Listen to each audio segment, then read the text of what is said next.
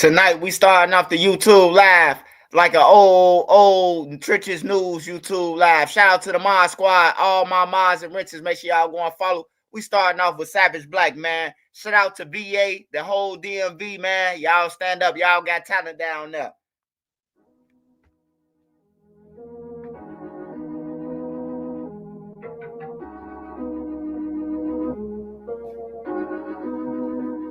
Tonight we gon' party, tonight we gon' party, tonight we gon' flex, tonight we gon' flex. We ain't worried about no bullshit, worried about no bullshit. We ain't worried about no stress, we ain't worried about no stress. Tonight we gon' party, party, party.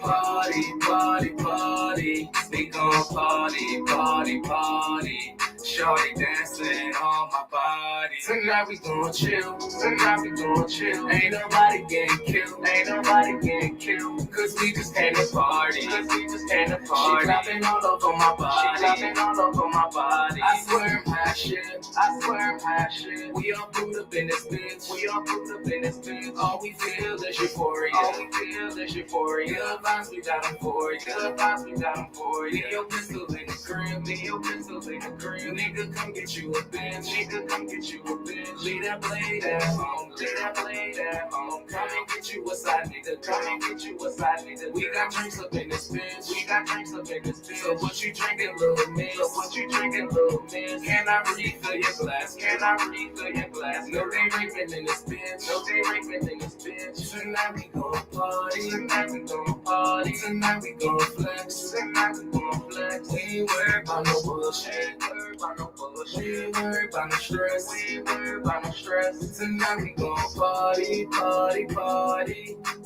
Party, party, party. We gon' party, party, party. Shorty dancing on my body. Shout out Savage Black, man. Savage Black, the one who wrote the Mod Squad song, man. Shout out Savage Black. Savage Black, stand up, man. Stand up, Savage. Stand up. Where the DMV at in the building tonight, man? Stand up. What's up, Bone Yak? Stand up. Shout out Savage Black, man.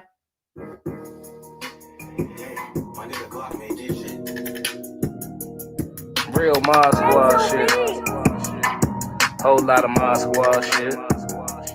Shout out Trenches News, nigga. Shout out NC. Shout out Made Media. Shout out Spark. Shout out Queen. Shout out B. Shout out Nene. See, hit my phone like Black, make us a song. I hit YouTube, found a beat, now a song. And see, you can go to her for the latest news. Like who told on who and who gave who the blues. Can't forget Queen Lotus, that's 126. Shorty smart as hell, gon' have you thinking about shit. Now let's get on the BZ on the down south shit. Shorty real as hell, she gon' tell you about your shit. And she dropping videos, go subscribe to her shit. Sparks got the visuals of 99%. Made media out west, he a film mode nigga. Get that nigga around your chick, I bet she feeling on that nigga. And shout out Savage Black, we gon' party on them niggas. Can't forget Nene, she catch bodies in the chat. It's that page fake of real shit, shorty gon' check. She gon' come back to the chat, wipe his nosy out the chat. Can't forget Uncle Swipe, Mr. Miyagi to you niggas. You can call him Swiper Jordan or whatever, say you nigga. And to the ones that left, we ain't worried about shit. But make sure you like the video before you. No, fuck that, man. Hey, Savage Black, I love you, my boy. But they ain't gonna hit that like button before they dip. They gonna hit that motherfucker right now before they come in. I understand what you were saying, though, Savage.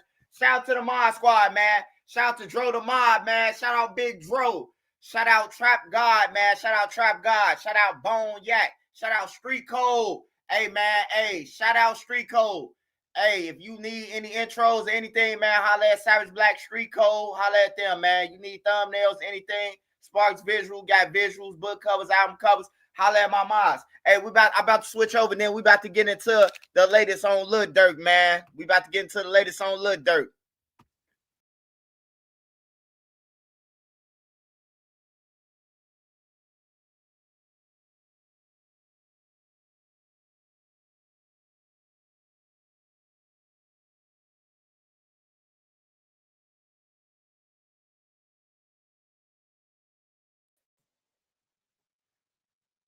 All right, I'm back, y'all.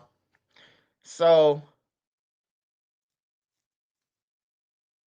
Yeah, Baron. Your mama told on Durk. That's why he in there. Your mama got mad because she left on Florida, and when he went to fly to Cali to go and kill him. Yeah. You happy? Get your goof ass off my page. I get paid to talk about Durk. What's your excuse for nut hugging? What's your excuse? Hey, anyways, man. So it's been a lot going on, man, with Lil Durk, man. It's been a lot going on, and Lil Durk lawyer is a piece of shit, man. I must say, man. Lil Durk lawyer is Lil Durk lawyer is messing it up for him. He messing it up for him big time, man. Now his lawyer pointed out some lyrics, and his lawyer went to dismiss the lyrics. Now that's one thing for you to go and say that, hey, these lyrics false. You presented false information to the grand jury, which the feds did, y'all. The feds did. I gotta admit it. The feds did, bro. They didn't seek their whole indictment, but they seek the indictment by showing the grand jury lyrics, right? So Drew Finland, instead of just leaving it alone, he decides to go. His daddy went on Breakfast Club, Lil Durk daddy. Drew Finland went on Academics, and he went on Vlad. And he said that the feds is false, they lying, they target black people, they target the brothers, the people in jail, as if people don't commit crimes. So what they did was they said, all right, okay, we made an error. We finna take out the murder for hire on Lil Durk. So they knocked that off Lil Durk, the bounty. Lil Durk paying. Lil Durk, they saying Lil Durk ain't pay now. Lil Durk ain't pay the bounty for Quando Rondo, right? And then they took out the lyrics, right? But they added stalking. Stalking is the same thing. The stalking case is still the same thing as the murder for hire. But what they saying now is that Lil Durk participated in the murder for hire. He didn't pay. He had his gadget, and he was texting the killers, and he was making plans, and he flew to California with the killers. That's what the fans saying now. That's what the feds saying now. They saying, all right, look, fuck them lyrics. We made a mistake and all that. But look though, you flew on the plane with the motherfucker who brought the ski masks on everything, bro. They just fucked Lil Durk up, bro. Hey, yeah, they could do that. They could do that, King Charles. That's why it's called a superseding indictment. All you got to do is Google it, bro. Superseding indictment. Let's give the feds the tool so they could fix errors that they made, bro. I'm telling you, bro. They re-indicted him, bro, just like this. For real. And then the second murder for hire with AJ and them, they saying that they finna unseal that, and that's gonna show that Lil Durk participated in that murder for hire. So he all fucked, man. It's all bad for Lil Durk, man. And his lawyer ain't shit, man. His lawyer ain't shit. Everybody talking about $1 billion lawyer and all that. Hey, look, when you go to court, your lawyer, anybody who been to jail on my channel, bro, y'all can get in the comments and say this. When you go to court, a public defender tell you, don't talk about your case to nobody. Don't talk about your case to nobody in jail. Don't tell nobody shit. Why would Drew Finland go on motherfucking what's the name, bro? Like, that's crazy, bro. I ain't never seen no lawyer going on the late night shows, bro. Like, I don't want you talking about my case. Even though Durk gave him, hey, look, even though Durk gave him permission, that was stupid, bro. That was stupid as fuck, bro. And now the Fed sat back, just like we sitting back, the Fed sat back and say, oh, he thought it was all lyrics. Oh, yeah, we did make a mistake. And the feds knew they made a mistake. That's why they hurry up and re-indicted him before they go in front of a judge. Because if they went in front of a judge, the judge probably would have they would have probably have to granted Lil Durk house arrest. They probably would have had to grant it if they would have went in front of a judge. But by his lawyer running his fucking mouth, Lil Durk ain't got no chance. Now he's stuck. Now I'm saying he's stuck for real. Ain't no way to get out of that shit. Hey, look, you got to explain. First of all, you got to explain why was you on the plane, flying on the plane with this motherfucker, Vonnie? You got to explain that. Then you got to explain all the text messages and shit. Like, how Drew gonna explain the plane ride?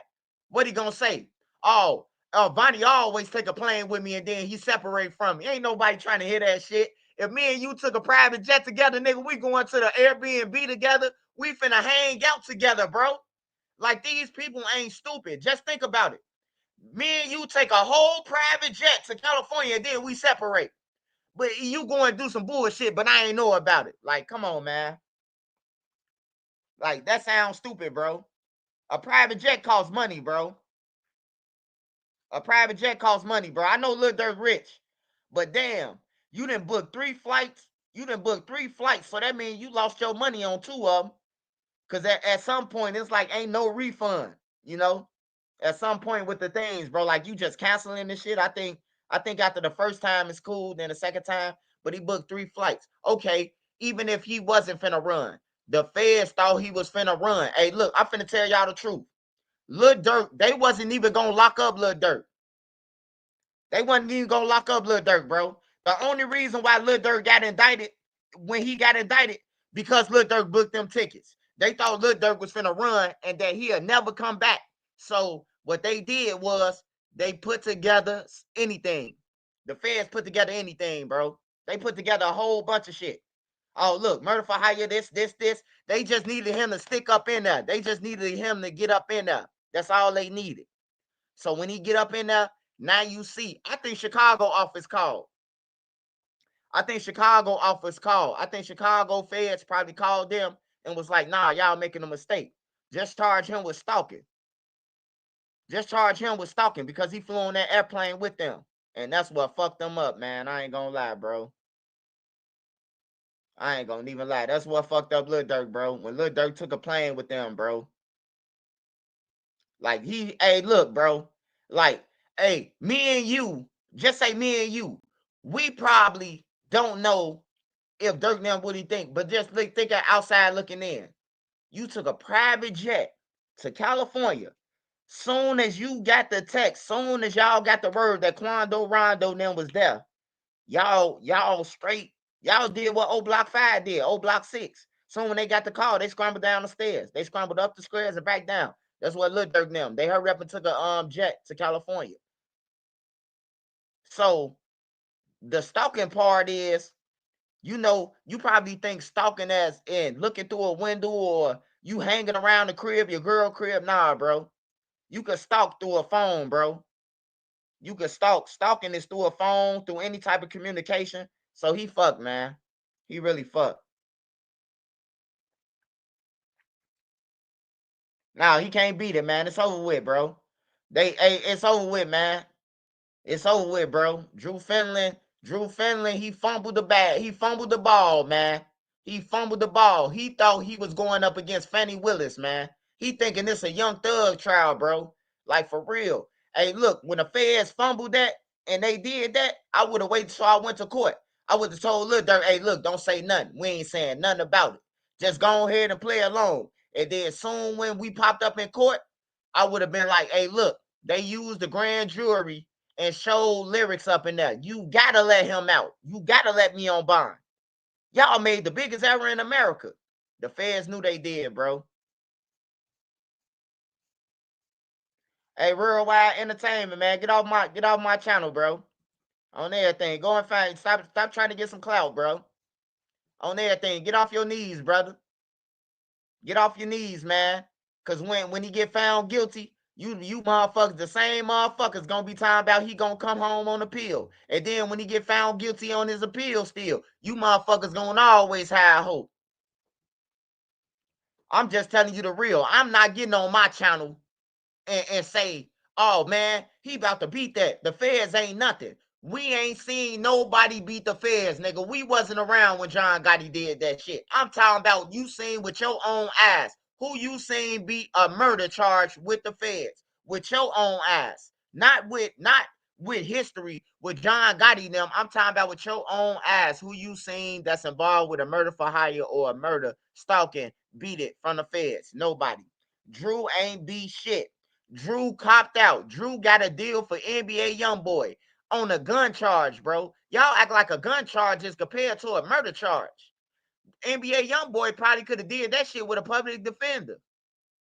Man, every situation that I seen Drew say that he did, he's saying that he got somebody off of time. He a cop-out artist, bro. That ain't beat no case, man. You copping out for a motherfucker. I could have got a motherfucking public defender paying your ass $3,000 an hour, and I'm still going to jail for 20 years. Like, hell no.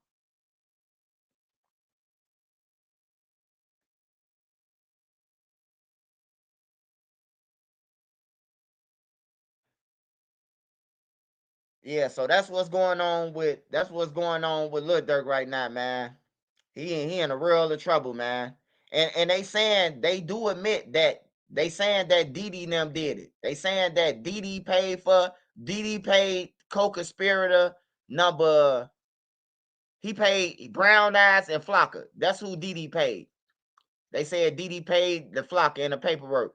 They saying that number two, the co-conspirator, we can't see if he got paid because he a co-conspirator and he's not in jail. So we can't see if he got paid. Or number five. So only thing that we can assume with them three is that they flipped already. They already flipped, man. If they ain't locked up with Lil Durk and them, and Lil Durk and them know for sure that they told on them. Boosie beat a body. Boosie ain't beat nobody with no feds, man. Y'all, hey, don't keep on saying nobody who ain't beat no federal charge, man. My brother beat a body in the States. What that mean? My daddy beat a body in the States. He ain't beat nobody with the feds.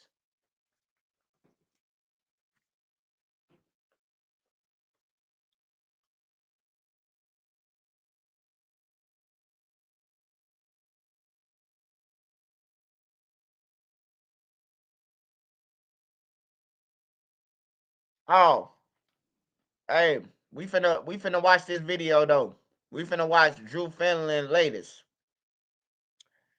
video, man. Every time Drew come out, I think the Fed's gonna drop something new. So we finna watch this real quick. It's only like 4 minutes. It's only like 4 minutes long.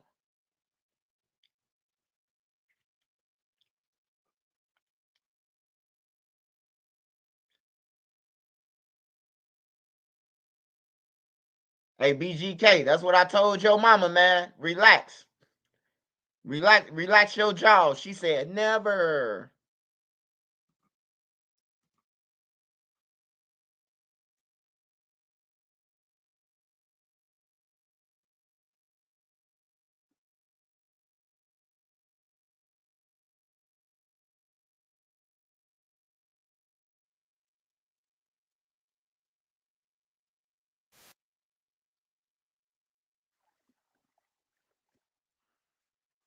The feds used to indict Lil Durk was an unreleased song by Durk and Babyface.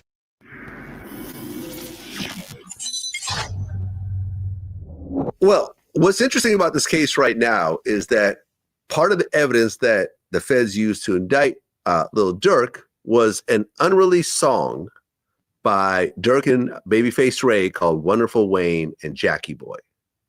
Now, on that song, when you listen to it on YouTube, there's these screams that are played throughout the song.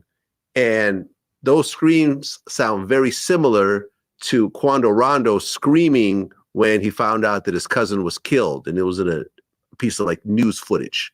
But there's an interesting point about that version of the song. So explain it to me. Yeah. So let me kind of correct you for 1 second. Okay. And that is that there's the song in which Durk was just doing a feature. Mm-hmm. And in that song, there's no screams at all. Okay. And so that is in the indictment. So there was an indictment that did not include Durk, right? It did include an unindicted co-conspirator, which later the government says is him, but it didn't include him. When they did supersede the indictment, it was the exact same indictment. Everything was the same, except paragraph 6 put in the song you're talking about. However, there was no screams in it. What the government said is, look at these lyrics. These lyrics seem to be, they don't seem to be, they are celebrating and ultimately monetizing this incident, to which we responded. And I have to tell you, Vlad, we immediately started hearing from not only people that are connected to Durk, but like executives in the music industry. People were just reaching out to us, go, you know, the government's wrong, right? You do know that music, you don't go to a studio on a Saturday and produce a song on Monday. And then we started doing our homework, interviewing the producers, and found out that that song and the Durk part of it was done 7 months beforehand. So unless he had ESP, it had nothing to do with this song. Now, what you're talking about is the other element. So we're at the hearing and we bring it up, and the government says something about what you're talking about, that there's these YouTube things. And so I write a letter to, and it's in our motion that we filed. I do the responsible thing, very courteous. I send an email saying, hey, you all mentioned this. Can you let us know? And we got some of these things, a couple of these things that you're talking about. And so what those are fan edits. Those are just people that are in their basements, in their garages, that do this every day of the week. They have absolutely nothing to do with Babyface. They have nothing to do with Durk. They have nothing to do with any of the transactional corporations that are involved in the production of this music. These are just people doing stuff on the side and has nothing to do with Durk. Well, in response to the actual situation, Durk's family put out a statement recently. They said the recent developments in Durk's legal case have brought a harsh truth to light. The government presented false evidence to a grand jury to indict him. That isn't justice. That's a violation of the very system that's supposed to protect all of us. Durk has always used music to tell stories, to express pain, to heal, and yet those same lyrics are now being used against him. We refuse to stay silent as Black artists continue to be criminalized for their creativity. Rap is art. As a family, we are asking the public and the culture to stand with us, to stand for the truth, stand for fairness, stand for the voice. The Banks family. Yeah. So that has obviously nothing to do with us. That's clearly a visceral reaction by his family, because it seems to be kind of systemic now in these cases where lyrics come to the forefront. And it just sounds to me the obvious that his family's responding to when everything's distilled. The bottom line is we're fighting over lyrics. And that's their reaction. And they're certainly entitled to express their frustration and even their anger at the process.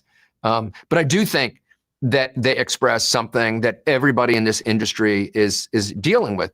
And you and I know the cases that I've done where lyrics become an issue, and it leaves me scratching my head. I mean, you know, we did YFN's case, and they're introducing these lyrics and giving us evidence of lyrics that to me meant zero. The folks in YSL had to deal with it. And it really is an intrusive part of dealing with the First Amendment. And I'm sensitive to that issue because I don't know of another art form, and you have your finger on the pulse of rap as good as anybody in the world right now. And I guarantee you that Vlad cannot tell me another musical genre in which the government plays the game. If you have kids, and I know you do, Where's Waldo, right?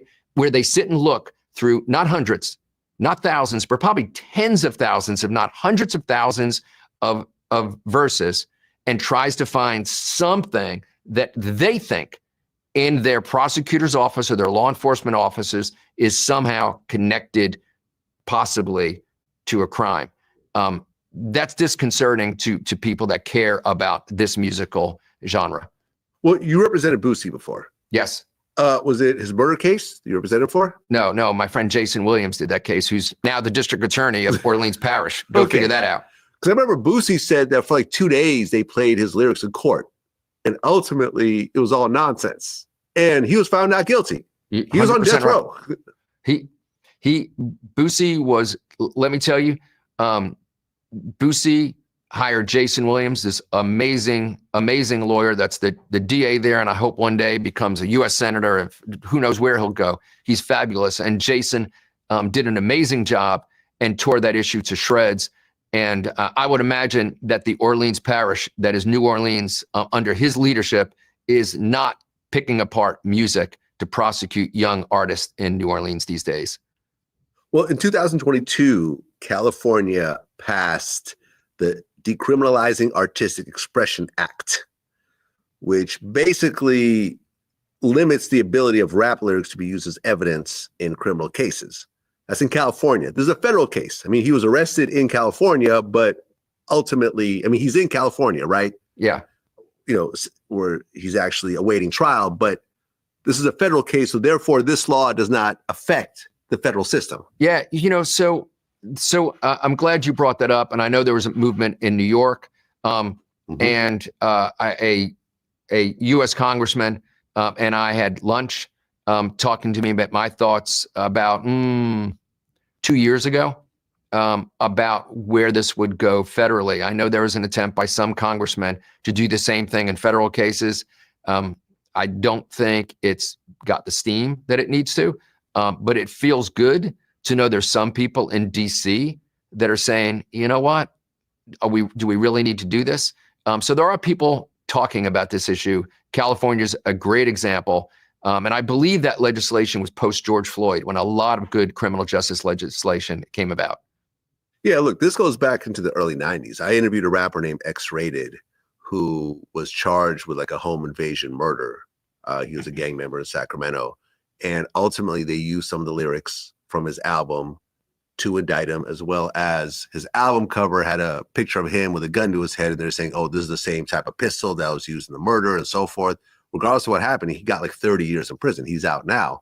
But, you know, when we broke down to it, he was like, these are just general gangster rap lyrics. It has nothing to do with what happened. But it's interesting how law enforcement will really piece together, you know what I'm saying? Like after the fact and say, okay, well, this is clearly that because it sounds like that. But like I said, in this case, it was recorded before they even happened.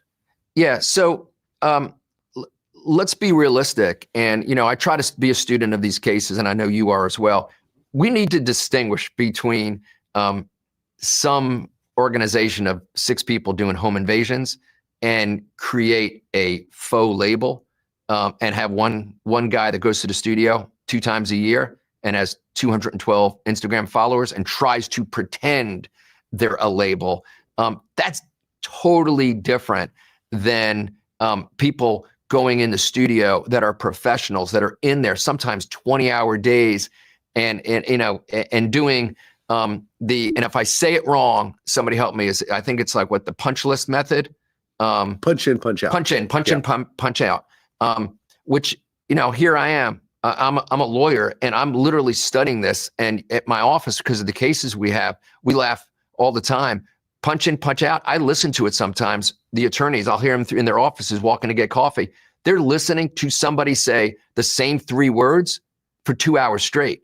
You understand it. Yeah. But here's my frustration, Vlad. If Vlad understands it to get ready for an interview and to understand and to prepare for an interview of Boosie or Durk or Baby, then why doesn't law enforcement spend time to understand that no one's sitting there writing this little line, okay, and then running in front of a microphone and doing it, but sometimes they'll say the same 3 words for hours on end and then match it up with different times they'll say those words and you know, match up the intonation. I got one motherfucking question. Who the fuck sit in a studio for 2 hours punching in and out? Man, I seen Duck do that shit for 40 seconds, goddammit. And I ain't never been in the studio with a motherfucker who was punching in for 2 hours, bro. I'd never go back to the studio with your ass.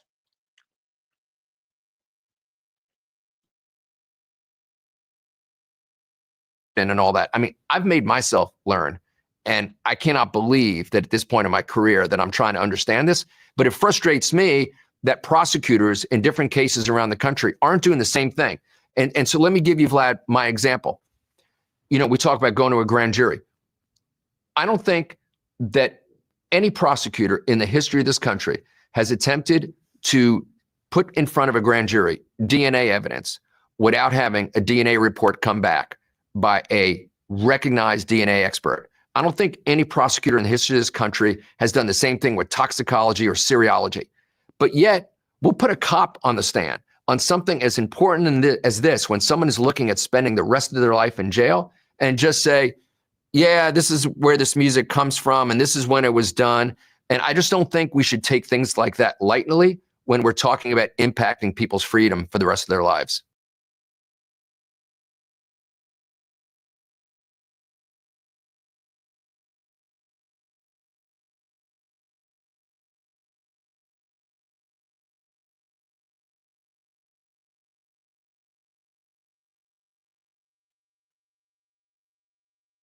Yeah, so that's what's up. That's what's going on with Lil Durk right now, man. His lawyer talked himself into some shit, man. That he ain't gonna beat, man. I ain't gonna lie, man. Y'all might as well go ahead and cherish these little last months of songs that Lil Durk got dropping, man. Cause we ain't gonna hear no more music from that nigga in the next year.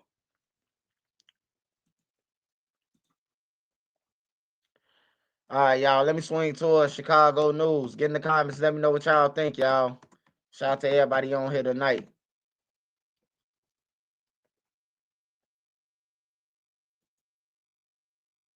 Detectives right now are still trying to get to the bottom of exactly what happened here. Relatives say the victim had no known enemies and had actually just begun working at this store. Take a look at your screen right now. This is 34-year-old Almonte Alexander, the father of 4, loved family, and was supposed to be baptized this coming Sunday. Police say a gunman entered the business before shooting him in the head. It happened here at Sanford Foods, right on the corner of Laramie and Ferdinand, around 11:35 this morning. Police recovered evidence from inside. The store owner telling me the gunman walked right into the meat cooler and started shooting. There was no argument or exchange of words beforehand. The victim, known as Monty, died at Mount Sinai Hospital. His aunt, Marie Meeks, tells Fox 32 his mother is now heartbroken, now having to bury her oldest child. Only thing my nephew was trying to do was make a living for him and his kids. He wasn't out here in the street. He wasn't bothering nobody. He just started at this store maybe about a week and a half, almost 2 weeks ago. Nothing was out of the ordinary. He hadn't done anything. We come from a good, solid family foundation. We was all just together a week and a half ago. Now, before the shooting, more details are coming out. A woman apparently entered the store a few times. Police right now working to learn her involvement in all of this. We know that police were canvassing the neighborhood for surveillance footage, as right now, no suspects are in custody. For now, we're live outside CPD's 15th District. Nate Rogers, Fox 32, Chicago. That's crazy, bro. That's crazy as hell, man. The female, she came in there and seen him from the other side. He be over there with dude now. That's why I say, man, y'all better be aware of this shit, man. You ain't even got to be from over there. All it takes is a female seeing you over there with them niggas and you dead, man. If you got ops, man, I suggest y'all don't even work a job or go out of town or something. If you got ops, bro. But don't go to work, man, and injure everybody else. Or don't go to school. Don't take your ass to school talking about you got 10 hats. Or if you robbing people out here, you want the school to get shot up. You a coward. You looking for somebody else to get hit. Oh, I'm gonna go to school. I know niggas like that. I'm gonna stand in the crowd just in case they come through and everybody gets shot. I have my chances.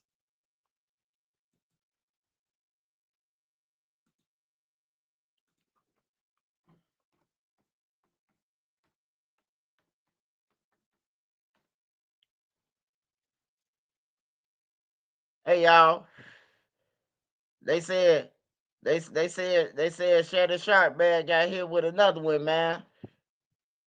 That old girl look like motherfucker Dr. Robotic, man. I can't believe Shannon Sharpe, man.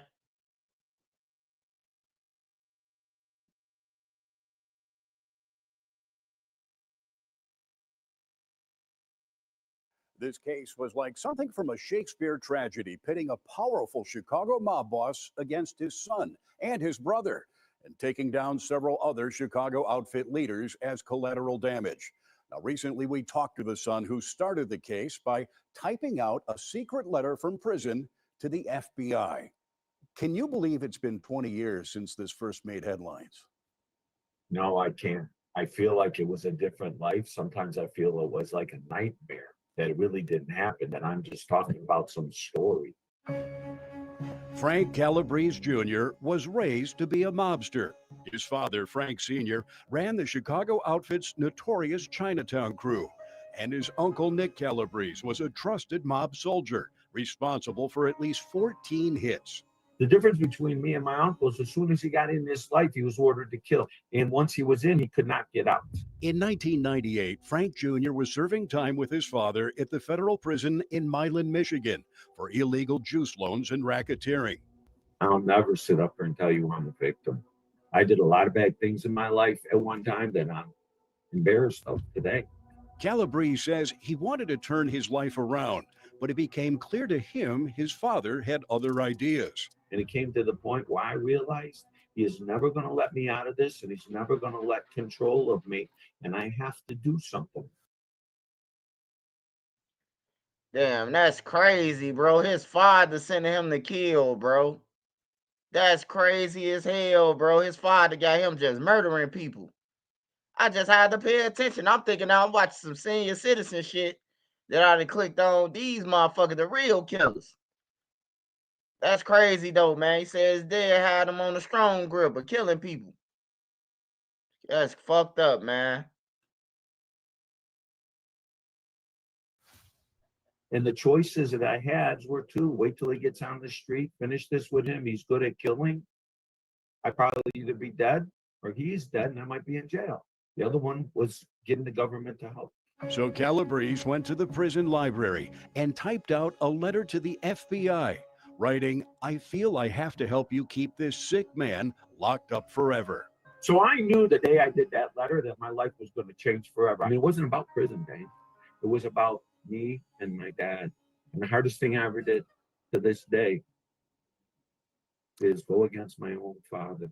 That letter was extremely important to the organized crime squad. Michael Maseth is a former Chicago FBI agent who was assigned to the organized crime unit in the late 90s. There was a lot of excitement, but there was also a lot of secrecy associated with it. Maseth was among the agents who set up top secret meetings with Frank Jr. at the Michigan prison, eventually giving him a recording device hidden inside a pair of Walkman headphones and setting up an undercover surveillance system in the prison's visiting area. There were gang members there, all in the area, in the yard. And so had they seen that he was wearing a wire, it would have not gone very well for him.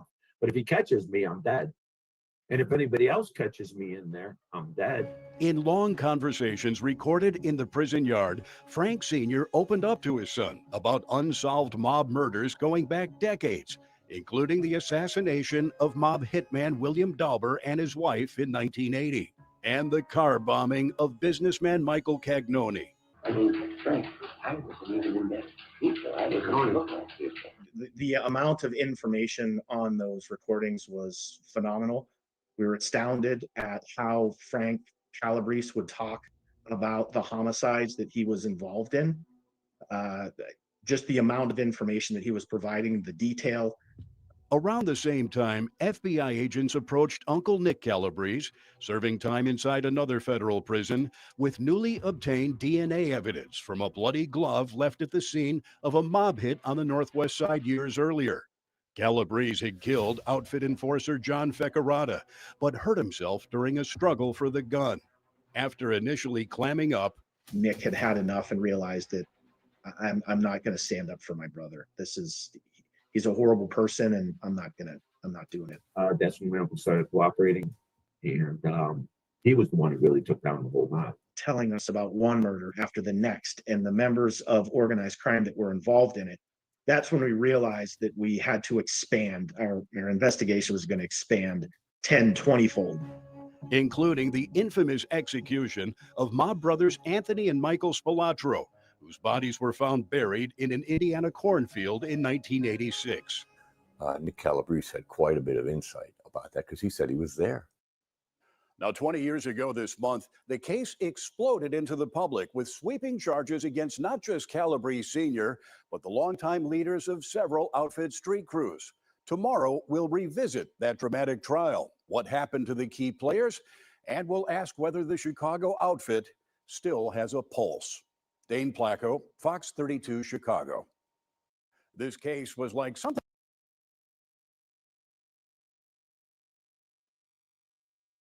Yeah, they ain't playing. They burying motherfuckers, man. Shit. They ain't just killing you and waiting for the ambulance to pick you up. They taking your ass to your resting spot, man. Them some dangerous guys right there. Shit. You want some problem with them, boy? No. Man, what's up with Detroit, bro? Detroit. Like Detroit, that's all I keep on seeing with Detroit is fucking kids. We begin with man. a woman arrested and arraigned in connection with the death of London Thomas. The 17-year-old's loved ones desperate for answers to questions. Hold on, bro. Not this the little girl, bro. This ain't never the little girl, man. Hey, you know what she remind me of, Beezy? The pit, what's the name, man, that you had on that? What Beezy profile at? Every time I see this girl, man, it remind me of your thumbnail, man. It remind me of your picture, Beezy, bro. Every time I see this little girl, bro, I be like, bro, is that Beezy thumbnail? Damn, a lady did this shit.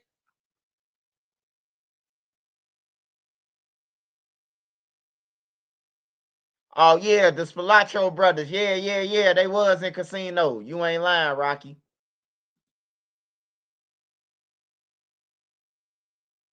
No, the thumbnail, your picture right there. The little girl, like that's how, like it's like her like she a cartoon. It look like I can't explain it, man. But yeah, that's crazy, bro. We finna watch it. Hold on, let me see if I can get a better one.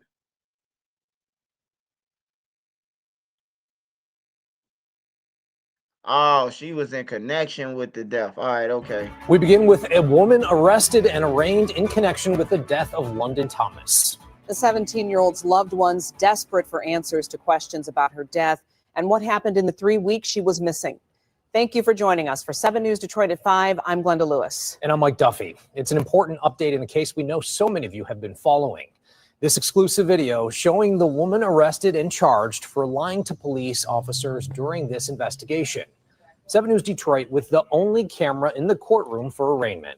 And it's been less than a week since London's body was found in Southfield. At one point, her boyfriend was named a person of interest in her disappearance. He has not been charged. 7 News Detroit reporter Randy Wimbley questioning the defense attorney of the woman charged today. He's also speaking with London's grandmother about this break in the case. Investigators initially had 2 people in custody with seemingly the hopes of getting homicide charges on both of them. Now they have 1 suspect in custody facing a lone lesser charge. They, however, are adamant the investigation is not over. Charla Pendergrass was back in custody less than 3 hours after she was released from the Inkster Police Department Friday.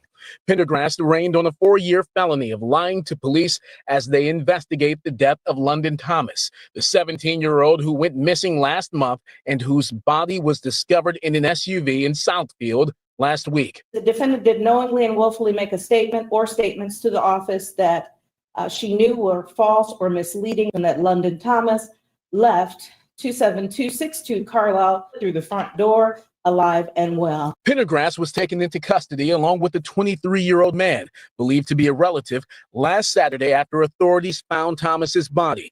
They were held for nearly a week without being formally charged. The 23-year-old man was released Friday morning without charges. Pendergrass's defense attorney, Terry Johnson. Let's go back to a week ago. You know, they were turned in on a homicide charge.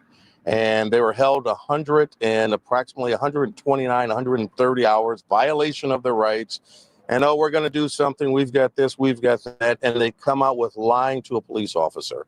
I mean, they are doing nothing but grasping at straws at this point. Meanwhile, London Thomas's family reacting to Pendergrass's criminal charge. I could feel it in my heart when I was talking to her that she was lying when she said that London had left. Justina Martin says Pendergrass's relative was in a relationship with Thomas. She was last seen at a Pendergrass family home on Carlisle in Inkster, April 5th. I want justice for my granddaughter, and I know she lying. I know she had something to do with my grand. Man, the 17-year-old girl that got fucked over by the wrong turn family, man. They look the way she looked. They look like they eat livers and what you call them motherfucking them little hot dogs in the can, Vienna sausages. That's what they look like. They be eating every day for dinner. They be grilling, but Vienna They look like they grill Vienna sausages on the grill, man.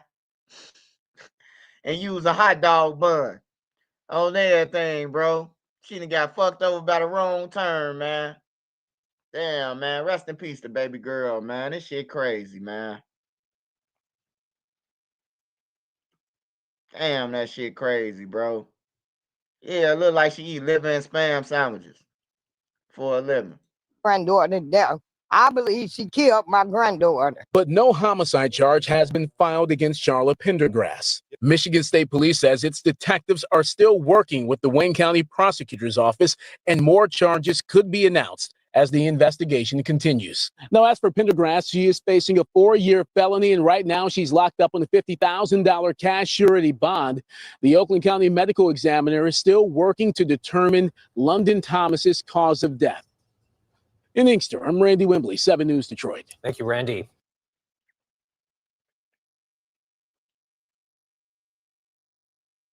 Damn, that's crazy.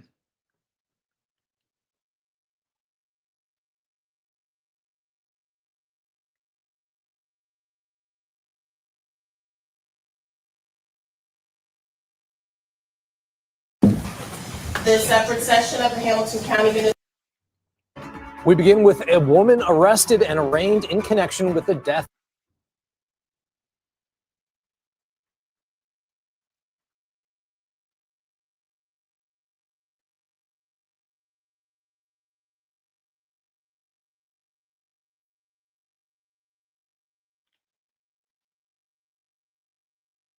That's crazy, man. Detroit got a lot of shit going on, man. This like the third girl, bro, that came up missing or some shit, bro. Like the fourth girl in like 4 months, bro. What happened to we still got Jarvis Butts. You still got that girl, Naziah. You still got the other 2 girls that came up missing in between. The woman who got her boyfriend put in the landfill or some shit. Detroit ain't playing, bro. Detroit's not playing. They fucking over the kids over up in Detroit. All right, let me go back up.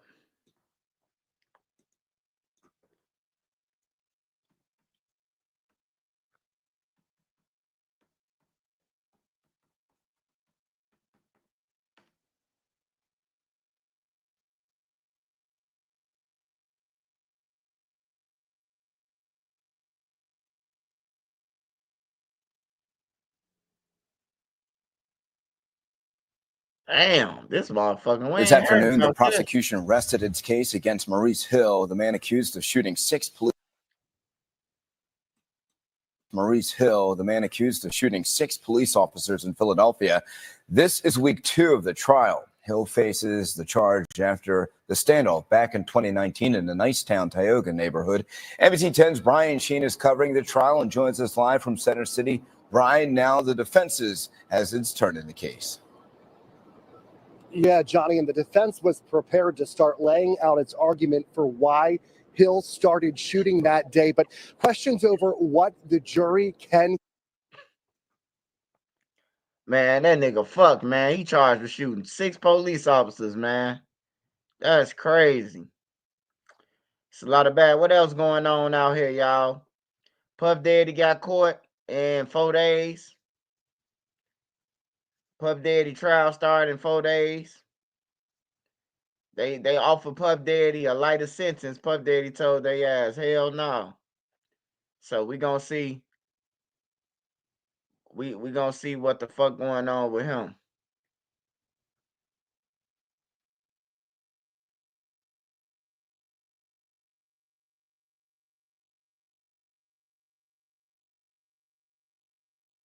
Melly got caught on the 6. Cairo got caught on the 6. Yes, a lot of people got caught on the 6, so the 6 gonna be busy. Hold on, y'all. I gotta go to Chicago news. Cause I've been off here, but It was 3 kids got shot. Well, in Lil Jeff and them hood. Three little kids, man. They be out here playing like they grown, man, until the motherfucker pull up and squeeze like that. I ask that all the parents get your fucking kids, man. That's all y'all got to do. Get your kids. You won't have to be on the news crying.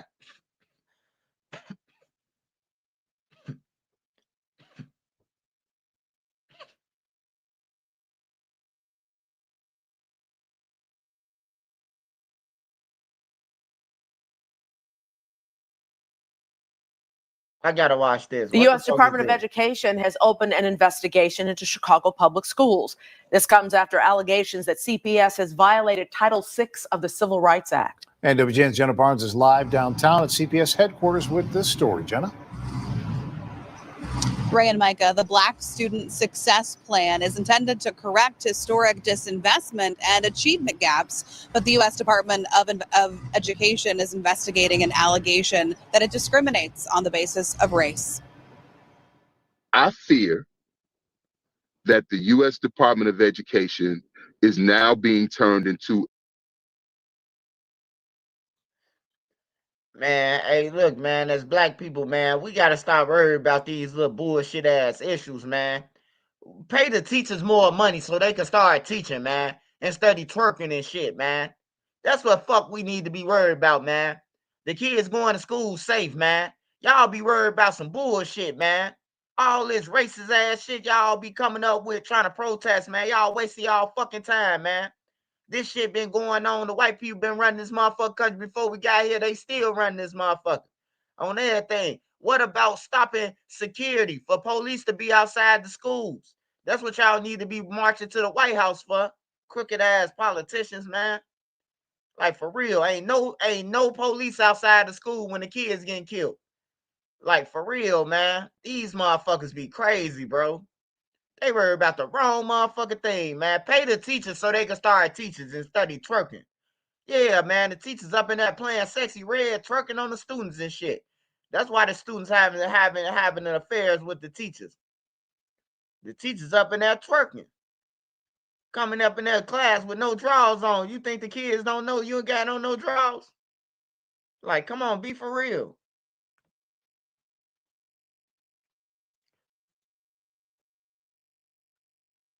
I think the teachers need to be paid more money, man. If you teaching a motherfucker to guide them on in life, man, you should be getting top pay, bro. Like for real, they should be getting top pay. Hey, before we go into anything else, man, I gotta show y'all Shannon Sharpe, latest victim, man. Hey, look.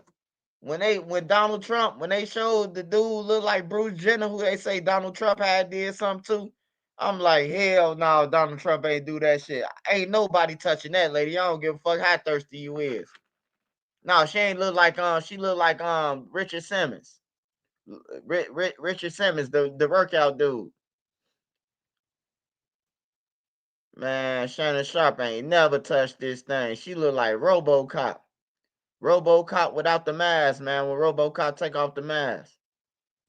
Hold on, I gotta get a better one. TMZ. Hey, when one come, all of them start coming out, man. It's crazy.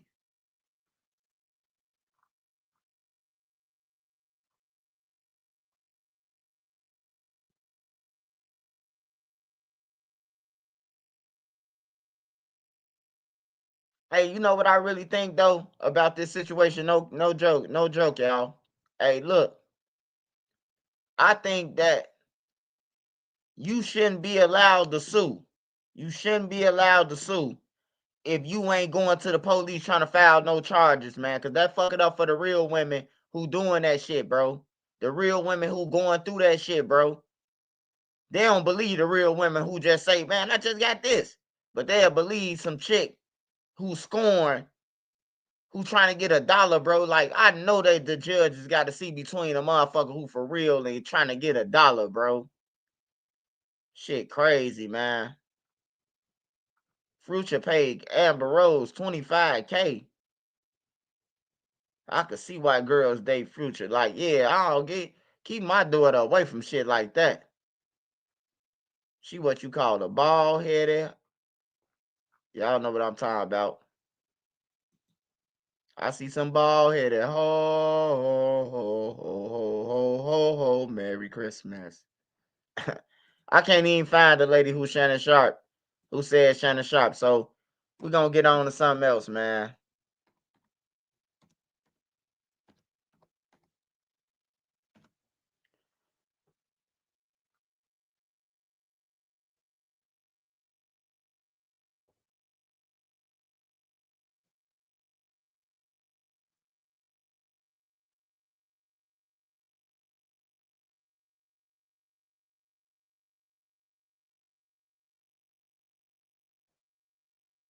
Yeah, man. Shannon Sharpe, bro. That's crazy, bro. I mean, I know anybody could see through it, bro. They could see through it. Any human being that's a human being can see through bullshit, bro. Like, I don't believe none of that. Cause look, before this, 2 months ago, 3 months ago, man, they said Unc was like Lil J. On everything, bro. They say Unc was like Lil J. They say Unc like man, you hear me? Say Unc like chicks with sticks. And now they talking about Unc had 3-4 women now. But the whole world said Unc was, y'all know. I know y'all seen that shit, motherfuckers saying Unc. Hey, you sound like you trying to promote on my motherfucking channel. Get the fuck off my channel. Anybody try to promote on my channel for free, you getting blocked. Don't promote on my shit. Ask permission or something. Or send a super chat and I'll do your shit like that. I keep your shit up there so somebody can see your shit. But other than that, don't just put your shit on my channel or don't tell me about no other channel if it ain't my mods. If my mods ain't talking about no channel, don't put no motherfucking channel up there. Goofy dude, thought you was finna promote your shit. And fuck your channel, nigga.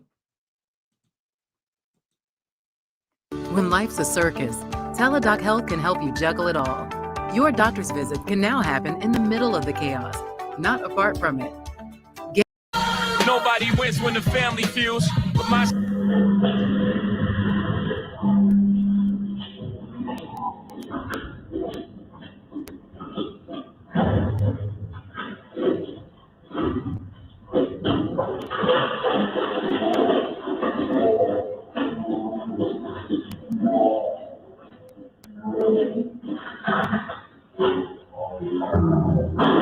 News today, Cincinnati police sharing new details about a chase that led to a suspect being shot and killed by police over in East Price Hill. The mayor and Cincinnati's police chief sharing body camera video of the incident. This all unfolded very, very quickly.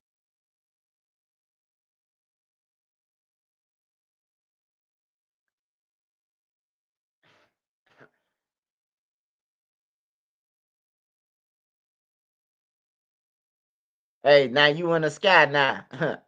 I'm still on my live now.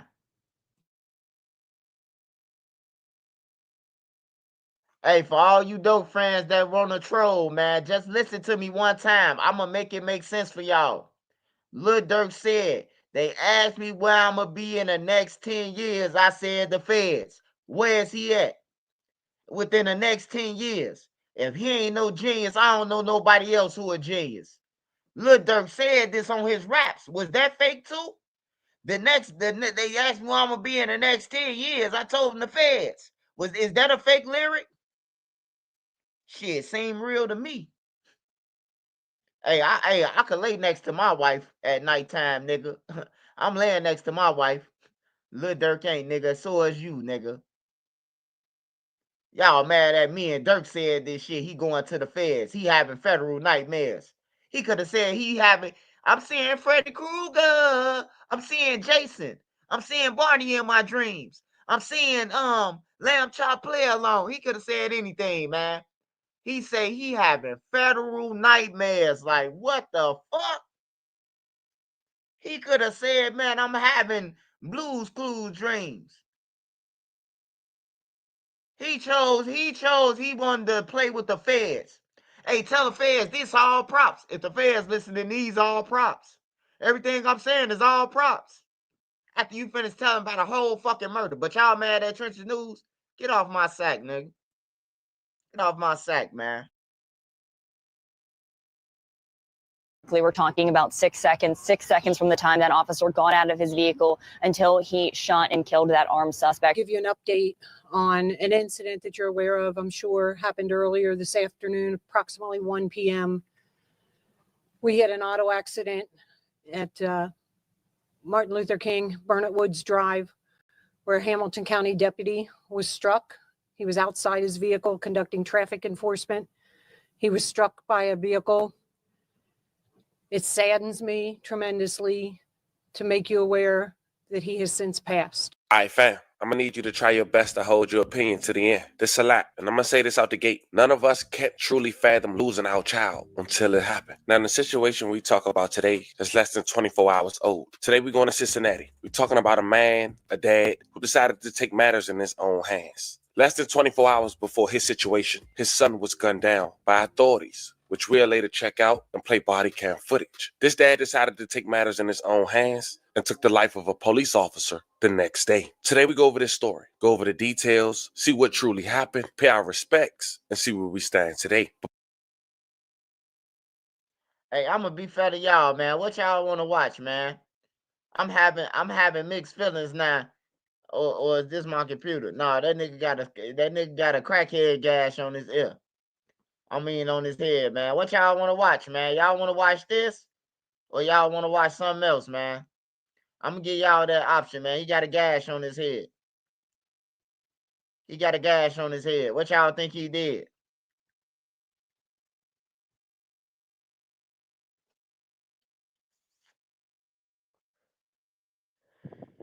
Hey, shout out Denver Nuggets, man, for sure. Hey, shout out Denver Nuggets. Shout out Denver Nuggets. Shout out to Minnesota Timberwolves. They knocked LeBron James out. All we need is him to get knocked out next year. And he can stop saying he better than Mike, man. Because Mike got 6 of them.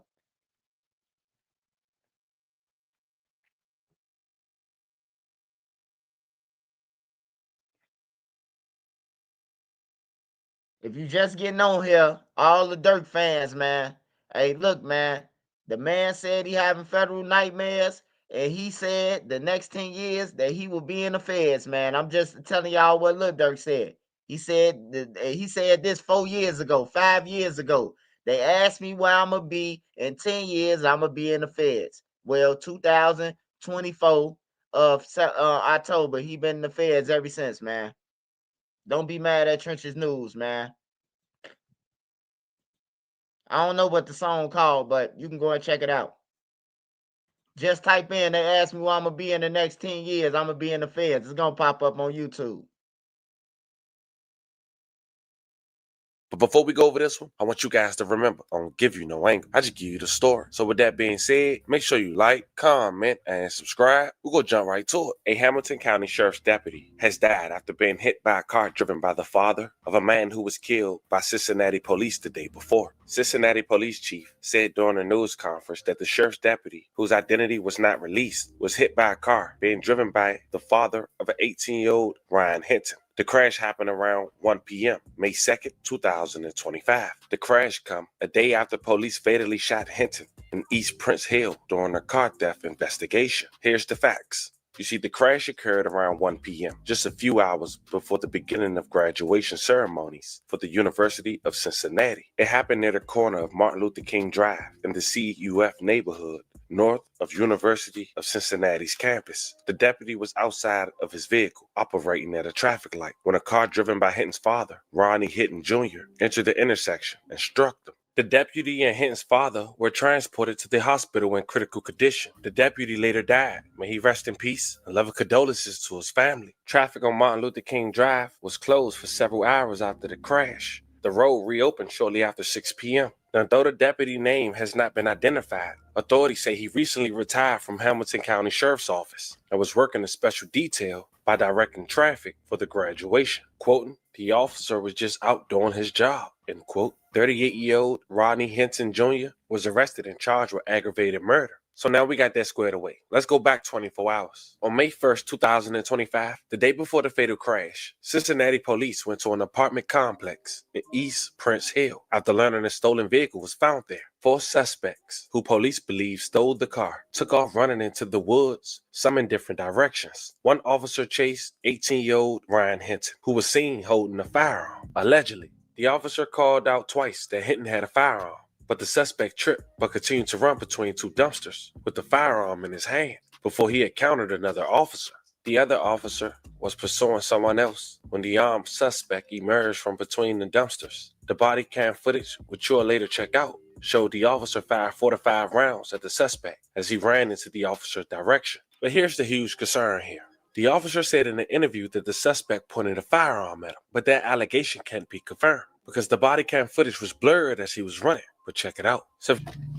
Yesterday morning, following a report of a stolen vehicle, Cincinnati police officers were involved in a shooting in East Price Hill that resulted in the death of 1 man.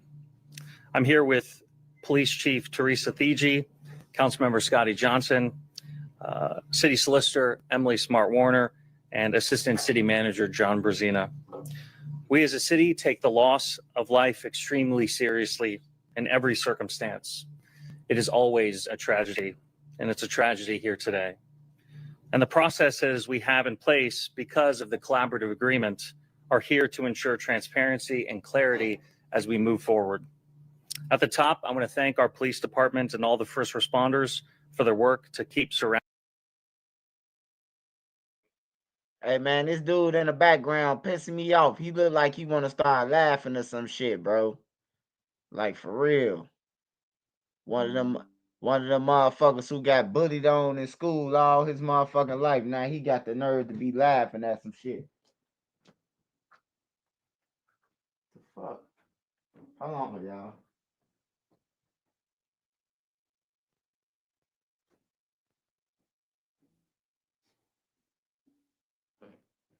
All right, I'm back down. What's up, Mook, Mook, Mook, Mook? Adrian M. D Cat. Hey, I don't know what's up with Hella Bands, man. All I know what happened to Hella Bands is Hella Bands was on the case with King Von and Lil Durk and all them. He was on that case. And then he ended up getting killed. On everything. He ended up getting killed. A motherfucker flew from Chicago and killed him. And the dude locked up though. But he got off the plane from Chicago and stalked Hella Bands. I don't know what that was about, but yeah. I don't know if they backdoor Hella Bands. I don't know about nothing. Don't nobody even talk about him no more. He used to be with Dirk them all the time. They don't even talk about him or none of that shit, bro. That's why I say, tell your kids, show your kids shit like this. You could be kicking it with a nigga. You died, nigga. From officer number 2. Go ahead, Bobby.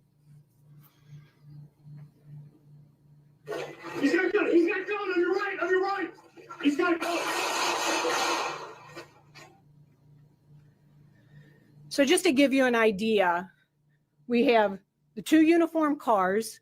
We have 2 officers. There's 4 individuals in the stolen. Hold on, grandmama. Hold on, grandmama. Hold on, grandmama. You told him to press play, and then after he pressed play, you the motherfucker turned the camera around and say, yeah, I'm just trying to give you a little something, man. You should have showed us the shit. You ain't told us nothing, Granny. You been up that bullshit. Y'all done killed somebody and y'all ain't saying nothing. What the hell going on? We know they was in a stolen car. It sound like soon when the police officer hitting the car, hit the corner, he shot. The fuck? That's some bullshit. You gonna show us half the video and then gonna tell us, hey, yeah, we just trying to show you an example of what's going on. Hold on, Granny. Vehicle. All 4 individuals get out and start running, some in different directions. So officers decide which individual they're going to pursue. One officer decides to pursue the individual who we now know had a firearm in his hand. The other officer pursued another occupant that fled from the vehicle. And that'll be significant here in a moment when you see. So this is a still image. Again, I'm going to step out front. The car is parked over this way, okay? They are chasing the individual. So officer number 1 is chasing this guy right here, okay? This is the guy we ultimately end up shooting. The other officer who actually fires the shot on this individual is chasing a different individual further out this way, in this direction, okay? As this officer is chasing him, he sees a firearm in his hand and he yells, "Gun, gun," he's got a gun. This individual slips, trips, whatever, falls on the concrete right here. Other officers that were also there say in their interview, they heard the firearm hit the concrete. They heard the metal from the firearm hit the concrete. This individual gets up, still has the firearm in his hand, and continues to run through the dumpsters. Go ahead, Bob. So these are some still photos. This is the officer who originally saw him with the firearm in his hand, calling it out. He runs through the dumpsters. This officer knows that there's another officer here that is going to ultimately encounter him when he comes through the dumpsters. So he makes him aware of that. He shouts out to him, "On your right, on your right." He's on your right. And that's where this individual comes out from between the dumpsters. This is the other officer, the one who fires the shot. This is his body camera as he approaches the scene.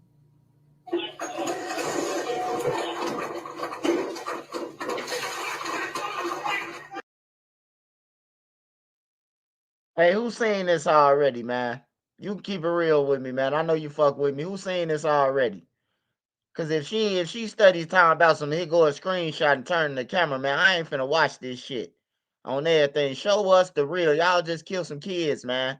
You study showing us some blank ass spots and shit, grandma. You gonna get up there, man. Show us some shit so we'll know. We ain't defending no motherfucker who ran with a gun. We understand you motherfuckers scared. On everything. Y'all come from the suburbs. And if you come to the jungle, you gonna be scared too and up your gun. I understand. I clearly understand, bro. I went to school with the white kids, bro, and I know how they used to be when I bring them to Chicago, bro. They nervous. They scared than the motherfuckers.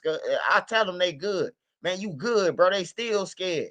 The motherfucker be like, "What's your name?" My brother like, "Hey, bro, what's your name?" The white boy don't need, "What is Steven?" Like, man, leave him alone, bro. His name's Steven, man. You know, he ain't even want to tell my brother his name, bro. They just scared. So just imagine if they see a motherfucker with a gun, bro, they gonna shoot. That's why I always say, bro, it ain't even worth it, bro, running with no gun. Just go to jail for the gun. Niggas act like they scared to go to jail. I thought you'd rather get caught with it than without it. Well, you got caught when they pulled over. Just put your hands up at that point. If you try to run, bro, you bound to get killed, man. I just hate to see shit like this, though. She showing us half the story and shit, man.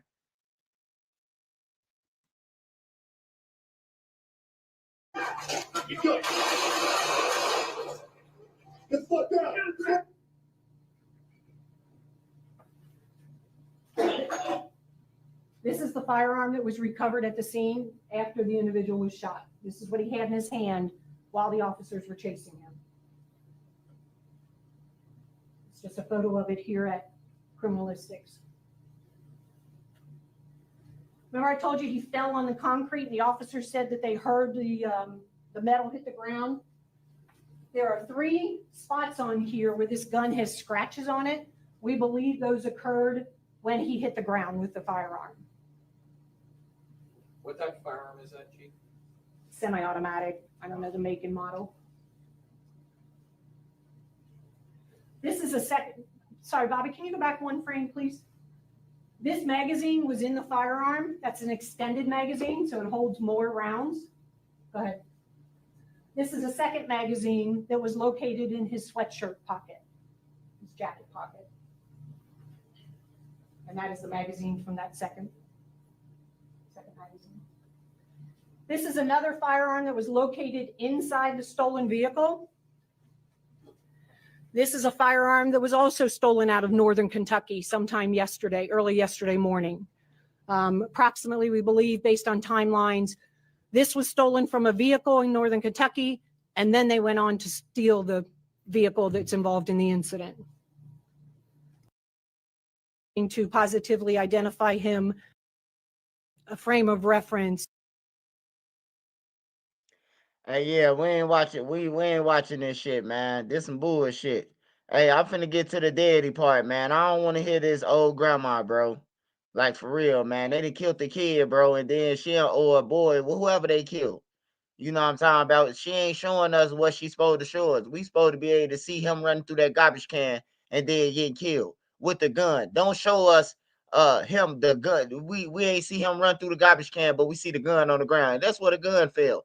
First of all, if a motherfucker trip and fall, bro, and you hit a metal, hit the concrete, that means he hit the concrete hard with the gun. You telling me he still had that motherfucker gun in his hand, man? Like, it didn't fumble out his hand. He didn't fumble it. She said he still had it in his hand. He never dropped it. But it hit the concrete hard as if they can hear it echoed off the ground.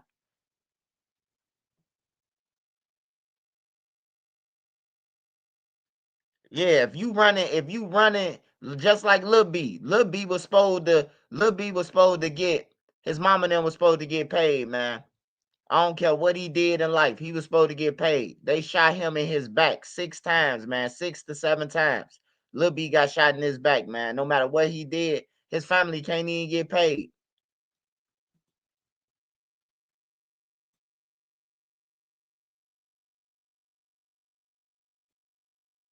Yeah, that is normally how our criminalistics will process it. If there's one in the of today's vehicle that struck a deputy, has a family relationship with the 18-year-old that we shot yesterday.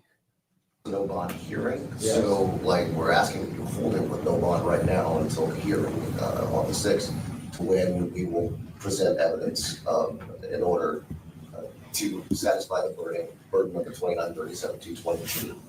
We're going to be asking to hold the bond at that point. So you all will review those statutes. The rules of evidence won't apply in that hearing. Yes, sir. So the court will now set no bond until Tuesday, when we'll review the statute for a continuing no bond under these unusual and very tragic and terrible circumstances. Where will the defendant be housed, and will he be safe? And I ask that because he was transferred, as I understand it, to Clermont County yesterday on my order. That's correct. And will he be returned to Clermont County until Tuesday? It's our understanding he will be returned to Clermont. And you have a safe environment for him there in Clermont County? Yes, sir. You'll return him on Tuesday, May the 6th at 8:30 a.m. for a hearing at 9 o'clock in the morning? Yes, sir. All right, thank you. Yeah, for the record, we'd ask the court to put a bond on him now, but we understand that so it's not a bond hearing for us. All right, no bond. Thank you. Thank you. Well, we can hold him at no bond for 72 hours, is that right? Yes, correct. Thank you. All right, thank you so much. Rodney Hinton Jr. appearing to show no remorse for that alleged attack as he was being escorted out of the courtroom. He appeared to shout at deputies he's going to be gone forever, though it's unclear if he's referring to the deputy that he's accused of killing or his son, who was killed by a Cincinnati police officer on Thursday. Here's what we learned from court earlier this morning after that tense appearance, surrounded by dozens of deputies inside and outside the courtroom.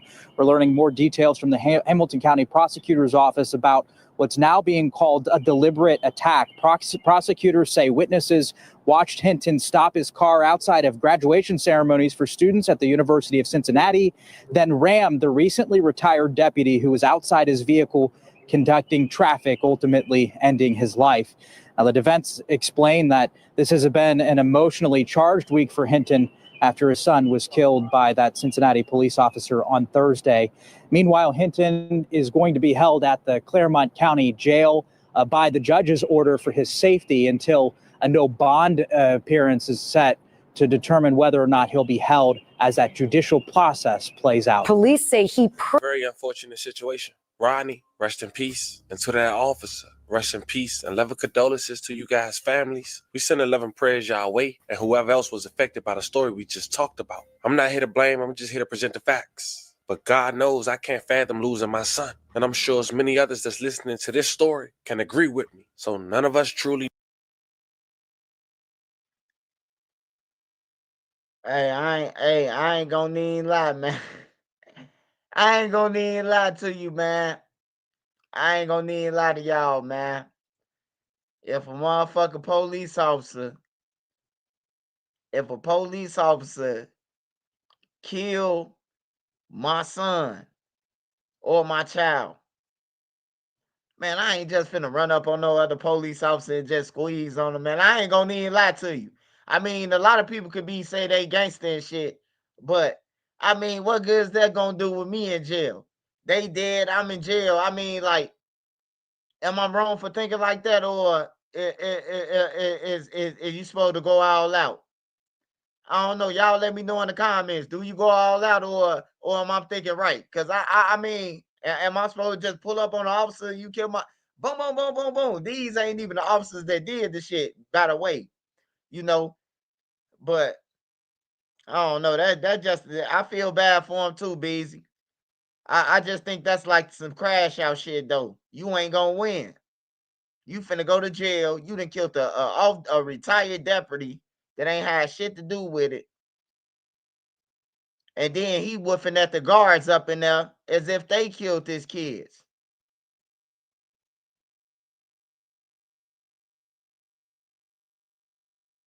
He wanted some get back. He definitely wanted some get back. Hey, but I tell you this to all the parents out there. If you know your kids out here riding in stolen whips, shooting at people, robbing people, and all that shit, ain't no need to crash out behind that shit. You try to do your best, and you told them that something was gonna happen. So all you could do is bury them properly and live with it. That's all you could do is bury them properly and live with it, man. That's the life that they was running. They ain't want to listen to you. They ain't want to listen to mama and daddy. They don't want to listen to y'all, especially the mamas I'm talking about. Because my mama raised us. Even though my daddy was right down the hall, my mama raised us. We live with my mama on everything, bro. Like, and all my friends, they mamas raised them by themselves, bro. All the people I know, except my white friends, they had their mama, their parents, their grandmas, their granddaddies, great grandparents. Like, they had their whole family and shit. I go over their crib, they got great grants still. You hear me? I'm like, damn, I ain't got no great grandma. My grandma's gone. You know, I got one grandma, but you know, they got all their family, all their cousins still alive, and man. I'll be like, man, I wish we could live like that, bro. But we be taking out each other over bullshit, over straight bullshit, man. But to all the mothers out there who raising their kids, man, like don't go out or the daddies too. It's a lot of it's a lot of good fathers out there, bro. They just never get credit. They get overshined. Cause normally if you a good father, you there for your kids. Your baby mama with somebody else, but you a good dad, so it still get overshined. Cause it's like you getting the shit, but since she with your baby mama, everybody think that the stepdaddy did everything for the kid. You know, they see your kid with mics on and all that shit. They think this nigga doing it in the crib the whole time. He thinking about selling your kid shoes and shit. You hear me? He thinking about time about somebody broke in the crib, take the TV and the games and shit.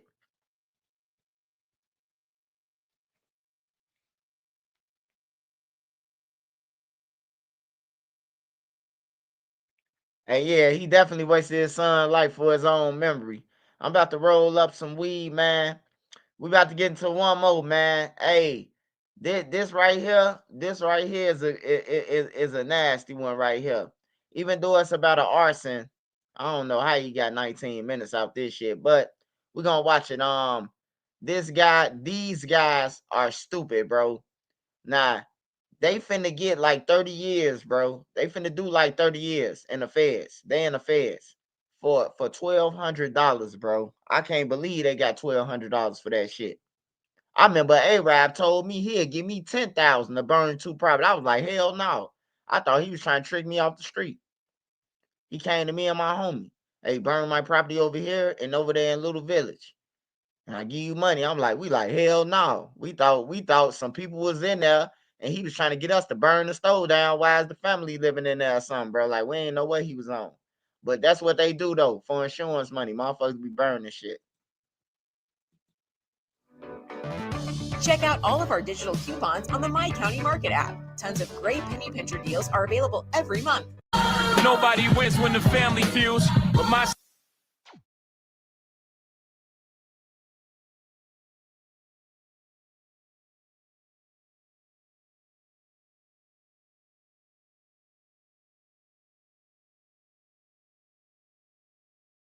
and cheese on top of a turkey leg. Like, I changed the game with this one. I tell you, the turkey leg is so tender. It just, like I said, falling off the bone. If you're in Houston, you have to come to the Turkey Leg Hut. It is so worth the wait. Price, owner of Turkey Leg Hut in Houston, Texas. Hi, I'm London Price, owner of Turkey Leg Hut in Houston, Texas. You know what I'm saying? It's the level of respect. And I don't get disrespect. I'm all right in the hood. You know, people respect me. So the thing that you came in my restaurant to fight, that was my first incident of a fight since our restaurant has ever been open. Oh, wow. Yep. That's impressive. Yeah. With a black business. And we Wow, see that's 30-some thousand people a week. How many people a week? 30-some thousand. Oh, so y'all niggas is killing it. No, we ain't killing, we murdering it. Nigga, stop playing with me. No. 30,000. No. Hey, let me drink a little more so I can talk shit to you. No. Do a shot. You don't need No, another not shot. today. We call it shot o'clock. No. The once popular Turkey Leg Hut is officially closed. A judge converted the third ward as. Hey, you hear his wife? You hear his wife? His wife trying to tell him, hey, it be some good women, bro. Oh, some women that try to tell you to shut the fuck up, man. And he just kept talking. He wanted to take another shot. She like, no. He said 30,000 people. She like, hell no. God damn it, we scamming and everything on the side. You finna make the feds come. You know, when you say 30,000 people, they finna check them books if they was investigating your ass.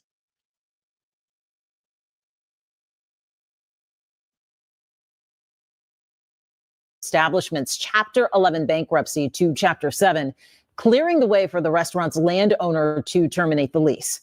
This is new video from today showing the closed restaurant on Alameda. As you can see, all of the iconic signs are now gone. All assets are to be sold to repay creditors.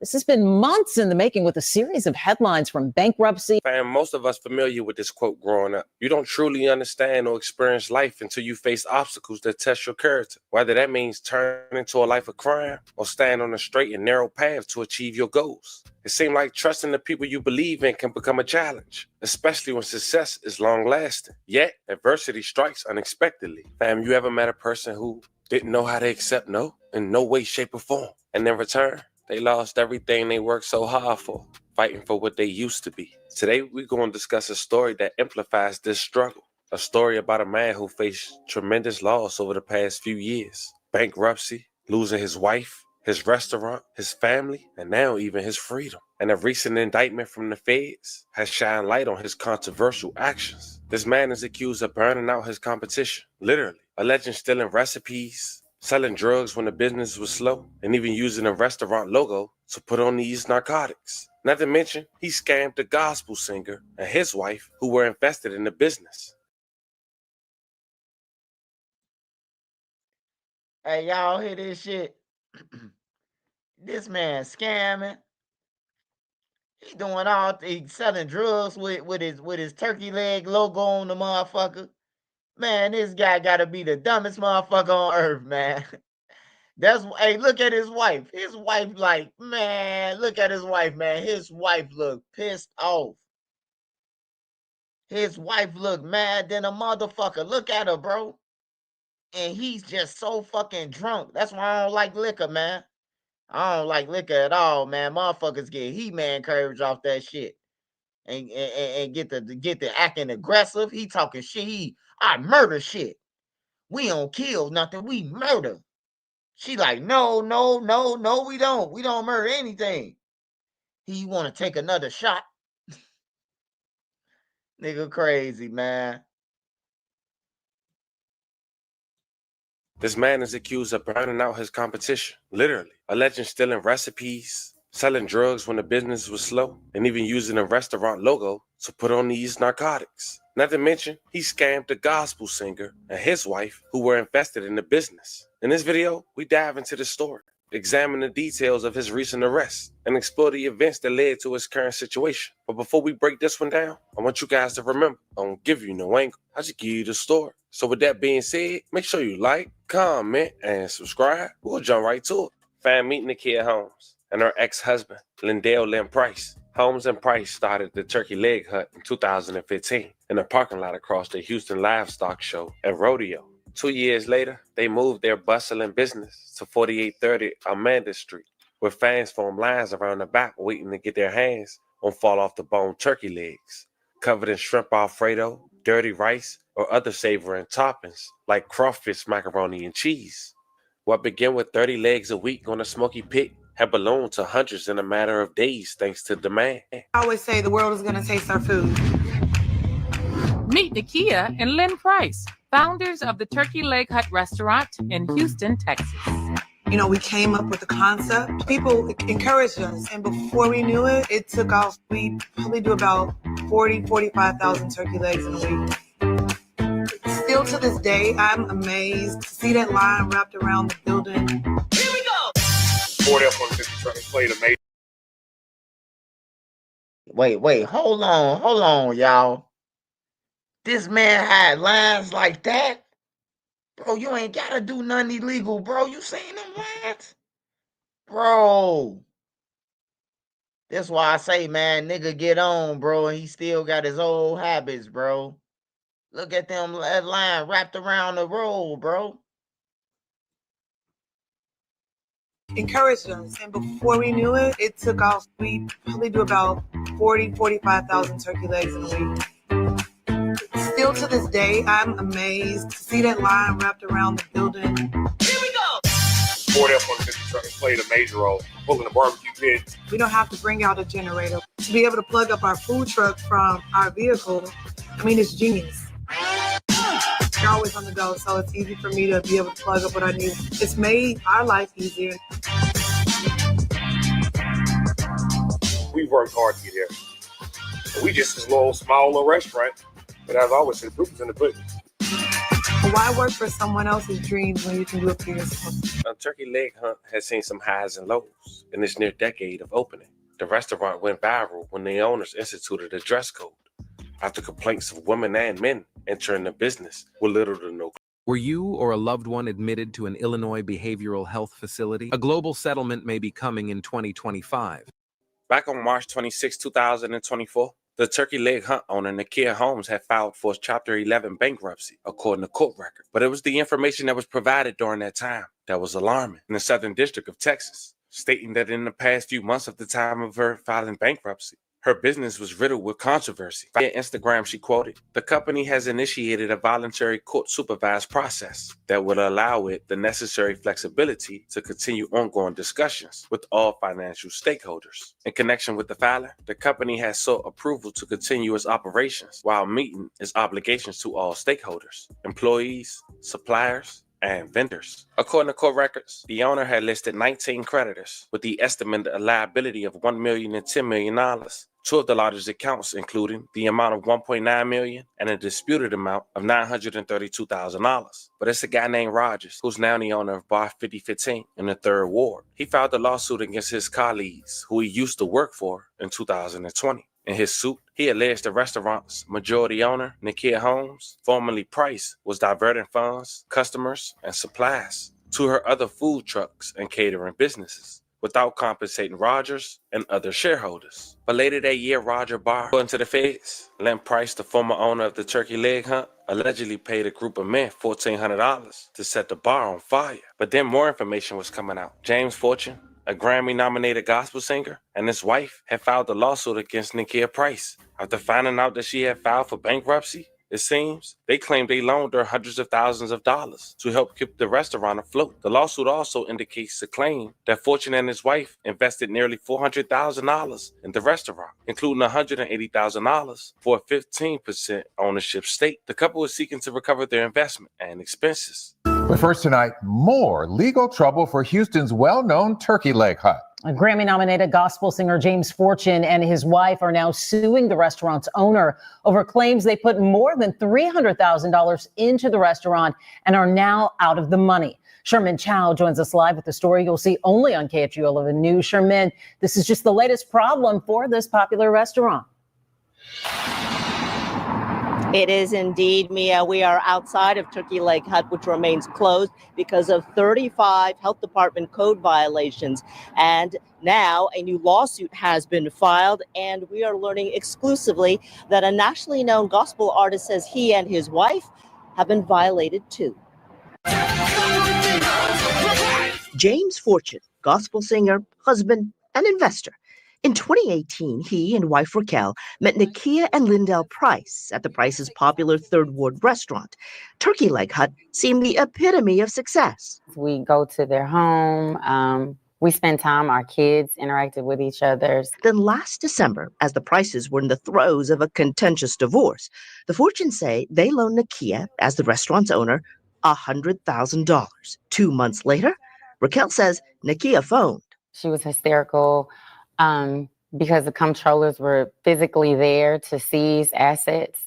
And so she needed financial assistance immediately. The Fortunes then say they put in $180,000 for 15% ownership of the Turkey Leg Hut. The next month, the Fortunes tell us Nakia couldn't pay bills. So she asked if I would use my personal card to purchase food for the business. The Fortunes say they spent thousands paying for food supplies and services. Then on March 26th, Turkey Leg Hut filed for bankruptcy, declaring less than $50,000 in assets. By then we're, $300,000 in. Bankruptcy was filed a month after we had given that money. We come to find out there's millions in debt now. Over the past several weeks, I went to the Turkey Leg Hut, contacted employees, attorneys, and Nakia Holmes requesting an interview, which she declined. The Fortunes say in hopes of keeping the restaurant afloat, they even paid some employees when Turkey Leg Hut did not. Did you take a business risk and it just didn't work, as opposed to something more nefarious? I think. So you telling me that you kept on giving up money and you ain't getting shit in? That's what you deserve to get beat out on everything. You done already gave them $100,000 and then they called you again. You give up 50 more thousand, they called you again. You at 300,000 now. And then they called you again, and then you answered again, bro. Like, how many times can you get bamboozled? I think I allowed my friendship to blind me in a lot of areas. It's no words to describe the level of pain, hurt, and frustrations. The Fortunes say they put in nearly $400,000 into the restaurant. Now they are suing and pray in hopes of getting their money back. Before Fresh Cut, Sis had very irritated skin. It was red. It was almost like she had dandruff. But after we started feeding her Now, we should note that some of the players in this ongoing Turkey Leg Hut drama do have criminal convictions, including James Fortune. Those are from several years past and are unrelated to Turkey Leg Hut and this lawsuit. I did contact Nakia Holmes yesterday again for comment. Her representative declined a response. As you can see, fam, at this point, he had a lot going on. But little did he know, less than a year from then, the feds would come knocking on his door. On the last week of April of 2025, Price was arrested and accused of orchestrating the 2020 burning of Bar 5015 and a bar just blocks away from Turkey Leg Hut, which closed in 2024. The bar is owned by Steve Rogers, who was also co-owner of Turkey Leg Hut, which we briefly talked about. Two other men, John Lee Price and Amarni Williams, were also arrested as part of the same federal indictment. John Lee Lee Price was arrested on federal drug charges in Mississippi in 2023. Federal prosecutors said while he was in custody, he was interviewed by the FBI, who had been investigating the fire since 2022. John Lee Price, who is not related to Lynn Price, admitted to his role in the fire and identified Lynn Price, his employer, as the person who orchestrated and organized the arson. John Lee Price also told the FBI agents that Lynn Price was using the turkey leg hunt to store hundreds of pounds of Mary Jane. He told the feds that the marijuana would be sold at the restaurant and packaged and bearing the business name. During testimony that lasted more than an hour, investigators uncovered evidence that showed Lynn Price threatened Rogers after he bought the bar 5015 in 2019. Rogers told the FBI that he initially considered partner with Lynn and Nakia Holmes, Price's ex-wife and another turkey leg hunt owner, in ownership of the bar, but decided against it. Rogers' decision upset Lynn Price. Rogers told the FBI that Lynn Price bought a box of cash to the bar to attempt to buy the business. The offer was rejected. Lynn Price later called and sent messages to Rogers complaining about the bar. In some of the messages, Lynn Price said he was upset about the bar selling crawfish and using the same supplier as the turkey leg hunt. In others, he wrote that he was upset that the bartenders were gossiping about Price and Holmes. Rogers told the FBI that Lynn Price threatened to blow up the bar. In addition to John Lee Price's confession, Amani Williams also cooperated with investigators. The FBI tracked John Lee Price's cell phone to an area of the bar 5015 on the morning of the fire and uncovered early morning phone calls between Lynn Price and John Lee Price. Before and after the fire was set, at least 2 other men are believed to have participated in setting the fire. Neither has been charged, according to court records. John Lee Price told the FBI he received 2 payments from Lynn Price after the fire. The first was for $1,000, which was distributed to the crew. The second was for $400. Lynn Price is also charged with orchestrating the theft and arson of a car, a 1975 Chevy Nova Blue, 2 months before the bar fire. John Lee Price allegedly told FBI agents that Lynn Price, for years, orchestrated the theft and illegal sales of cars, heavy equipment, and trailers. He also testified that the Nova belonged to a police officer, and when Lynn Price learned who the owner was, he ordered for the car to be destroyed. Now, during this hearing, testimony from authorities also found weapons at Lynn Price's apartment, including guns registered to other people and a flamethrower. Lynn Price was a convicted felon from felony tax fraud charges in 2016 and is not permitted to own a gun. Prosecutor said he's not been charged with any weapon offenses. The prosecutors quoted that the number of accusations against him should support a decision to keep him in custody. Quoting, he's the orchestrator. He's the one who tries to keep his hands clean. Good afternoon. Thank you for joining us. I'm Andy Sirota. And I'm Lisa Hernandez. Right now, a judge is deciding whether to keep Lynn Price in custody after prosecutors shared concerns that he threatened a witness or potential jurors. KPRC2's Bryce Newberry live in the newsroom after hours in the courtroom this morning. Bryce. Yeah, Lisa and Andy, for the former turkey leg hut owner, federal prosecutors say the turkeys have come home to roost. They say for years, Lynn Price has tried to keep his hands clean of crimes, paying off others to do the dirty work, and they want to keep him in custody. During a more than 2-hour hearing, an FBI agent testified that Price paid $1,400 to have his ex-business partner's bar 5015 blown up nearly 5 years ago. This is surveillance video from that early morning in June of 2020 when masked men poured gasoline all over the patio before that fire that then caused an explosion and destroyed the building. An indictment unsealed last week alleges that Lynn Price orchestrated this plan. The owner of that bar allegedly told FBI agents he initially planned to bring Lynn Price into that business, but then decided not to. The owner allegedly turned down a box of cash Lynn Price brought him to be part of the ownership team. And then when Bar 5015 started selling crawfish, apparently using the turkey leg hut supplier, the owner said Lynn Price called screaming and hollering and threatened to blow the place up. So in the past, Lynn Price went to federal prison on tax fraud-related charges. Once he got out on supervised release, prosecutors allege that he's been involved in other criminal activity, including paying a co-defendant in this arson case to steal vehicles and heavy machinery. The FBI agent testified under oath that same co-defendant admitted to bringing truckloads of hydro marijuana from California that would be stored at the turkey leg hut and then got sold at the restaurant in custom branded packaging. Prosecutors allege Lynn Price got the proceeds and gave some of the money to that co-defendant. And while he's not charged connected to those allegations specifically, Price's attorney argues he is not a danger to the community. He's actually helped the community after natural disasters. Mr. Lindell Price deserves a bond for various reasons. One being that he's not a danger to the community. You heard multiple testimony as it relates to his community involvement, the things that he does for the community. But more importantly, the co-defendants that are on his indictment have all been given a bond. So we're asking for equity and asking for a bond similar to the other people on his indictment. The federal judge ended this hearing by saying there's a lot to think about and she's going to chew on it. We don't yet know when she'll make a decision about keeping Lynn Price in custody. And Bryce, we understand Lynn Price is accused of another arson in this current indictment. What did you find out about that? Yeah, Andy, in April of 2020, prosecutors say he paid a co-defendant to steal a 1975 Chevy Nova because Lynn Price wanted the engine out of it. But once they took that truck to the mechanic, they found out it had been stolen from a police officer who owned it. It was then found burned near railroad tracks and a retention pond. Now, around both of these alleged arsons, prosecutors say call records show the two men were in touch. And Bryce, we know you sat in court throughout the morning. What was Price's demeanor like in court today, and what do we know about what happens next?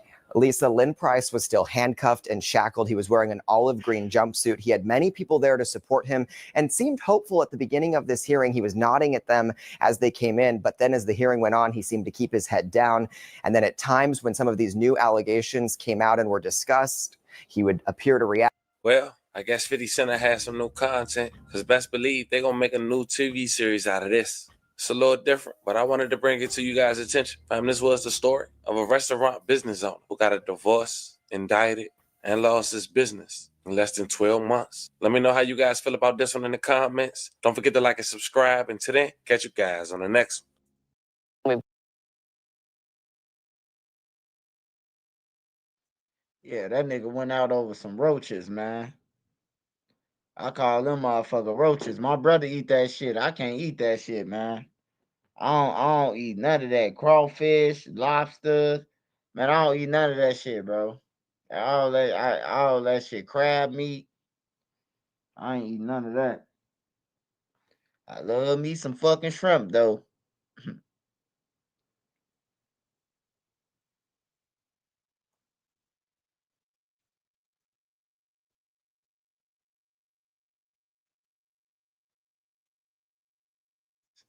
Yeah, that shrimp off the meat rack. Hey, you gotta go to Lawrence Fish. If y'all go to Chicago, go to Lawrence, man. Lawrence Fish, man, right there on Canal. Man, they got the brown paper bag, man. They give you a pound of shrimp. It go about a pound.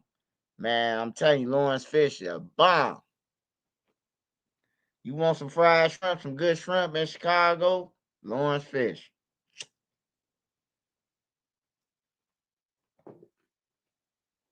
All the chicken nasty now, man. It's overrated, man. The chicken overrated now. The chicken overrated in Chicago, man. I had Hurls and Uncle Remy's at the same time, man. That shit nasty, man. Both of them. Shit played out now, man. I guess it's different from when we was kids anyway. The chickens then got bigger. They stretching out the mild sauce, adding sugar and water instead of keeping the mild sauce the same. They stretching that shit out. They just fucked up the whole little thing, man. Only thing still tastes the same to me is Italian Fiesta, baby.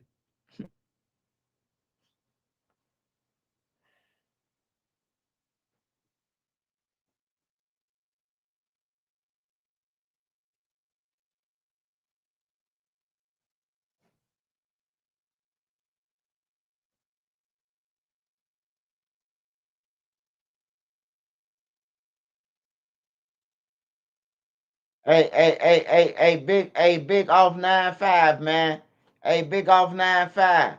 Hey, man. Hey, paperwork change every day, man. Get your goof ass off my page, man. Hey, won't you go in that basement, man, and finish tapping into somebody else's Wi-Fi, man? Get your goof ass on, man. Hey, Lil Durk paying your bills?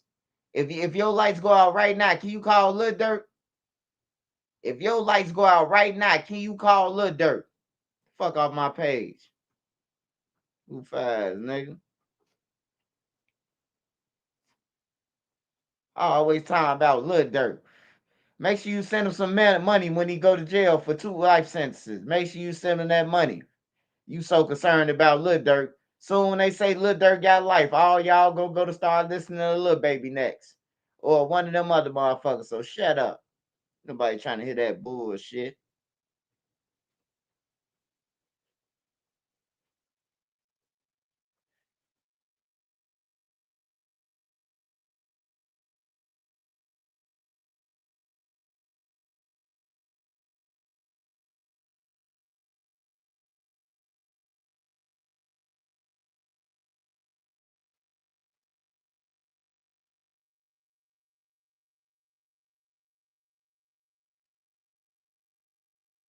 Are you missing out on this health benefit that might be zero cost to you? Find out if you're eligible for affordable care with Teladoc Health today by following these easy steps.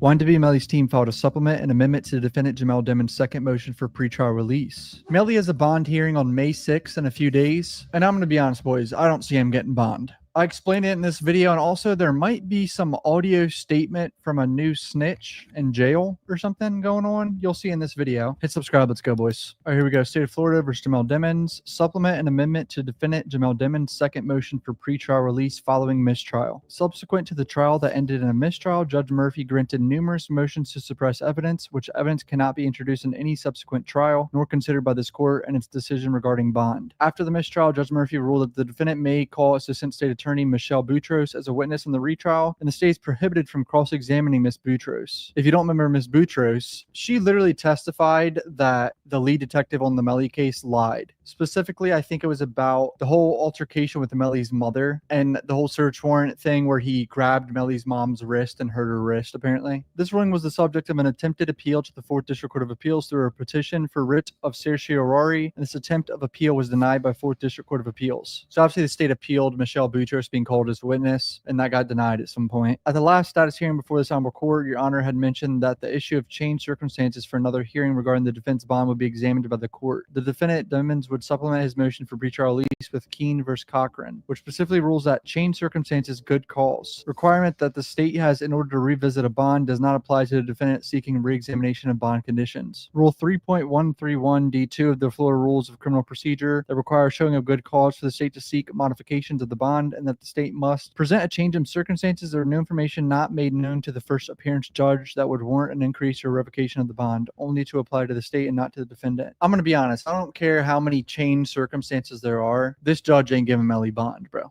It ain't gonna happen. But we'll see on May 6th on the hearing. The standard of proof evident presumption great, which the state must meet for pretrial detention pursuant to Arthur, is more stringent than beyond a reasonable doubt. The fact that the first trial ended in a mistrial, hung jury, where 12 jurors cannot agree on a verdict is absolutely the best evidence that proof is not evident, and presumption is not great because the actual jury did not find, based on the evidence in the first trial, that the state proved their case beyond a reasonable doubt. The standard lower than proof of evident, presumption great. That's actually a good point. So state must meet proof evident presumption great, but since there was a hung jury, the standard lower than proof evident presumption great. I still don't think a mistrial alone is going to get someone accused of murdering 2 people bond, sadly. And that's me being a Melly fan. Like, I like Melly's music, but I'm just being honest here, boys. This ain't fucking happening. The court announced that it sought to review the transcript of the first trial and preparing for a hearing on the defense's second motion for pretrial release following mistrial. In doing so, this honorable court. Yeah, I ain't gonna lie. I think they fucked up with Melly case, man. It don't take this long to find no motherfucker guilty. Goddamn it, a double homicide that y'all say that y'all know for sure that he did.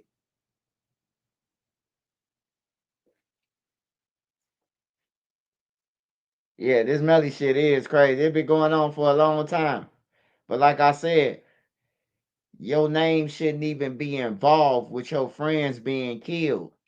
Like, for real, your friends shouldn't even be involved with that shit, bro. Them ain't no friends. If they saying, oh man, you killed your 2 homies. Like, yeah, that ain't cool at all, bro. That ain't no real nigga shit. You ain't no real nigga for that. Your ass a snake.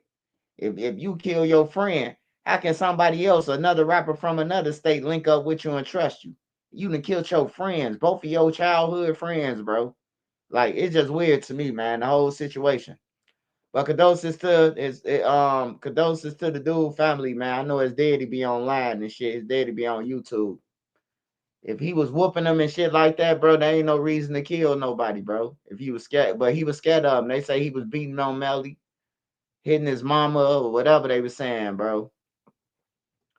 You know, I guess Melly too small to fight, so shit, he like, fuck it. Must refrain from considering any and all evidence that was since suppressed by Judge Murphy's order, suppressing the evidence and those countless motions to suppress that Judge Murphy granted. That evidence is no longer to be legally considered as evidence in this case at all. Basically, what Judge Murphy did was close the window of time frame. They can look at his Snapchat, emails, and a bunch of other shit on his phone to like a 6-hour window around the time of the murder. Remember that? When it used to be like a month or two. He was like, you don't need a month of his phone. You only need that 6-hour time frame. The state obviously didn't like that. That's what they're appealing. And Melly seems just pointing out you're not allowed to even consider that whole month time frame of any of the evidence to get him out on bond. Additionally, the evidence that Detective Moretti from the Miramar Police Department attempted to suborn perjury, Jesus, and Michelle Boucher's testimony regarding her witnessing of the fact are other evidentiary factors that this court must consider with its evaluation of whether proof is evident and presumption is great for the purposes of pretrial release. Oh, okay, yeah. Remember Moretti tried to tell a police officer, hey, you were in the room with us because he didn't have jurisdiction. That's what it was. He took Melly's mom's phone and realized after he didn't have jurisdiction to do that where he was located. I think it was in Broward, and looked at a Broward deputy, and was like, hey, you were in the room with us, because then that gives him jurisdiction. I could be wrong. My memory could be failing me, but that's what happened. The state may argue the fact that Judge Murphy would not grant release after the mistrial is additional evidence that there's no good cause for the court to revisit release. If you're new to the channel, please hit subscribe. I appreciate the support. Back to the video, boys. Nothing could be further from the truth. The posture of this case as it is now is far cry from the record of the first trial, which indeed resulted in a mistrial hung jury. See, but the other thing that they're not taking account here is the witness tampering charges too. This judge is going to see that this guy allegedly witness tampered his girlfriend. And let's be honest, Melly hasn't had the best behavior in jail. Like, it hasn't been good. There's been apparently a lot of infractions. I think it was like, what, 200 infractions, but I can't remember the number, dude. So I just highly doubt this judge is going to give him bond, bro. There's no evidence of a murder weapon. There's no evidence of an eyewitness other than one who testified the defendant left the car carrying his two best friends who were murdered by others after defendant Dimmons left the car. There's no evidence to link the defendant himself to these murders at all. That's a bold paragraph right there. Because remember, in the first trial, one of Melly's friends testified that Melly switched cars at some point in that drive, and he wasn't even in the car that got shot up. But then the state clapped back and showed that someone was sitting in that seat based on blood spatter analysis, because there was like blood splatter, but it didn't land on the seat because clearly someone was sitting in the seat, if you know what I mean. Defendant Jamel Dimmons respectfully requests the Cyber Court to consider the supplement amendment to previously filed second motion for pretrial release following mistrial. State supplemental discovery. State of Florida by and through unsigned assistant state attorney. State's previous submission submits the following amendments or additions. Audio statement taken from Irvin Delisma. I'm pointing out real quick. Does that mean this Irvin fella is snitching? It has to mean that, because here is Irvin, and this is his mugshot when he murdered a woman back in 2022, or allegedly murdered her. I guess he's not convicted of it yet. So why would they need an audio statement? Hey, let me tell you this, man. Let me tell you this, Mar. Let me tell you this. Did you tell Lil Durk when he was rapping about murders? Did you tell him that to stop rapping about murders? The man been talking about federal nightmares. He said that he was going to be in the feds in the next 10 years on Red, man. He been rapping about this shit. Don't be mad, because I'm a reporter and I'm going to get paid for this shit. On everything, bro. Get off my page, man. On some real shit. I don't give a fuck about none of them niggas, man. They commit crimes. They fucking up the community for no reason, nigga. I don't care. I don't care what you think. Fuck Lil Durk and his name in the mud, nigga. On everything. And you too. Fuck off my page talking about some motherfucking Lil Durk. I'm getting paid. I'm getting paid off Lil Durk, nigga. I'm getting paid off of him. I hope he get out tomorrow and they re-indict his ass for another murder. And I'm gonna get paid off that too. On everything. He wanna rap about murders, I'm gonna report about him. Fuck is wrong with y'all? Is y'all crazy? Y'all gonna act like this man wasn't rapping about murders and high and putting money on people's head? Is y'all crazy? I did it. Is you crazy? You don't remember that? You gonna end up at that tree? You gonna see? You don't remember that shit? Mention my brother name, you gonna die with a bitch. You don't remember that, huh? I got money that'll knock you out your shoes, nigga. You don't remember that, huh? Y'all don't remember that, huh? Y'all gonna play crazy, huh?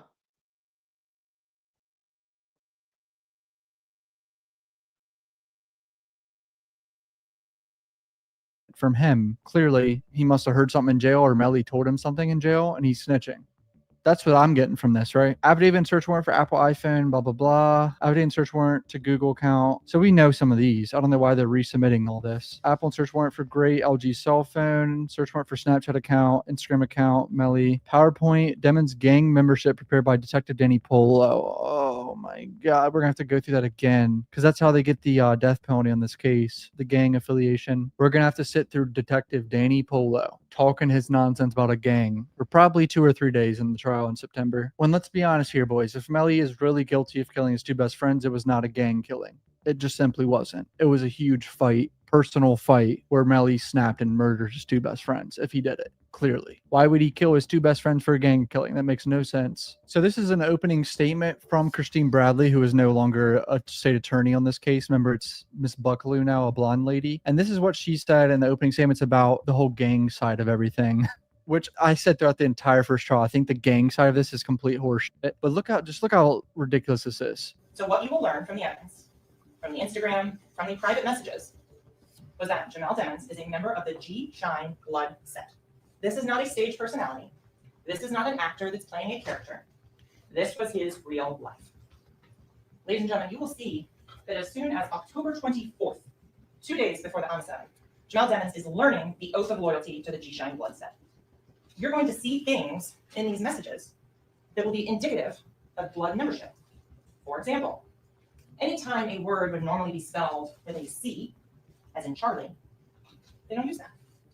They replace it with the letter B. So instead of saying, I'm at the crib, they say, I'm at the brib. Why, ladies and gentlemen? Because C is associated with cribs. B is for bloods. So if you look through all the messages, you will notice time and time again, Jamel Demons is dropping C's and using B's. And you're going to see pictures, you're going to see videos of the defendant doing something called stacking, which is a way to show a gang affiliation and to broadcast it to the world. And this is not just in music videos. This is not just in lyrics, because we're not going to get into that. That's artistic expression. Oh, isn't that interesting? And now the new state attorney submitted like 70 songs or whatever, remember, of lyrics. But Miss Bradley says it's artistic expression. We're not going to get into that in the first trial. But clearly they were trying to put the narrative in front of the jury that he's a gang member and this was a gang killing, because that's how they got the death penalty in the case. And it's just such horseshit. But they had to add it in there somewhere. Not why we are here today. We are here because the defendant murdered 2 individuals. So in summary, the last thing I want to tell you that the evidence will show is that in the Instagram, because the defendant had a moderate social media following at the time of these events, people are reaching out to him. Some fans, some friends, some associates. You'll see on October 26th, after about 8 a.m. in the morning, Eastern time, multiple messages are coming in. Messages are coming in from individuals checking to see if he's okay, if he's been injured in this drive-by. If it's true that Anthony Williams, who's also sometimes referred to as Sack, and Chris Thomas, who is referred to as Juvie, are really dead. One individual, and specifically, sends out, and I want to quote the message exactly that you will hear, and says, right after this, yo homie, you good? Let me know something. So in the context of this message, this individual is reaching out, asking if Mr. Demons is good, after he's been tagged in multiple social media posts about this shooting. And Mr. Demons responds very succinctly, I did that. Shh. So the I did that shush message from Instagram or Snapchat, I don't remember. I don't remember what his defense team said about that, but I think they kind of debunked the whole theory that that was in reference to the murder. It was apparently in reference to something else. It was like out of context. I can't remember. I have to go through the first trial and see what they said about it. But who knows what the truth is anymore. But yeah, I just wanted to show you that clip of the opening statements. Bond hearing in like 5 days. So I'll be covering that. Hit subscribe. Love you guys. Peace out.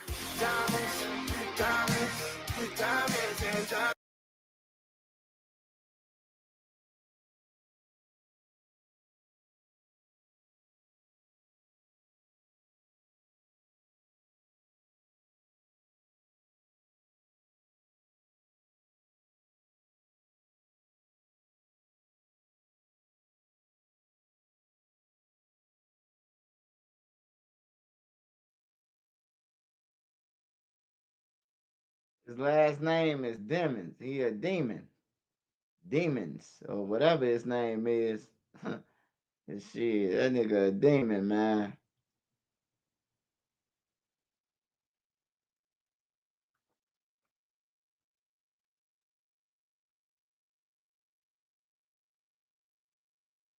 You know Harbor Freight for affordability, but durability goes right along with it. You see, we test and then we test again. Now it's time for you to put us to.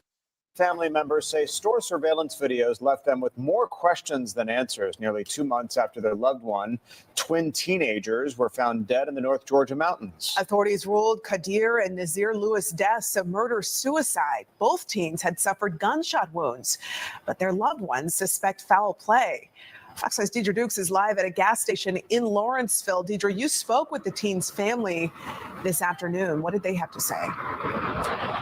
That's right. Family members telling me that both teens were in college and were doing well. Now, they did share that the teen's mother, GBI, showed her video of the teens here at this gas station the night before their bodies were found, some 90 miles away.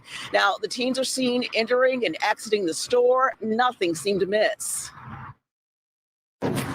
It feels like torture every single day of not knowing what happened to them. The teens' aunts and other family members are desperate for answers. Nearly 2 months after the bodies of brothers Kadir and Nazir Lewis were discovered in the North Georgia mountains, some 90 miles from home. Someone has to know something. Samira and Sabria Bronner say GBI investigators showed the teen's mother surveillance video, which showed the 19-year-old twins at this Shell gas station on Hurricane Shoals Road in Lawrenceville at around 10 the night of March 7th. A hiker discovered their bodies at around 11 the next morning atop Bell Mountain in Towns County, about 2 hours from their Gwinnett County residence. Authorities said a preliminary investigation revealed the deaths were a murder-suicide. Grieving family members suspect the teens were victims of foul play. I know that something happened to them. I know that they were murdered. Loved ones say the surveillance video showed the teens going in and out of the convenience store. Nothing seemed amiss. To know that they was alive, I'm like, what happened from right there? How did it end up out in the mountains? The teens' aunts tell Fox 5 they were scheduled to fly to Boston the morning of March 7th to visit friends, but missed their flight. Their airline tickets were still in their wallets when their bodies were discovered the next day.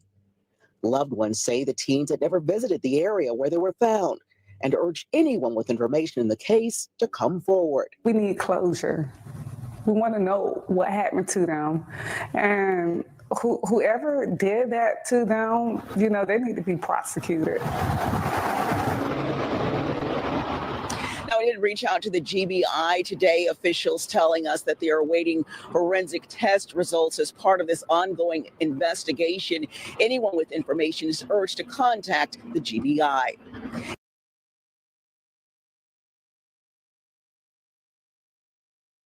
Thank you and welcome to The Factor Uncensored for joining us tonight. First up, 2 death investigations underway. The first in Atlanta. According to USAcrime.com, a woman named Maya died during a night out with friends. Now, officials report it is not available just yet, but the website says the victim was twerking in front of a vehicle her friends were inside of. Someone behind the vehicle or the wheel then drove over her, killing her, dragging her body under the vehicle and leaving her body behind in the middle of the road.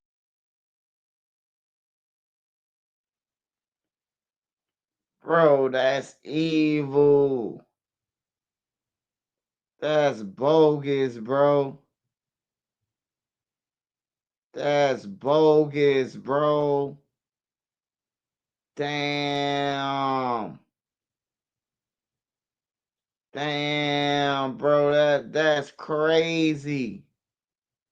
Bro, she thinking she twerking for her friends, bro, and then they ran over, bro.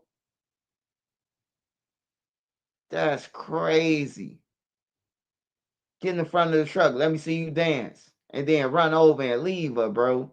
That wasn't no accident right there. That was you slept with my boyfriend last night. That's crazy, bro. That's crazy right there, man. I wasn't even expecting that shit, man. And in Missouri, another case, an 18-year-old named Nyla Simmons also killed. Investigators say Simmons was dancing on top of an SUV when she fell off of the vehicle, followed by a fire truck running over her and killing her just seconds later. People have been talking about both of those reports on social media, along with this video. It was reportedly filmed in a Lululemon store, featuring alleged strippers shaking and twerking in the store. This has been heavily criticized. Lululemon's CEO has previously said the brand isn't for certain customers, which many have assumed that was code for excluding Black people. Do some people struggle with a craving for public attention to the point it puts their lives at risk, or even their digital footprint at risk, and of course, in some cases, self-respect? Joining us to talk about it, therapist Dr. Nick Hardy and Factor social media producer Ajibola Budaran. Glad to have you here on The Factor Uncensored. First of all, Aji, what have you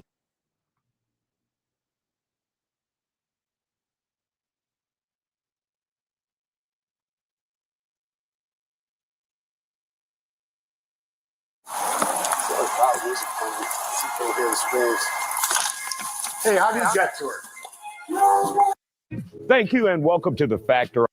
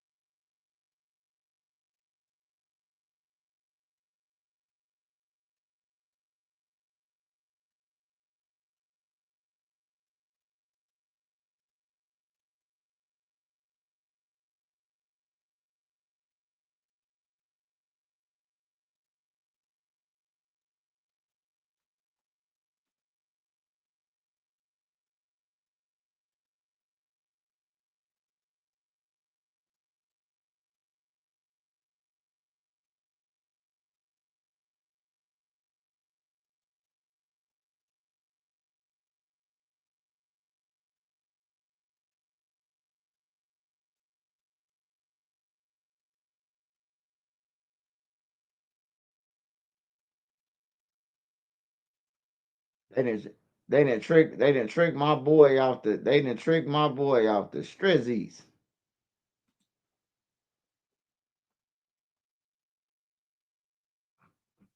Damn, they didn't got Unk too, man. Smash that like button, y'all. I'm finna roll up this weed, and then we're gonna get into the next shit.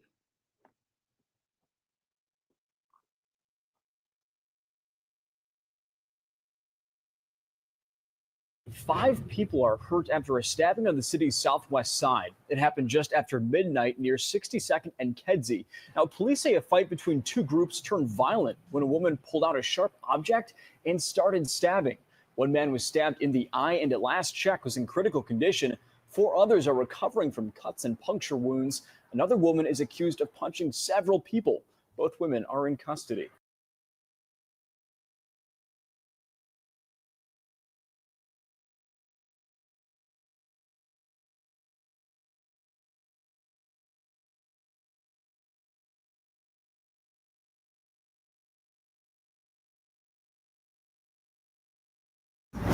Hey, real tone is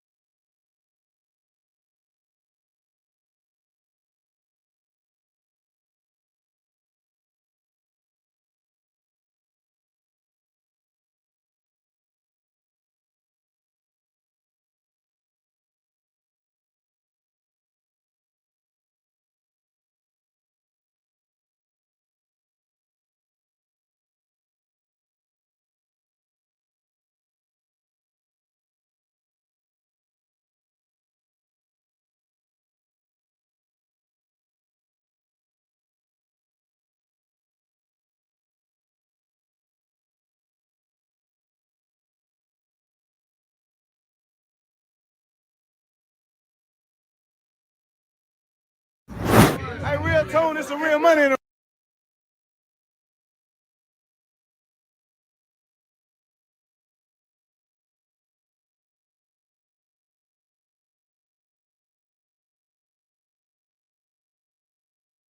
All right, here we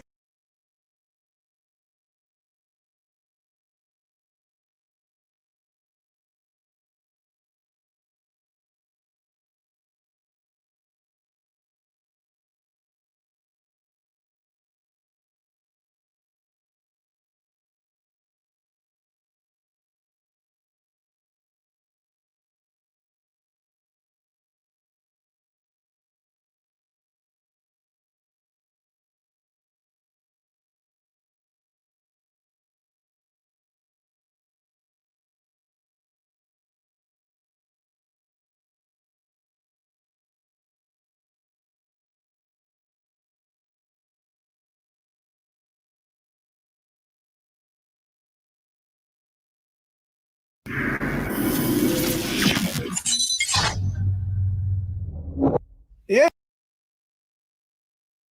I mean, look, the feds are trying to say that Lil Pop getting killed was over the situation with Lil Tim and Quando, and they essentially killed the wrong person. And ultimately that's going to be up to the courts to decide. Because that's what they're trying to say. I can see how it look like that. Because why the fuck that nigga Quando ain't get killed too? It's like, well, that's the thing. I think they were trying to kill him and they ended up killing his cousin. Killing his cousin type yeah, shit. Lil Pop. Still, this is a hereditary war that's gonna go on forever. People that love Von, even fans, I ain't even talking about his real loved ones, just fans. People gonna have a problem with them niggas forever. It's always gonna be we supposed to beef. The BDs and them niggas from Savannah always supposed to beef in everybody's eyes because of the situation. It's never gonna be it's okay. If it's never gonna be if something's gonna happen one day. Like, you don't think this is enough? No. Somebody dying? No. Tim's still alive. Von dead. He pulled the trigger. Pop is dead. That we don't know. Who the fuck is that? Like, and that's too bad. That's casualties of war. Yeah, that's too bad that this is how people are thinking. Streets. There's nothing they can do to change people's mind. This is what they're going to try to say Durk was behind. They're saying Durk was not going to let it go. He was going to slide for Von. When they have no proof of none of that. Well, and this is, I understand if Durk was in Vonnie's shoes, if Durk handed them guns out, if Durk went and bought them masks, if Durk bought them flights, if Durk whatever, just because a person that has access to my cards and shit like that or whatever did this, how the fuck y'all gonna just say, oh, well, you let him do it or you told him to do it? That's not true. I get it. That's not true. Like, And if everyone stays quiet, I think Durk has a great chance of beating it. No, but if all those guys all point the finger at Durk, all of them, like, is OTF Jam really involved in this situation or not? See, I'm glad you brought that up too, because I'm a little confused. Because at first there was like OTF Jam, and then you stopped hearing his name. I know Jam personally. Oh, really? Like, okay, personally. So my mom's side, that St. Knife Evans, St. Lawrence, all that shit, Evans Mob, his squad, all that shit like that. Where Jam is from, he would be considered my op, but he's not because of my other people type shit, because he's from 79th and Vernon. Jam, I don't think Jam, if Jam was gonna snitch, he'd have been snitched on a lot of shit a long time ago. Jam's done a lot of time in jail. Like, Jam, real nigga. Like, I tilt my hat to him. I ain't never seen Jam do no bitch ass shit. So when they start saying his name, I was the first nigga probably like, I don't believe that. I gotta see proof. Out of everybody out that thing, y'all saying Jam the one that's just going, no, I don't see that. I don't see that. Cause shit, he a real street nigga. Like, and he had plenty of chances to snitch on niggas for a lot of other shit if that was the case. He wasn't, no. I don't think Jam got nothing to do with that shit. I think it's the internet. They threw his name and that shit like that, because why? His name ain't came out in no paperwork or no shit like that. No one, nothing. Yeah, that ain't his. Well, but there are hidden names throughout the indictment, which people say might be Jam. But you're right. In the beginning, there was like, we're supposed to do an interview with him. A couple of different people hit us up, but we weren't quite sure if it was the right person or not. So ultimately, I didn't see any interviews with him. Is he locked up right now or no? I don't know that neither. Yeah, Like, see, I'm a little I don't confused about the whole situation. I've been super confused because it's like, because when they first said, I'm like, all right, what the fuck this nigga Jim is gonna say something? Then it's like a fake page, his real page and shit. It's like, me personally, I don't feel like Jim snitched. They would have to. I keep telling niggas, y'all gotta show me. I gotta see it. Niggas can't go off. Oh, you can't throw it in the streets. That's called throwing a jacket on somebody. Throwing that snitch jacket on them without any type of proof, that's not okay. So I'm never gonna be a nigga say like, oh, me personally, I don't feel like Jim got nothing to do with that shit. Hey, Jam on homie said that, Breezy. Jam on Block said that, man. They asked the members from Jam Block on MTV, what you talking about, 79th, and they said that Jam ain't from they block.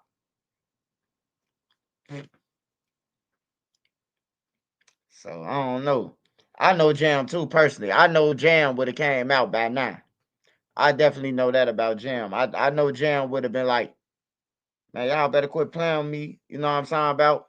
You could three-way from jail.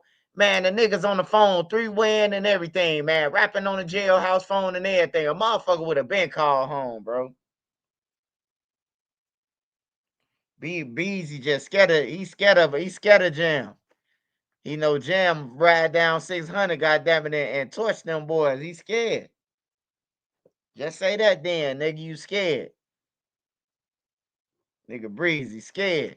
Jam ain't gonna do what Yella did to you in the mall. You know, Jam catch him in the mall in Vegas, he gonna scrape him.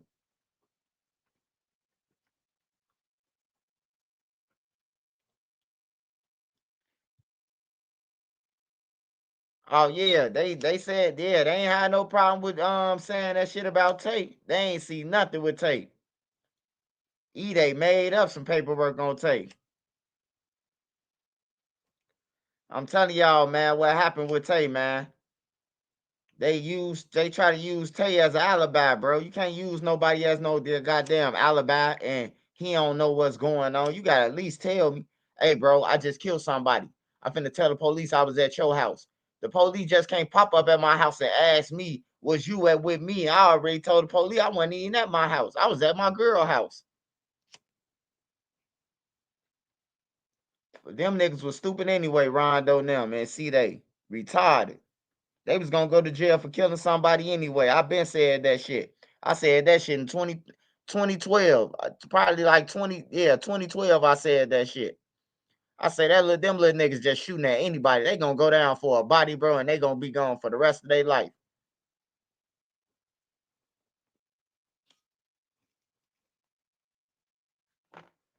That's it.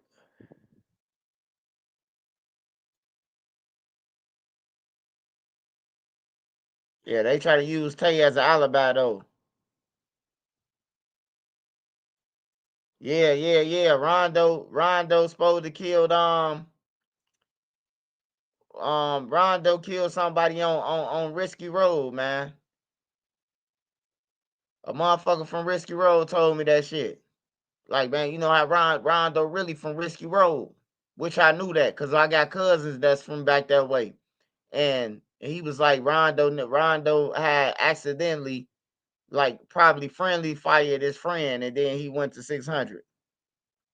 That's what they said too. They been told me that. I been heard that shit a long time ago.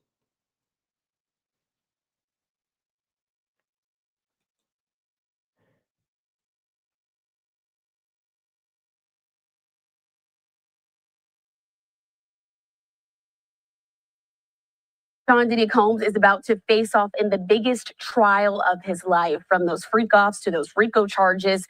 There's a lot going on in this case, and a lot of witnesses who will also be taking the stand. But here to break down the very latest, I want to bring into the conversation legal analyst Nima Rahmani. Nima, thanks so much for being with us here on Knife Now from Fox. Of course, Christina, excited for next week. And it's been a trial that we've been continuing to follow here over the last few months.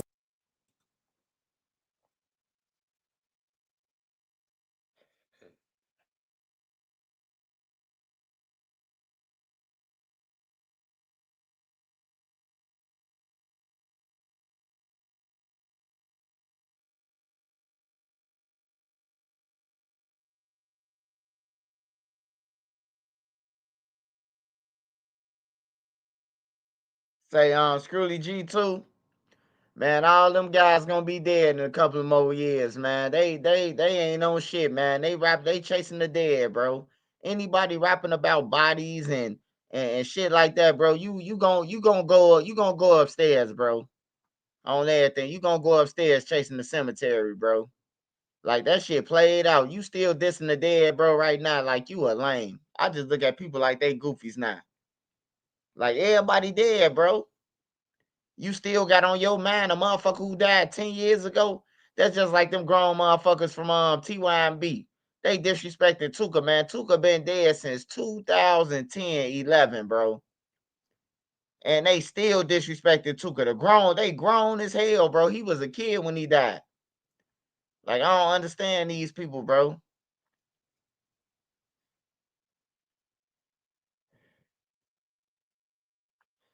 Yeah, he finessing his way around every platform. That nigga don't know shit.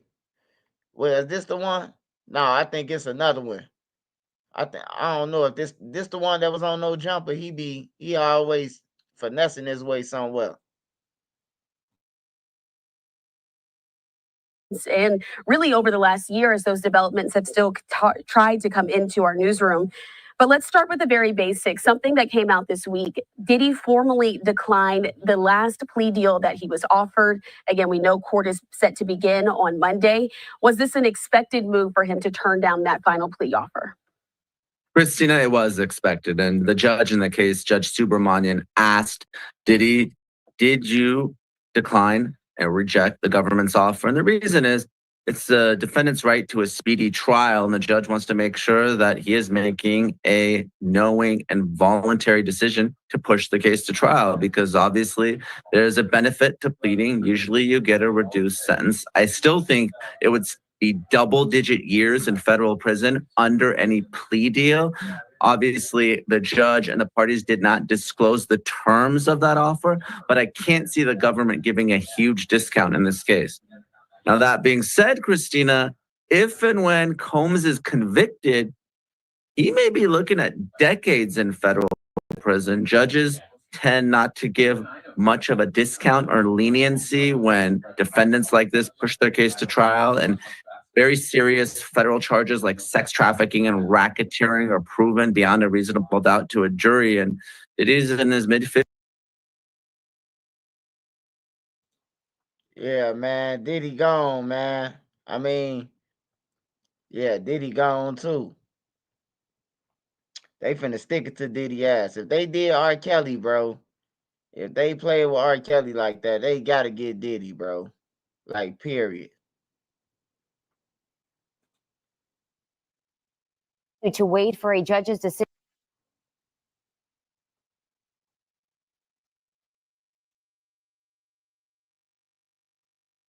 To wait for a judge's decision on what. Y'all be clickbaiting like a motherfucker. 50 Cent ain't react to shit, man. Sean Diddy Combs is about to face off in the. Bro, they be straight clickbaiting on their channels.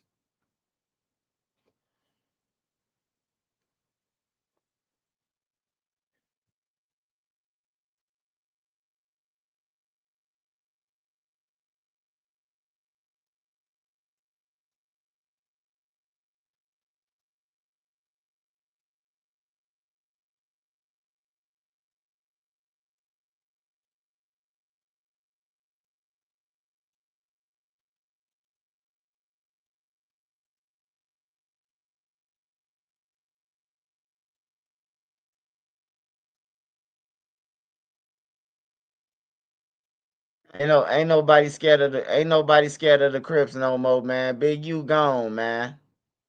Ain't nobody scared of the Crips no more, man. I said ain't nobody scared of the Crips no more, goddammit. Big U gone. Big Draw's gone, man. I see everybody in Cali. I see everybody flying to California now.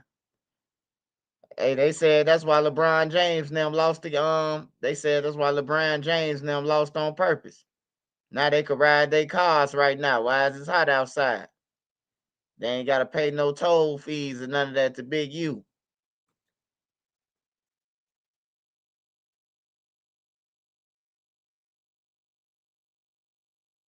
Damn, I shouldn't even clicked on Diddy. Now Diddy just popping up every motherfucking well.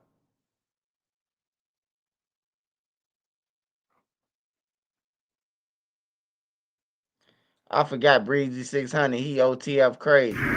Lil Durk don't fuck with them, but they be saying all the nice shit about him. But Lil Durk call these niggas straight goofy.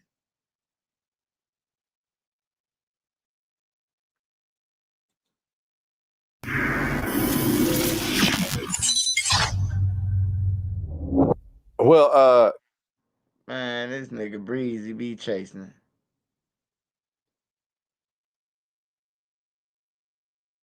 What we watching, y'all? What y'all want to watch?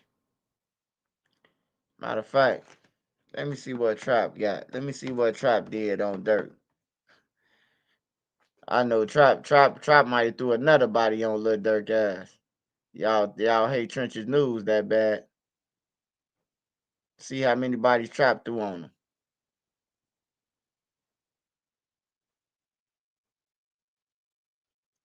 Oh, Trap back to 051 Melly now. He going back. He going backwards.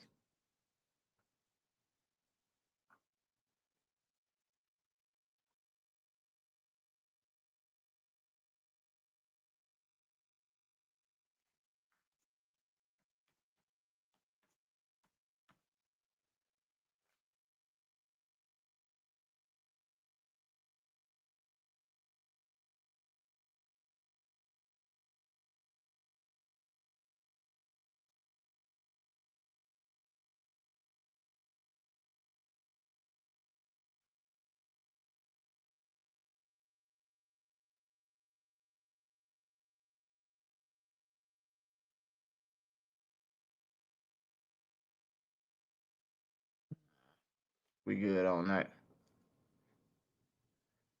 Man, I don't watch Chicago Sing, man. I ain't got time to be listening to no damn robot wise I'm high. Is you serious? The man jumped over the gate.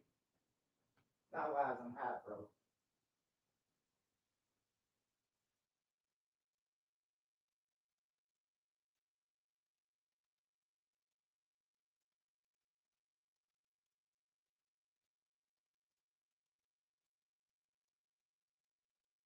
Nigga trying to blow my high.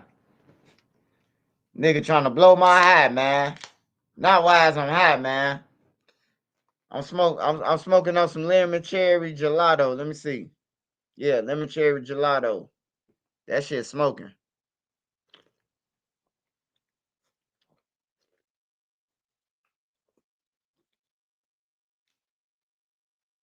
Say Big U wasn't pulling in Chicago. No, Big U got family in Chicago from the project buildings. He know all about Chicago. He used to live there in Chicago.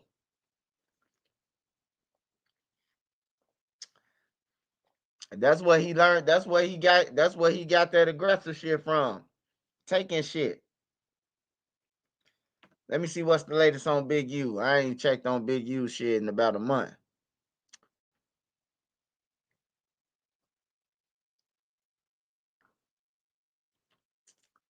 What I do know about Big U is that all his co-defendants is out on bond right now, except Brick Baby and except Loose Cannon. Everybody else out on bond. So all the motherfuckers we were seeing on them board, they out.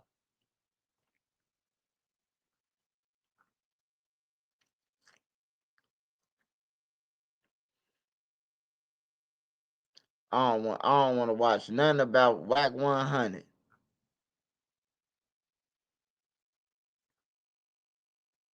And they said that Big U was the maximum 600 years, man. He fucked. This nigga Big U robbing the coin, man.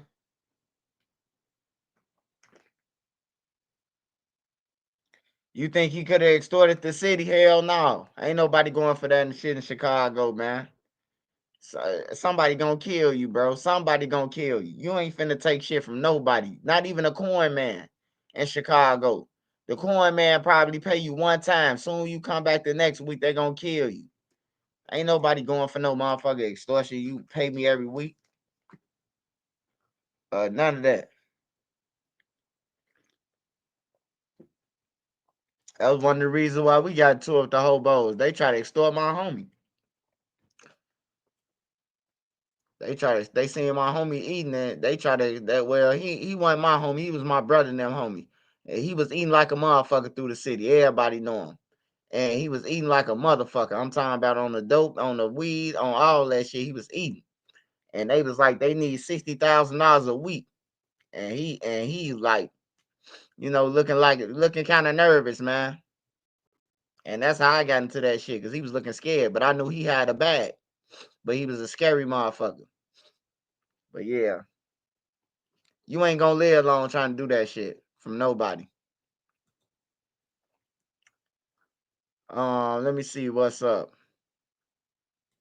I don't even like Brick Baby, bro. I ain't gonna even lie to you, bro. I don't even like watching his ass. His ass a fucking goofy.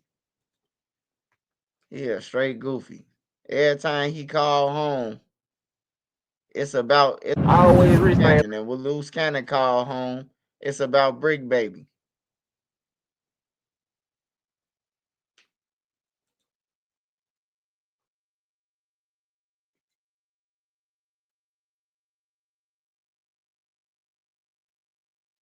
And then Loose Cannon, he be lying like a motherfucker now. He been lying the whole time in jail.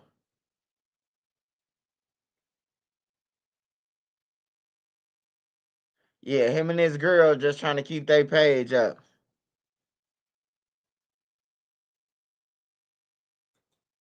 To cut the content at gmail.com. How everything else going? Everything is everything, honey. Everything is everything. You know, Yeah. taking care of the businesses and whatnot. Of course. Mm-hmm. We online right now?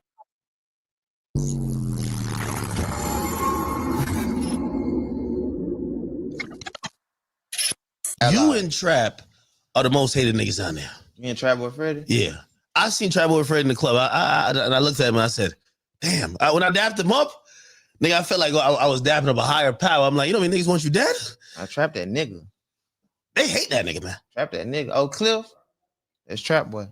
Oh, that's like a region? What is that? That's Oh, like a Cliff hood? is a hood. Or, oh, okay. That's. See, Dallas, they hoods is like big, like cities. Dallas a black city. You know Dallas a black city? Dallas a black city. I be going off the Maverick teams. I be thinking it's mad white people that there. Man, Dallas got be having black merge, black chief of police, shit like that. It's a black city. When shit like that's going on, that city is black. Fort Worth will never had it. Oh. You know, somebody can ask in. I'll get you something. Did you want some water? Or do you guys want I got some. I'm gonna ask you this shit. Are you sure? Yeah, I'm gonna ask you this stuff. Roll a blunt, big bro. Oh shit. You got the bag right there. Hold on, man. I got shit in my hair. Damn, see, look, when you say them niggas, they real street nigga got a clean record. He was faking in the streets, or they got misdemeanors. They got misdemeanors, you know. Not no cases. You're going to jail. Either, and then I'm saying this. Now you got real street niggas that caught cases and beat them. Now if you don't, I'm talking about niggas that ain't never did nothing. You ain't never even caught no cases and shit like that. How you in the street? You ain't selling dope. You ain't never caught no dope charge. You ain't really playing with iron. You ain't never been to jail for shooting nobody or getting caught with a motherfucking gun. Suppose they say the smart street niggas don't get caught. Because I've heard that shit too. You know people say shit like that? Yeah. People like you, not in the street. They talking about you say shit like that. Smart, real. Hey, real talk, man.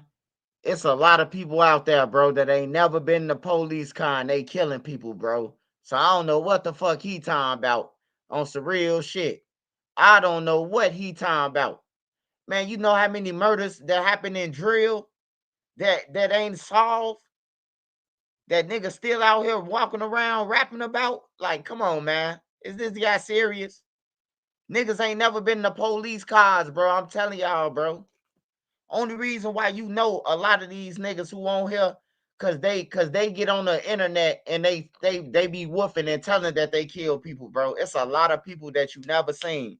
From O Block, Tuckerville, No Limit, all that shit, bro. That's really killing people, bro, and ain't never been in the police car. For real, bro. Ain't never been locked up, arrested, or none of that. And everybody know they did the shit. Just imagine if Money Mound wouldn't have did nothing else. Mound Money, whatever y'all call that little motherfucker, little scary duck. He killed the motherfucker on live TV in front of everybody. I'm talking about the whole internet was watching it. You hear me? It was on live. A-Roy killing. That motherfucker was still out walking around freely. He ain't have a case. He ain't went to jail for nothing until he started trying to hang back in O-Block. That's when he started catching gun cases after gun case. He ain't never had no charge, bro. He was in college. The dude was in college, bro. Money Mound. He was in college before A-Roy whooped his ass. For real. He was a good college student. A-Roy turned him into a demon by putting them elbows and knees on him. This guy right here, he just be bullshitting sometimes, y'all. Nigga, this is cops and robbers. Nigga, the cops win some, sometimes we win. Hey, you talking about, you know how many times I did beat them? That's what we talk about. We talk about how many times I did beat them. Yeah, they caught me 3 times. Hey, you told me to go like that, but I done beat these folks. Yeah. Well, yeah, what's he talking about though? So if they catch you with the guns 4 times, why don't you ride one of your mans and let your mans hold it? What? Like you know what I mean? Just kind of pass it. The cop, you see the lights. I don't ride with no guns. But say hypothetically. Hypothetically. What if he might not do what I do with this bitch? You talking about? I'm just saying this. In the state of Texas, nigga, they trying to do this right now. They trying to give fellas their guns back because everybody understand, bro. It's my right to have a gun, nigga. People that you tell me because I don't went to jail, I can't have no gun. These folks trying to kill me. I got on 100,000 in jury and I'm on the place, nigga, where I'm from. I ain't no you stupid being no hood. Yeah, it's only stupid because people just it to a nigga like you. This where I'm from. This where my people and my family at.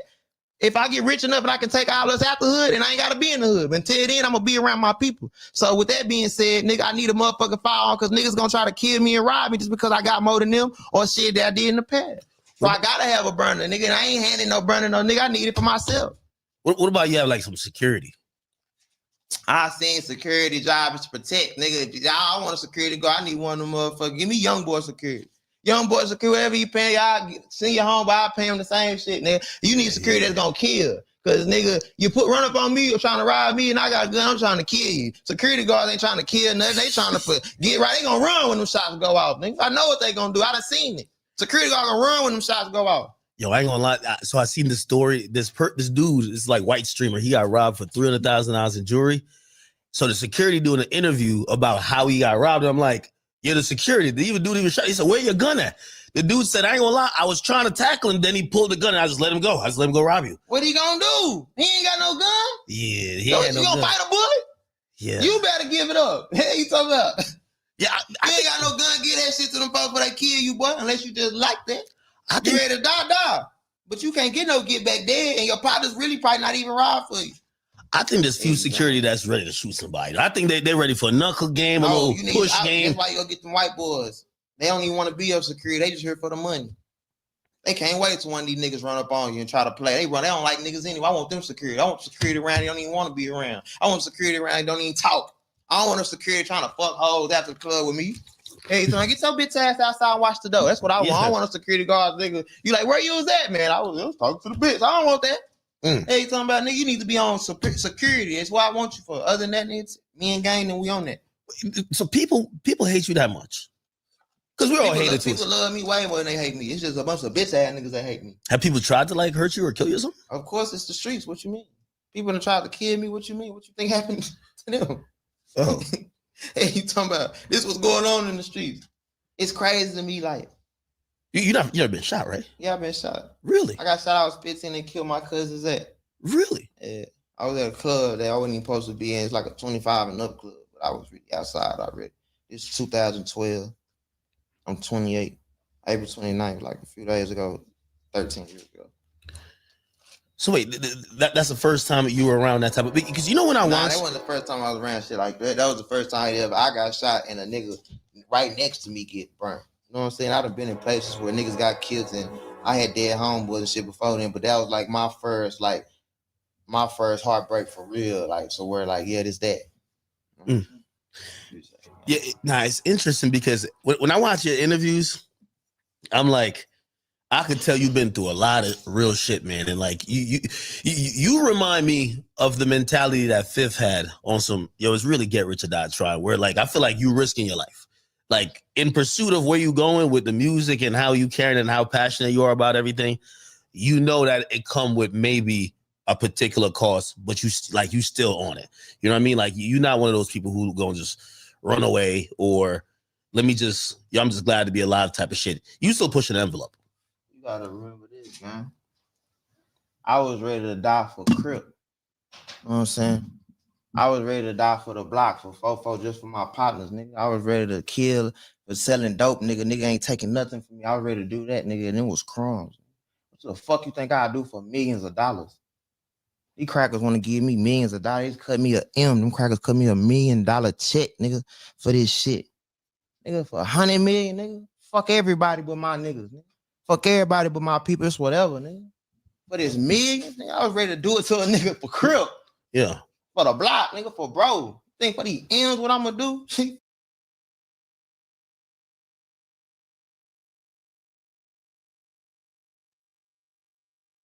He gonna be back in jail. He gonna be back in jail within the next month, man. His ass going back to jail within the next month, man. I can see it, man. He too tough. This the toughest nigga I ever seen, bro. Like a real tough nigga ain't even got to get on the internet and talk that shit, bro. Hey, look, that's why Sauce Walker and them gonna outwin him. Cause Sauce Walker and them ain't getting on every interview and talking about him. When they catch him, they gonna clap him. He woofing at people. Like, yeah, he a fight, but ain't nobody fight. That Mexican ain't fighting him. That peso dude ain't fighting him. Man, he gonna kill him, bro. He gonna shoot him right down soon when he come barking like a dog. Bow. You hear me? Like for real, man. This is the toughest nigga I've been watching, bro, since he been on YouTube, since I've been on YouTube. Like this guy just too tough. Say cheese, he be on that bitch. Over tough. No jumper, over tough. Academics, he over tough. I got to keep my gun with me. Now you pump faking. Now we know you don't even carry no gun. So now we gonna bliss your ass now because you pump faking. You don't carry no gun with you. You don't carry no gun, brother. You just try to bluff us through an interview. Yeah. That's why I keep my gun on me. You ain't got no gun. Soon your ass get caught, I bet you die without a gun. On everything, tough guy.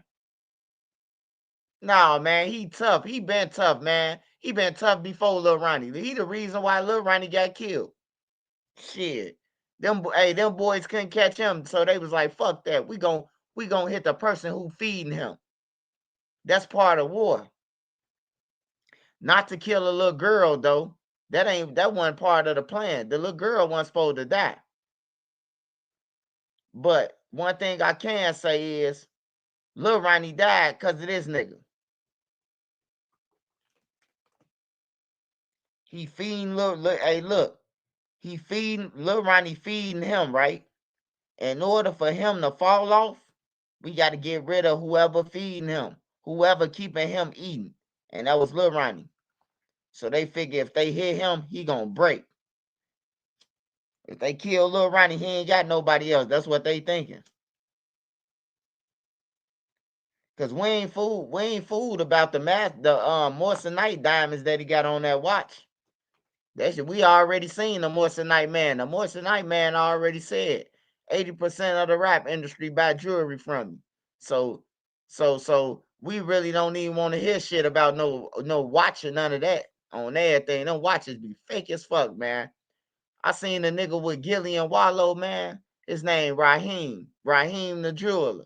Man, that nigga got watches just like he got on his arm, man.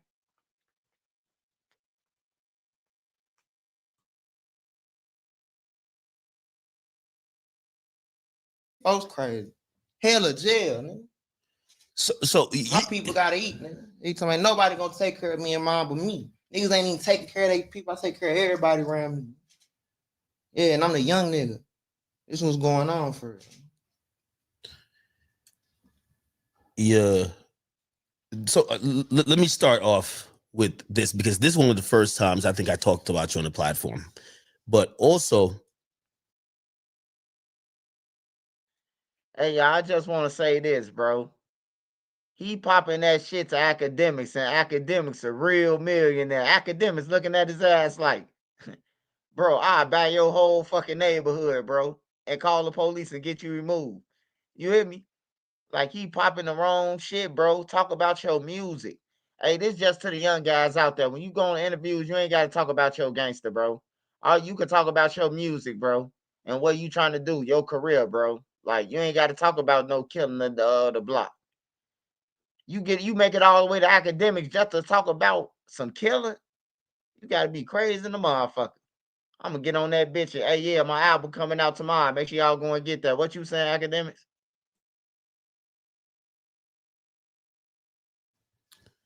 in figuring out kind of how Texas is as a music zone, which by the way, I want to be honest. I think Texas in the last 3 years is consistently heating up. I think more and more people outside of Texas is looking at Texas for talent, a lot of creativity, and a lot of culture. You get what I'm saying? And obviously you have Houston, you have Dallas Fort Worth, you know what I mean? And these are thriving regions that we're now paying attention to, y'all, that before maybe, you know, y'all were doing your thing, but we weren't paying attention as much. Obviously you have big names that have came out of there, like, you know, obviously, especially with Houston, like Travis Scott in the third. But we're seeing some of these, you know, shit, I love what Big Extra Plug doing. I think he's doing an amazing job. Like he even got a song called Texas. I was like, this shit is fire. Us doing shit that we all want to do, commercials and all that shit like that. Yeah, and what I think everybody's tuning into Texas for is culture. Like, there's something about how y'all living, how y'all giving it up, whether it's y'all lingo, y'all drip, how whatever it is, people fuck with it. You gotta remember, Texas been the goddamn like the culture for a long time. You know what I'm saying? See, Atlanta been the music scene, but Atlanta influenced a lot by Texas. Louisiana influenced a lot by Texas. You know what I'm saying? Trillion T, nigga. Boosie said out his mouth. Said, I thought I was signing a Pimp C. He talking about, you know, he signed a Turk and Mail, you know what I'm saying? But yeah, had something to do with Trillion T, and that's Boosie and Webby. Look how what they created. You know what I'm saying? Cash Money, nigga, everybody watched Jay Prince and them back then, nigga. Texas really the culture. Nigga, the whole LA culture has come from Texas damn near when it comes to a music scene, how they rap style, because DOC is from Dallas and he wrote for all NWA, that the Chronic back then. Then Chronic 2001 was wrote by a nigga named Six Deuce who wrote that Explosive. He from Fort Worth, Texas right now.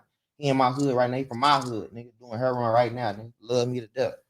Nigga, this is Texas been the culture everywhere. You know what I'm saying? We've been the big influences. It's just, that's why Houston had they run and it was super big. That's what get the grills and everybody. Hold on, bro. Hold on now, bro. Shout out to Pimp C and Bun B.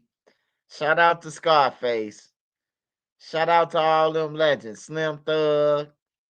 All the legends, man. The goody I mean, not the goody. What the fuck is they called? Dun, dun, dun, dun, dun, dun, dun, dun. Bushwick Bill and them, man. Shout out to all them, man. Hey, but hold on, bro. Don't nobody listen to no motherfucking Explosive. Yeah, the Ghetto Boys. Don't nobody listen to no goddamn Explosive, man. You could have kept that shit to yourself, man. Only ones listen to that shit is weed smokers in Cali, man. Don't nobody listen to that shit, man. Nigga talking about Explosive. My homie wrote Explosive. Who the fuck was listening to Explosive, man? Get in the comments if you was listening to Explosive, man, back then. Nigga said Explosive, bro, out of all the songs. And then he got the rocking to it. Explosive. Like, get the fuck out of here, man. Yeah, Ghetto Boys, man playing tricks on me. Ghetto Boys was all in Chicago then, bro. On some real shit. I remember I was a shorty. Ghetto Boys was in Ellis Park. I was like 8 years old. Jay Prince, all them. They was in Chicago, bro. Whole park filled with nothing but GDs, bro. The whole park surrounded, filled, the middle, GDs. Hey boy, get your bad ass over here. Get your bad ass back to the block, bro. You can't be over here. I'm trying to be up in there. I see little Bushwick Bill, little ass, bro. Nah, they wouldn't let me over there. They wouldn't let me over there. It was all gang members, bro. Jay Prince and them was at the park, Bush Ghetto Boys. It was a whole bunch of motherfuckers there, bro. They was in Chicago on the low end. On some real shit. They told me to get the fuck on. Man, you too young to be over here. Get the fuck on, man. Like, damn, motherfucker trying to see the Ghetto Boys, man. You know, man, playing tricks on me was on the radio. I'm trying to see the motherfucker Ghetto Boy. They telling me on some gangbanging shit. I can't be around and shit. Like like we was kids though. I respect the gang members for that though, bro. Cause I got a chance to be a kid, bro. It was rules back then. The gang members, they used to tell kids to get the fuck on, and you know what I'm talking about, make you go to school. You ain't go to school, they was whooping you. I respect all that, bro. I respect my neighbor that was able to check me when I was wrong. Now that I'm grown now, I respect that, bro. That my neighbor whooped my ass and then took me to my mama, and then my mama then whooped my ass, you know? I respect all that shit. The auntie that I used to think that was mean, man, I respect her now, bro. She wasn't being mean. She was just preparing me for when I be an adult on everything, bro. But I used to look at her like she was the devil, man. Well, she sort of was, but because she did get out of church and then do devil shit. But yeah.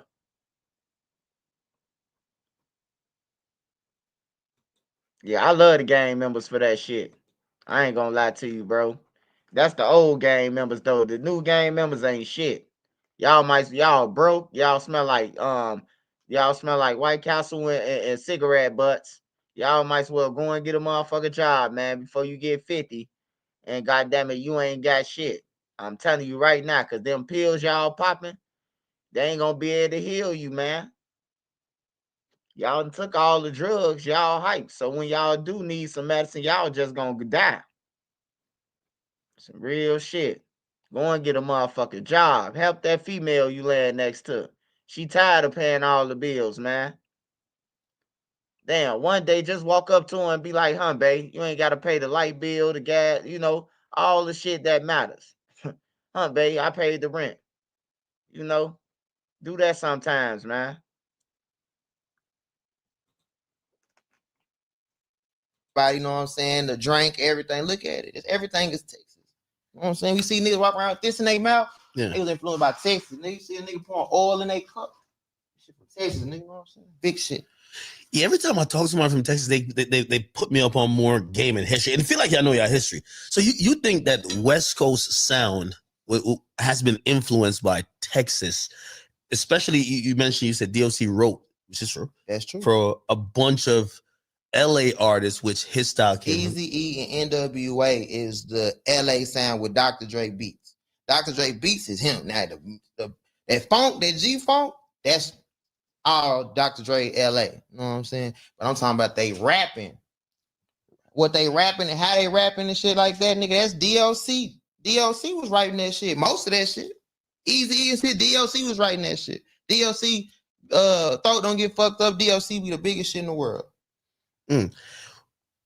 Do you come from a family that's heavy into music? Because I'm wondering, like, it seems like you're intimate, like you kind of know really the history of the shit. I had a cousin named Zach that used to rap. I got some aunties from Atlanta. My daddy's sisters. They was in a rap group called Relay, and they was signed to Bone Thugs and Harmony. You know what I'm saying? My cousin John, he used to rap, but shit, in the city of Fort Worth, nigga, I get my shit from Zach. You know what I'm saying? My cousin. You know what I'm saying? That's how he's rapping. His daddy was a nigga named 40, RP 40, and he was like Twisted Black, right hand man, and Twisted Black was the only person from my city to ever make it. Mm. Okay, so let's start off with your history. I can't believe you said you were 15 when you somebody like passed away right next to you. So you was heavy in the streets, right? I've been in the streets thugging, but that's just normal. We in the hood. See, back then it's just what else was we gonna do?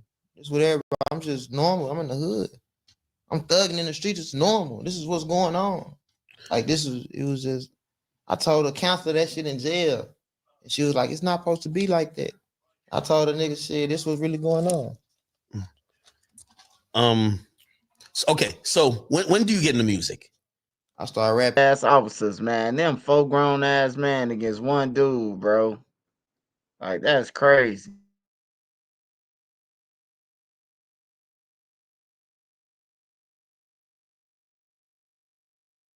Tyre's arm. He'll tell you himself. Just because he was mad. 1, 2, 3 times. Tyre is purely and 100% a victim. In this beating, can you even answer that? Yeah, I can answer it. It's normal and acceptable behavior. They've done this before. They've gotten away with it before. Their actions show that their close proximity limits the visibility of the camera. The hero in this situation is the person who moved the pole camera to show what they were doing in a wide angle, because close proximity, you really can't see the punches. You really can't see the kicks. You can't see the roundhouse swing of that baton, except for that wide angle. When they're close to him, all you can see is the movement, and that's intentional on their part. They know how to use the camera angles to limit what you can visibly see, okay? And then last but not least, once the man is handcuffed, you don't put your hands on it. You stand him up and you get him some medical attention. I've been in fights with folk. The biggest fight I had was with a 145-pound man on PCP. And it was 2 of us that had his arms trying to get him handcuffed. We were about the same size, 250 pounds. And we could not bend his arms. But we were smart enough to know if we stopped him from breathing, we could get the arms behind us, gave him a gut punch, count of 3, and we pulled his arms back and hooked him up. And then that was the last time he got hit. But he was 145 pounds and he was on drugs. This man wasn't on drugs. He's calling for his mama. So for them, it's normal and acceptable behavior for them to be this way. That's what they do. They've done it before. I promise you, if you go back and find other folks that they have victimized before, they have done this before. It's not something that it's part of their characters, who they are. They're bullies. They're rogue police officers, and it's shameful what they did to this man, especially when they were operating on the color of law.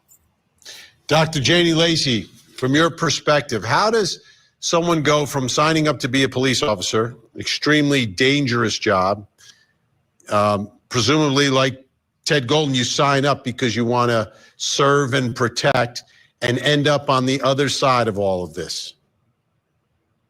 Well, first, Vinny, I agree with Ted, right? There's this normalization and there's probably this familiarity with this behavior that they've been there before.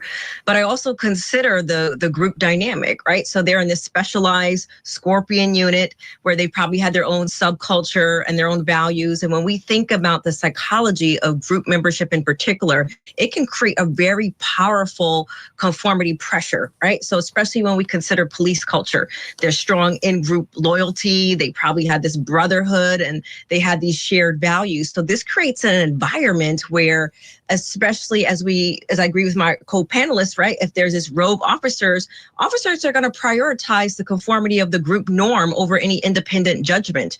And when we think about that diffusion of responsibility where the individual accountability, it's going to go away in this group setting. And then as we heard the prosecutor in the trial talk about, the officers described their frustration and their anger, and they were full of adrenaline. So after he ran from the initial traffic stop, this created this emotional, state primed for violence. And especially, when we consider that this case shows the classic signs of this escalation cycle, right? We see the initial resistance when he was running, and then this triggered to the officers this heightened emotional response, and then their aggressive pursuit that just only furthered the tension for them. And this created this feedback loop that we see. And as we were watching the footage that you were showing, and if we listen to some of the dialogue that's been reported, there's been reported that they were bragging about some of the actions, about the incident. And one, I believe, was saying that he hit him with a straight haymaker, which, suggests this disturbing emotional release. And they had pride in this violence, which I agree became normal in that sense. And then they, said, this perceived threat to authority. And then it created this whole loop that triggered that challenge to authority, which then in this Scorpion group justified in their mind some of their non-compliance as far as their violence. So it's probably very familiar to them, but this is the first time, obviously, it's on a stage for them to be judged and held responsible. Ted, do you think there's a difference? Because it's a group of 5. We keep talking about a group. And when there are co-defendants in most trials, we look at everyone's role. And sometimes it's a little different. The culpability may be different. In a setting like this, do you think it is possible to distinguish the actions of one versus another? Or do you see them all together the same? When you look at the thing we call conspiracy, when 2 or more people agree to violate the law, you got 5 people that have entered into a conspiracy to just rid this man of his own life in any way possible. And they're holding him, restraining him for the man that hit him with the baton. They're just as guilty as the person swinging the baton. They're just as guilty as the guy who stomped him in the head. They're just as guilty as the guy who threw the haymaker, because they made no effort to stop him, to hold him back, to restrain them. You're responsible. Somebody should have had a calmer head. And even worse than that, there should have been a supervisor there by then. There's no way somebody shouldn't have gotten there in a supervisor capacity and told them, okay, back off. Let's just take him into custody. It never happened. And then when they did show up, they still didn't do anything. When you look at this man's injuries and how badly he was beaten and brutalized, you wouldn't shoot a dog this way, okay? Even when you slaughter animals, you have mercy. You shoot them in the head and slit their throats and it's done. You don't sit there and pound and beat on them. This is inhumane. This is like Dr. King's talk about a man's inhumanity to man. There's a limit to what you should do. And I can witness this for you. I was on surveillance here in Atlanta when the Red Dog unit was chasing a guy. And I can tell you right now, I sat in my car and I waited for it to be over with. I had just gotten out of court, had a shirt and tie on, and they said, here comes Red Dog chasing somebody. They chased that guy, they caught him, they brought him back. He wasn't dripping with blood. He wasn't stumbling. He actually had changed clothes. He had another set of clothes on trying to hide from him. But they were able to bring him down. This Scorpion unit was modeled after Red Dog, who also had some issues here in Atlanta. So the thing we gotta realize is this. When you have folk in those kind of groups, what you've got to do is make sure there's somebody that's got some common sense and knows how to act and knows when to turn it off and when to turn it on. And unfortunately, all of them were turned up. Nobody knew how to show restraint. And here's the thing that people are missing about these videos. Ted, unfortunately, that's my cue. We're out of time. Ted Golden, your insight, so appreciated. Dr. Janie Lacey's going to stay with us. Still to come. Why did the officers react this way? It threw me back how quickly I turned from victim. How do you explain it? 2 teenagers, they go from 0 to the worst crime anyone can imagine. She wanted to get her mom out of her life. He was a human pinata. It was an unadulterated, unabashed, nonstop beating of this young boy for 3 minutes. Oh my God. So the beating itself and the video of the beating obviously was a major factor in why people reacted the way they did to what happened to Tyre Nichols. But there was a little bit more to this. I'm going to show you another piece of the video, and this is in the aftermath. This is what the officers did in the aftermath of the beating of Tyre Nichols. Take a look. If you look closely, you will see a little fist pump, almost like a celebration in that moment.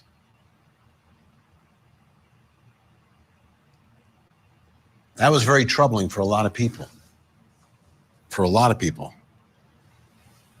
Brings us to the next question in our investigation. And it's about the aftermath. Why did the officers react this way? in that moment. Here with me, former NYPD officer, retired Nassau County Lieutenant and Commanding Officer Mike Gould, and still with us, psychotherapist, CEO of Life Counseling Solutions, Dr. Janie Lacey. Mike, what are your thoughts there? People talked a lot about this, that there was a sense of like congratulating each other for what had just occurred. Why do you think that was part of the reaction here? Yeah, well, I agree with Dr. Lacey in the previous segment. This is a subculture. So these guys are supposed to be specialists. It's like, but they're acting like a football team, an NFL football team with human lives. So why did they act like that? Their ego was ahead of them. How dare this person run from us? We're going to get him. We get him. We're going to beat the hell out of him. So this is predatory behavior. This is rogue, predatory, inexcusable behavior. And I take this personally. Frankly, it makes me sick because this is my profession. And this is why our country is polarized against law enforcement in many cases. This one incident, like I said, it's disruptive. It's wrong on every level. And somebody should have stopped it. It's like watching a bar fight. Just at least intervene for a minute and hold somebody back. But they were all really participating. Dr. Janie Lacey, so this celebration, this fist bump, and then some other aspects of it troubled the public a lot. And can you explain why they would react this way without really the acknowledgement of what had happened to another human being as a result of what they did with their own hands and feet and batons? Well, Vinny, if I'm correct, I remember during the trial, one officer testified that the MPD officers regularly inflicted what I believe they called a run tax. So they know that they use unjustified violence to punish anyone that ran from police. So we know that suggested that normalized behavior within that department culture. And the Scorpion unit that those officers belonged to, they were specifically designed, if I'm correct, for aggressive police tacticals. So they create this environment where the success force might even be accepted. And then what I also see when I watch this video is almost this dehumanization, right? And we know that when police officers in particular, when they get into high stress situations, potentially they can engage in that psychological distancing from what has happened and this dehumanization perception. And they're viewing this subject as less than human. So when they're facilitating more extreme use of force, so when we're seeing the slap on the fist bumps and the hitting him on the back to almost like a congratulatory, right? That excessive force, which we have seen with the footage that we've seen tonight, is continued after he was even subdued, which suggests that those officers had psychologically detached from seeing his humanity and his suffering. And I believe some of the body cam footage that we also saw showed the officers, they were almost bragging about the beating. And let's do this. Before we run out of time, let's take a quick listen to some of the officers talking afterwards. Made me spray myself. Yeah, me too. Tased them. Hey, can you get my car?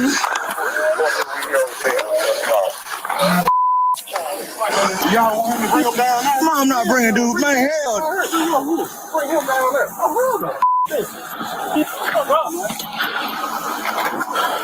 my mama.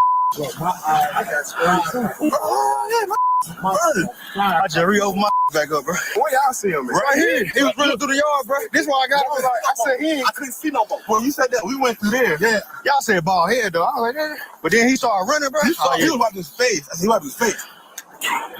So that's him. Yeah, that's him. Dr. Janie Lacey, we only have about 15 seconds left here. Could you give us the final word here? Yeah, what we just saw is there was a disconnect from the human impact of their actions. And, their failure to intervene also showed that, they were disconnected from what happened. So their group think really overrode any ethical and professional obligations they had in helping him. Big thank you, Dr. Janie Lacey and Mike Gould, for sharing your incredible insight. We appreciate it. Now, it's clear this should not have happened. When police make an arrest, the suspect should not die. Yes, they have the most difficult, dangerous job in the business, right? But they also have to act within the bounds of the law at all times and not lose control. The video tells a big part of the story, but there is one more big question still lingering. did police murder Tyre Nichols?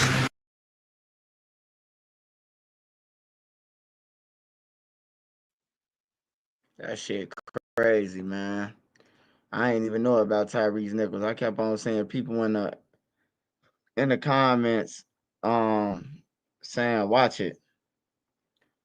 But yeah, I ain't even know that, man.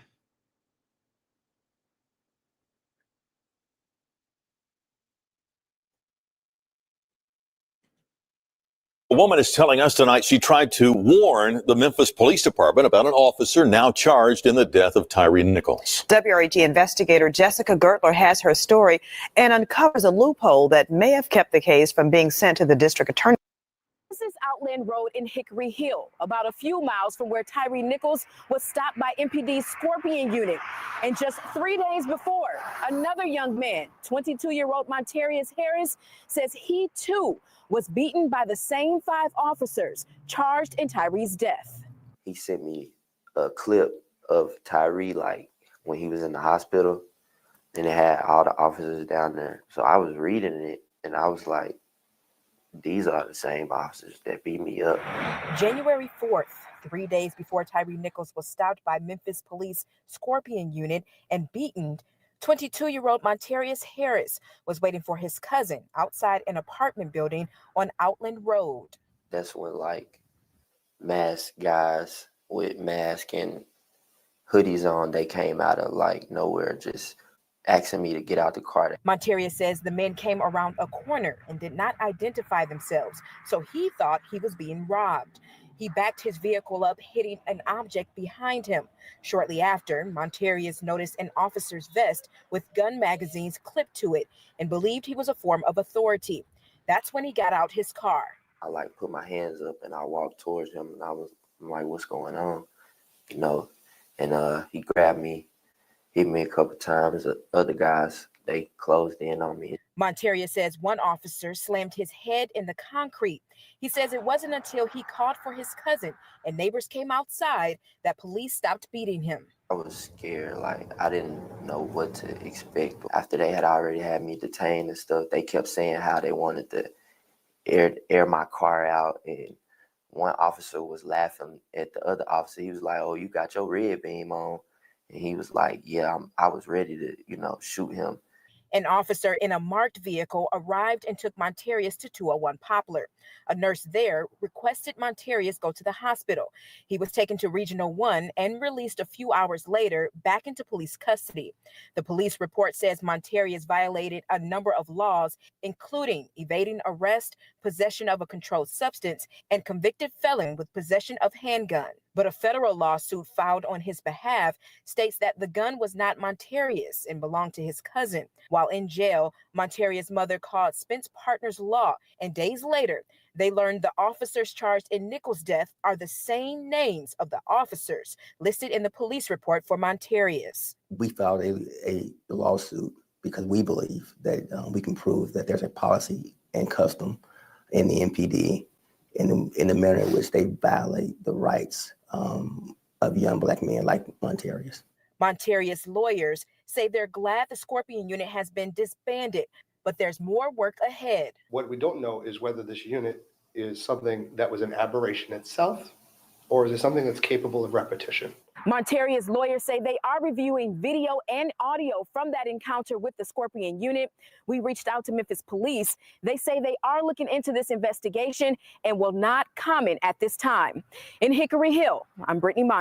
A woman is telling us tonight she tried to warn the Memphis Police Department about an officer now charged in the death of Tyre Nichols. WREG investigator Jessica Gertler has her story and uncovers a loophole that may have kept the case from being sent to the district attorney's office for review.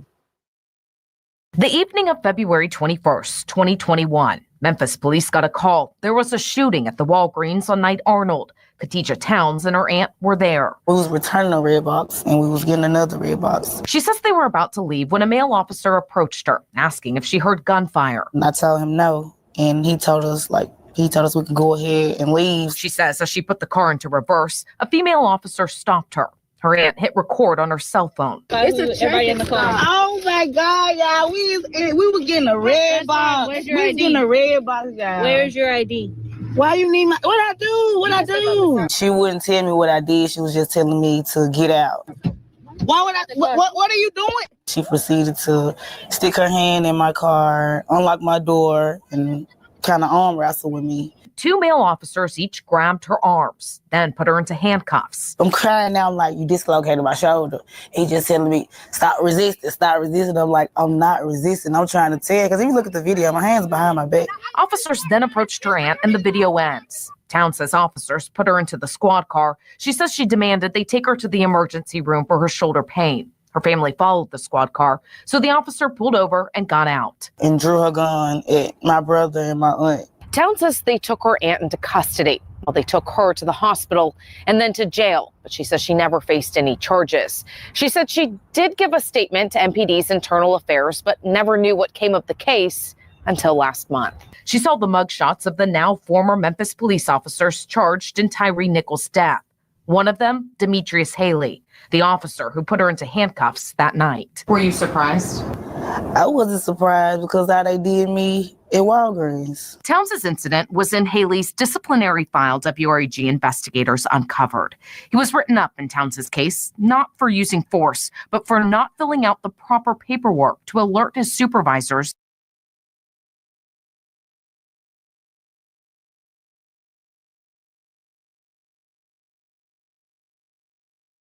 that force was used. Haley told Internal Affairs he did not know why they were handcuffing Towns, and the officer who helped him was not familiar with why she was pulled over in the first place. A lieutenant did say Haley routinely makes good decisions, and he was sure this was a limited event. The female officer, Alexis Brown, said while investigating the shooting call, she saw Towns laughing in her car, so she initiated the traffic stop, and that Towns became verbally and passively resistant. She put Towns into her squad car for investigative detention, also claiming she found marijuana in the car, but disposed of it.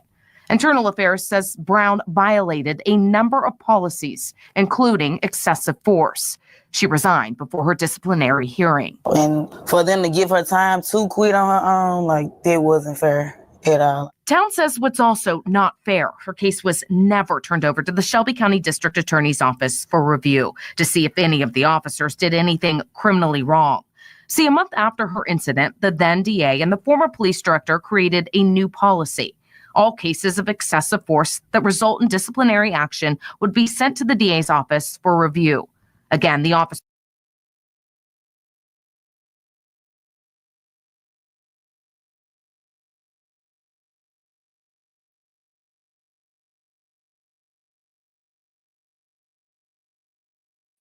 Oh yeah, these motherfuckers, I know a unit like this. I knew a unit in Chicago that was just like this, motherfucker. They was taking shit, beating motherfuckers, backdooring people, giving information to the killers so they could kill you. Like all type of shit, man.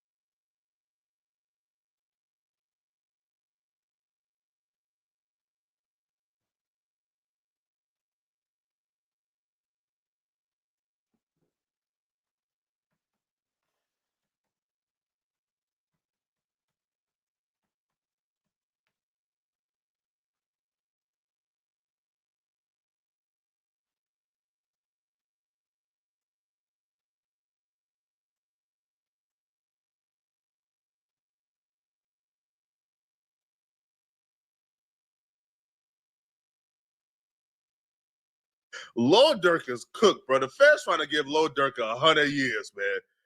And now they even more motivated to give Lil Durk 100 years after the week that Lil Durk done had. Lil Durk and his attorney has been playing offense this week. They've been going directly at the federal prosecutors in mistakes they've made in the Lil Durk trial. They filed a motion to dismiss the case. They're going doing podcasts and interviews, commenting on Twitter, and explaining why Lil Durk should be free. Federal prosecutors used an edited clip of a Lil Durk music video to indict him. In that clip, it was edited to make it seem like Lil Durk was confessing to Quanah Ronald's murder when that wasn't the case. But the federal prosecutors have admitted that this was a minute mistake. It can be changed. It can be fixed. Durk and him is saying, nah, bro, release him from prison. Y'all use this to indict him. So federal prosecutors don't really like to look like fools. They don't really like to acknowledge mistakes. So the fact that Durk and them is rubbing it in their face has motivated them to provide more information on Lil Durk in separate cases that they got pending against Lil Durk, to really send a message that, yo, we're not playing around here. We're not fooling around. We got more ammo on Lil Durk. And we're going to talk about never before seen ammo and documents and cases that they got coming on Lil Durk in this video. But before we get to that, here is the interview that Lil Durk lawyer did that the federal prosecutors are very upset at. There was an indictment that did not name him, right?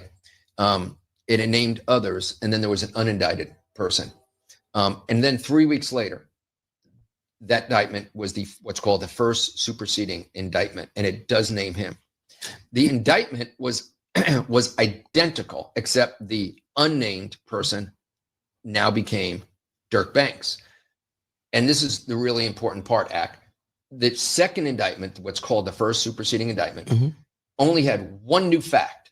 It had one new fact, and that was it alleged that there was a video by Durk that celebrated and monetized this killing.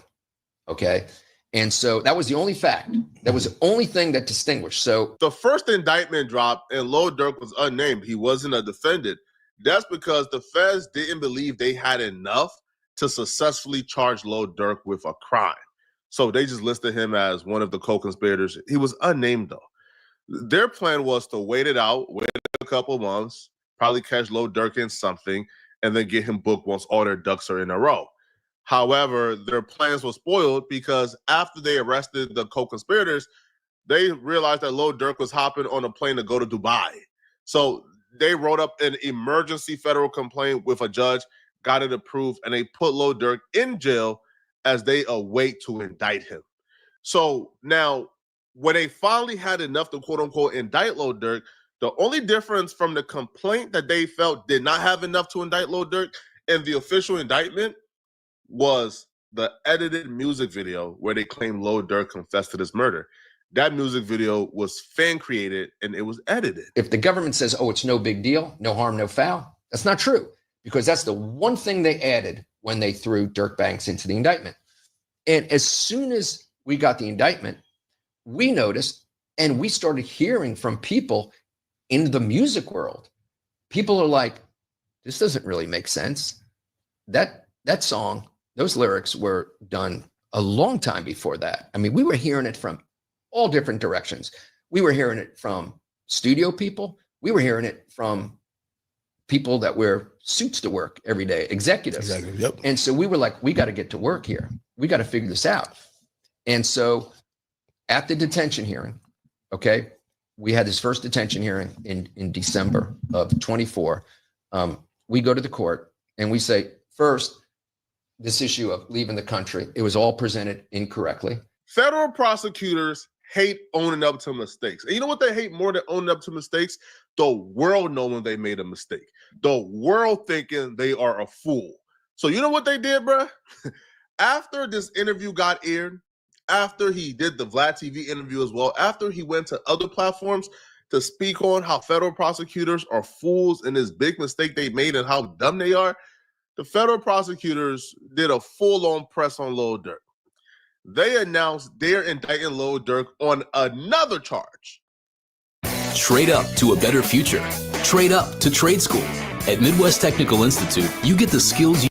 On May 1st, 2025, the grand jury returned a second superseding indictment charging defendant Banks and his co-conspirators with crimes arising from the August 2022 murder of SR, which is Lil Pop, including an additional charge of stalking resulting in death. Defendant Banks has presented a false narrative that he is being prosecuted and detained because of his violent lyrics. This claim is and has always been baseless. The SSI contains no allegations about defendant's lyrics. Instead, just like every iteration of the indictment before it, the SSI contains significant allegations that shows defendant alleged role in the execution-style murder of SR on a busy street corner in Los Angeles. These allegations and the other evidence the court considered during defendant's December 2024 detention hearing leave no doubt that defendant is an ongoing danger to witness and the community and a flight risk. He should remain detained pending trial. The prosecutor is not even hiding it, bro. This was a direct response to Lil Durk's attorney trying to expose him. Because the charge is irrelevant, bro. If Lil Durk gets convicted of stalking that results in death, then he's probably gonna get convicted of conspiracy that resulted in death as well. It's similar charges, homie. Like, stalking is just more specific. So this was really not needed, but they made sure to go back and get another charge in the superseded indictment on May 1st. You know why? Well, yeah, on May 1st. You know why? Because they're proving, hey, bro, we can get this indictment without the lyrics. We went back and got them to indict Lil Durk on stalking that resulted in murder without the violent lyrics. So how can you say this case is based on violent lyrics? Which, this is a change, because if the violent lyrics were not important, they wouldn't have included it all throughout the first indictment. It's silly. Now, they didn't just stop here, bro. And here's why I say Lil Durk is cooked. So there was a sealed paperwork regarding Lil Durk for about the last 4 or 5 months, right? But we knew it was coming. And that was the indictment or the paperwork regarding the murder of Stephen Mack. The guy on your left is Anthony Montgomery. The guy on your right is Preston Powell. These two dudes were responsible for the death of the Smashville GD leader, Stephen Mack. Stephen Mack, who you see on your left right here, was leaving a Stop the Violence meeting at a youth center when he was gunned down and killed. Think about the trauma that this caused for the kids who were at that meeting. These kids are seeing this dude who is like a leader in their community who's trying to push for peace, and they look outside and he's getting gunned down. They're like, hold on, bro. Like, this pushing peace is ridiculous. The feds is putting this murder on Lil Durk too. He's listed in the arrest warrant. He's listed in the complaints. He just hasn't been officially indicted yet. But if you read the original Lil Durk indictment, the feds made it perfectly clear. They are investigating Lil Durk for this murder, and they plan on charging him with this murder as well. But the feds will put this out, coincidentally, after Lil Durk had the week he had blasting the feds for getting something wrong. Now, what the feds will claim is after Lil Durk's brother D-Thing was murdered, Lil Durk became bloodthirsty. He put a bag on any and every GD in Chicago's head. He wanted them gone. According to an informant, at the time that Stephen Mack passed away, he was the respected leader of the Smashville GDs.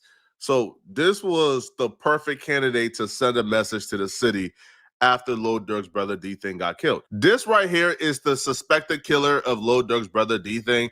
Now you're probably asking yourself, Flacco, why don't Durk just get him?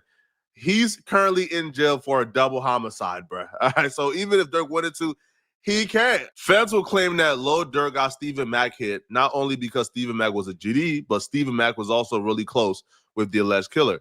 So CHS-1 has reported that Lil Durk was and still is offering money for people to kill those responsible for his brother's murder, and more specifically, offering to pay money for any GD that is killed. CHS-1 has also indicated that D-Thing was killed by members of Dumb Street. According to CHS-1, Dumb Street is a GD faction on the south side of Chicago. According to CHS-1, Dumb Street member Individual A was a close associate of Mack. According to law enforcement records, Individual A is currently in pre-trial custody for allegedly committing a double murder that took place at a country club Hills, Illinois. And yeah, that's the dude that we just showed you. Lil Durk hasn't been charged with this Stephen Mack murder, obviously, because they don't have enough to charge him. But what exactly do they have, and what's keeping them motivated to further this investigation to try to tie Lil Durk to this? So after Montgomery and Powell murdered Stephen Mack, Powell was not really connected to Durk. Montgomery was the one that had the OTF and Durk connection. So Powell trying to get paid. He trying to get his money. So Powell's texting Montgomery, bro, what's up with OTF? And Montgomery responded back, nothing. Right? Because why are you texting me this, bro? All right. So then Powell said, what you mean? They not paying? Montgomery texted back, we waiting. He come up here on the 17th. Durk had a show on the 17th, and he also filmed a music video on the 17th. The 17th came. Powell texted, stand on that. Why you with Durk and them? So he's saying, bruh, if we ain't get paid, why you with Durk and them? All right. So then he texted him again. Did Durk gave you that money? Montgomery is a slimy dude, and he did Powell dirty, and we're going to break that down shortly. But texting about compensation for open murder ain't the dumbest thing these two dudes did, bruh. Yo, I'm not sure if Lil Durk employed these dudes directly or if the bag was just up there and they went ahead and got it done themselves. But these two dudes are the dumbest criminals I've ever seen. Maybe not Powell. Montgomery is the dumbest.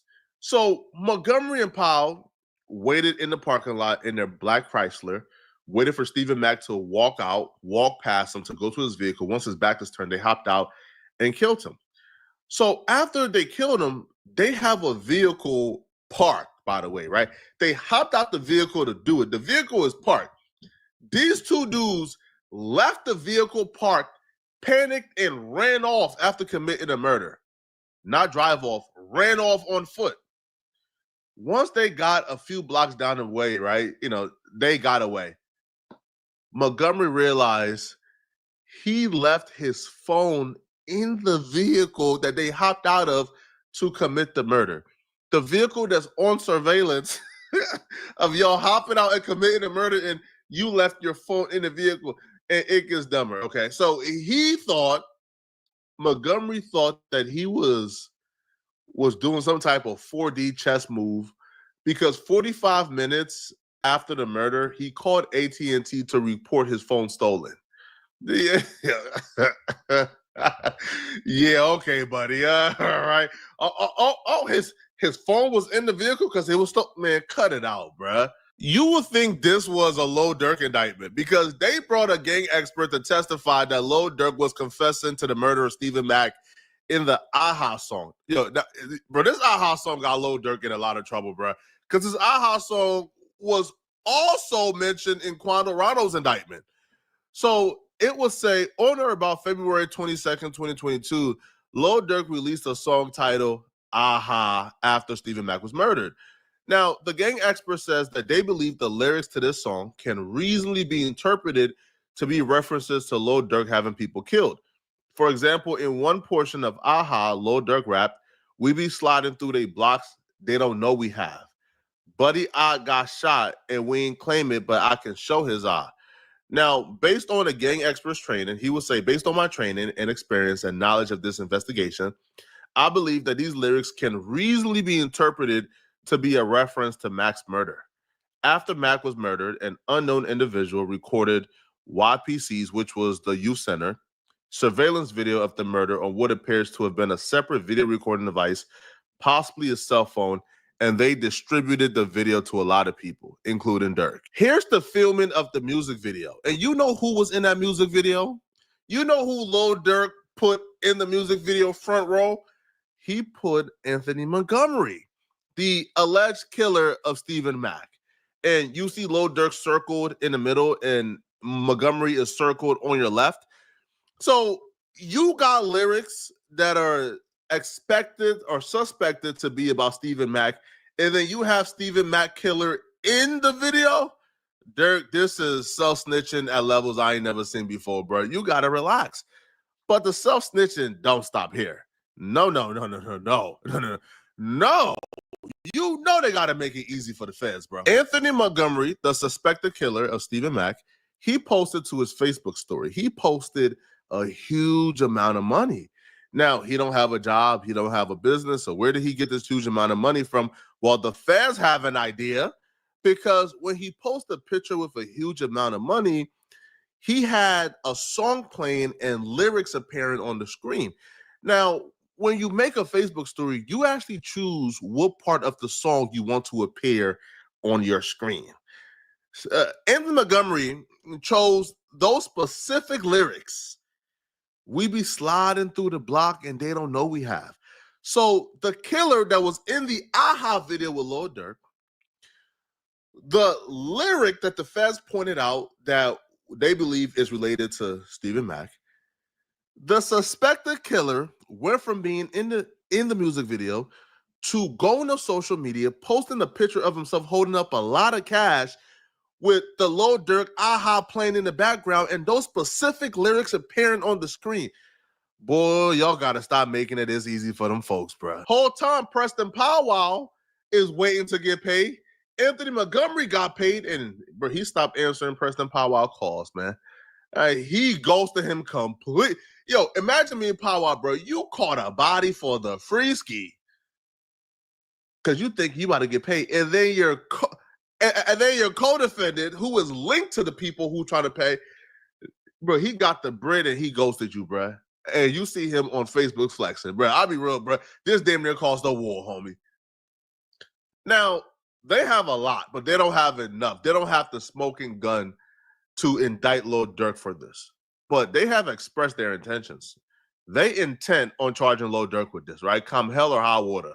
So this is just, this is crazy. And let me know in the comment section, man. Do y'all believe that Lil Durk was involved in this? Do y'all believe this is fair?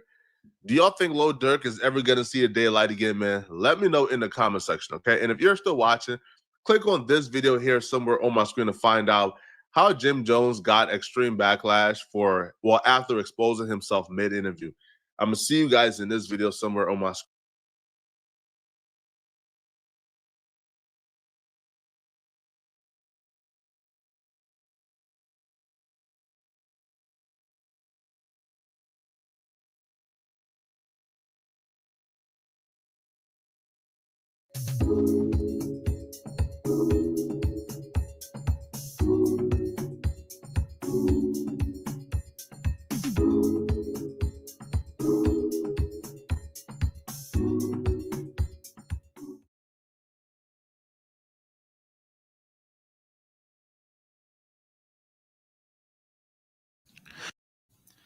A North London-based rapper by the name of Broad Day Assassin has allegedly been kidnapped as part of a $25 million ransom scheme, and this coming hot off the heels of an apparent $330 million crypto virtual smash and grab. This is crazy, but you know what's even more crazy?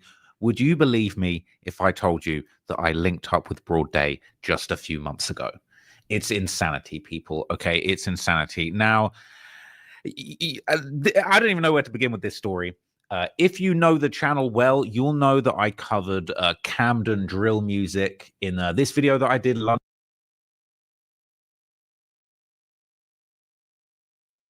Man, ain't nobody getting that nigga no $25 million, man. That nigga gonna be kidnapped.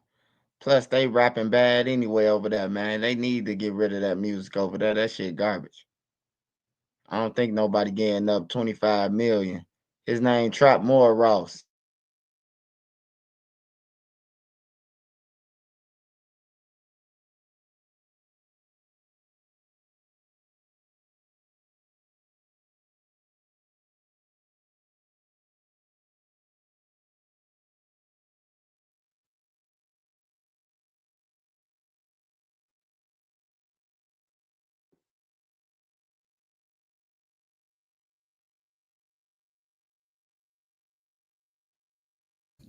Okay, people, we're back, and there's been a lot of chatter about Lil Durk's case. A lot of coping, a lot of people very upset with my personal takes on Lil Durk's case, but the reality is I'm here on a crusade to bring you the truth. This isn't Durk glazing, and it's not also Durk hating. It's just the truth, all right? And this is a bad situation for Lil Durk. So let's give a little update. Let's jump into what's been going on. There's been a few new things that have hit the headlines, and basically what is going on is that Lil Durk's legal team, they are trying to do the Young Thug maneuver in this case. So back when Young Thug caught his RICO case, he started a little campaign called Protect Black Art. And listen, don't get me wrong. I know some people are going to already jump down my throat and try and make this whole thing about race and me not wanting to protect black art. You know, listen, protect black art, protect black people. This isn't about race, all right? This isn't about race. It's about murder for hire. But Young Thug's little Hail Mary that he pulled at the start of his case, and if you check out my 3.5 hour video on Young Thug, you can kind of get into this. But Young Thug's Hail Mary move to try and get himself out of a RICO case where a man named Big Nut Donovan Thomas unfortunately lost his life and nobody has been held to account for it.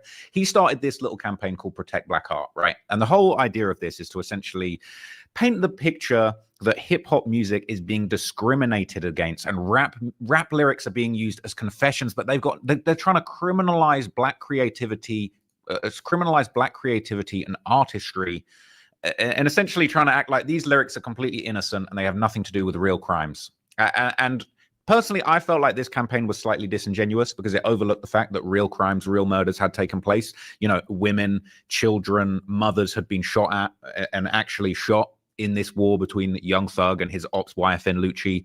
And Young Thug's on songs rapping about, I shot at your mom, now you no longer mention me. That's very different from I shot the sheriff and there are no dead sheriffs. I shot at your mummy and somebody's mother is in the hospital with a gunshot wound. It's two very different things. But essentially, this was the campaign that Young Thug put together. And he created a kind of slick promotional video to promote this campaign. And Lil Durk has basically hopped out and done the same thing now. So let's just have a little recap of Young Thug's campaign, how he thought, you know, he was going to kind of use this approach to essentially beat this case. And it seems like Durk's lawyers, who he's just brought Brian Steele onto his team, are going to pull the same thing. So this was the Protect Black Art kind of glossy promo video that I guess this is how you beat. You know, I believe in the First Amendment. It's one of our most precious rights. Hi, my name is Kevin Lyles. It's no secret that people of color are under attack every day. Bless up, we need to protect freedom of speech, especially when it comes to art. My art is not a reflection of my character. As being an artist, you should be able to always express the way you feel in that moment. Freedom of speech and expression is important to me because I think of... Don't worry. You can tell a doc that. Post Malone, I don't think anyone's died about Post Malone's career. You know, all the beautiful music that everybody's ever put out. Being able to speak freely through music is a big win for the culture. I think about how people can relate to it so they don't feel alone in their struggle. Protect black art. Protect black art. Protect black art. It's a movement. Protect black art. Prosecutors filing new. So there's a bunch of copyrighted music here that I can't be playing. Keeps going back to art. This part was particularly revealing because they basically say like, oh well, you know, Eric Clapton, I shot the sheriff. You didn't put him on trial for shooting sheriffs. Well, there were no dead sheriffs, right? There were no dead sheriffs left in Beverly Hills gas stations. You know, there were no 5-man hit squads dispatched from Chicago with, you know, somebody organizing it, traveling on a private jet to, you know, ensure that a sheriff was shot and, you know, then mocked mercilessly in songs for several years following that. You know, Bohemian Rhapsody, I just killed a man. There was no man that had just been killed. Whereas when you got Lil Durk talking about, look on the news and see your son screaming, no, no, there was a man that had been killed. And, you know, Quando Rondo was on the news screaming, no, no. It's a little bit different, right? So what it essentially is trying to do, this campaign, is to basically just really muddy the waters and try and say like, oh, you're criminalizing my art. Like the only evidence that you have is just me on the song claiming the murder like a bunch of times. And, you know, like, this is just, you're just criminalize, bro, protect black art, protect black people. We need justice for Lil Pab. Who killed Lil Pab? We're going to get to the bottom of it. We're going to protect this black man who lost his life, who had nothing to do with the beef, who wasn't even there when King Von died. No, we don't care about him. We just care about Lil Durk because his music's great. We just care about Young Thug. No one cares about Donovan Thomas and his crying mother. Yeah, sure. The guy that lost his life might have been gang affiliated. So what? So what? The guy that sat in jail is gang affiliated. You know what I mean? So anyway, Lil Durk's legal team are now trying to pull this same thing. And he posted a, you know, probably seems to have less budget than Young Thug for his little promo. But regardless, let me see. Where is it? But regardless, Young Thug's approach has been kind of recycled and passed on to Lil Durk. So this is what Lil Durk posted on his page. The recent developments in Durk's legal case have brought a harsh truth to light. The government presented false evidence to a grand jury to indict him. We're going to get into that because...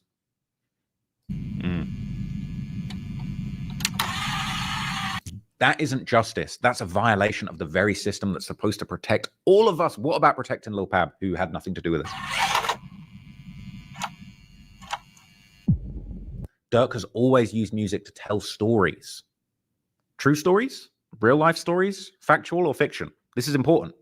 To express pain, to heal, almost healed. He was almost healed. In my opinion, the Almost Healed album was basically a metaphor for almost healed, having almost avenged the murder of King Von. But hey, that's just my opinion, all right? He's been using the music to express pain, to heal, and yet those same lyrics are now being used against him. Forget about the fact that there was an actual murder that took place, and several OTF members were dispatched from Chicago to go and murder a man, allegedly, and Lil Durk was on a private jet.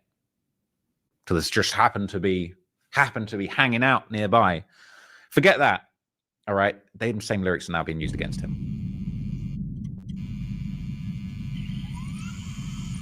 We refuse to stay silent as Black artists continue to be criminalized for their creativity. Rap is art. Forget the dead body and the broad daylight assassination that went wrong and killed an innocent man. Black man. Forget that. Forget that. We're being criminalized for our art. Let's go. We're going to delve into some of that art in a minute. So don't worry, people. And I know that you're going to be salty in the comments. All the Durk stands are going to be very upset. But we're dealing with facts. Okay, we're dealing with facts. As a family, we're asking the public, the fans, and the culture. That's very important. The culture, okay, to stand with us. Stand for truth. Stand for fairness. Stand for the voice. Shout out Lil Durk, man. Come on. We all love Durk's music. But at the end of the day, if innocent people are getting killed and the court can prove that you had something to do with it, bro, we're kind of not wanting you in our society, because I don't really want to live in a society where innocent Black men can just lose their lives for being at the wrong gas pump when you are essentially playing God and having people allegedly killed for your own gratification and your own revenge narratives. So look, Durk's playing the same move. This is what's going on right now. We're going with the whole protect Black art, discrimination defense. Really, I would say Durk's lyrics are way, way worse and more incriminating than Young Thug's. I think this case, I mean, Young Thug was never actually formally charged with a murder. Lil Durk is charged in a federal murder for hire. This is two completely different situations. And if there's going to be one winner of this trial, no matter what happens, it's these lawyers, man. Brian Steele, he's going to be charged in the new price. The new We Beat Young Thug's case, which was arguably a much easier case to beat price. He's got Drew Findling, which is ironically Young Boy's lawyer. These guys are double dipping. Okay, getting a bag from Young Boy's case, a bag from Durk's case. You two are trying to kill each other. Quando's cousin's getting killed in the crossfire, and the lawyers are just sweeping up. So you want to talk about protect Black art and the culture? You got two white lawyers that are going to be benefiting handsomely from this, and I wouldn't be surprised if this all ends with Lil Durk damn near penniless. I don't know. I mean, he was really running it up before we went away for this, but them lawyers are about to make an absolute killing. Excuse the pun, because a man did lose his life. But anyway, I just wanted to touch base on the essential, this whole bond hearing thing.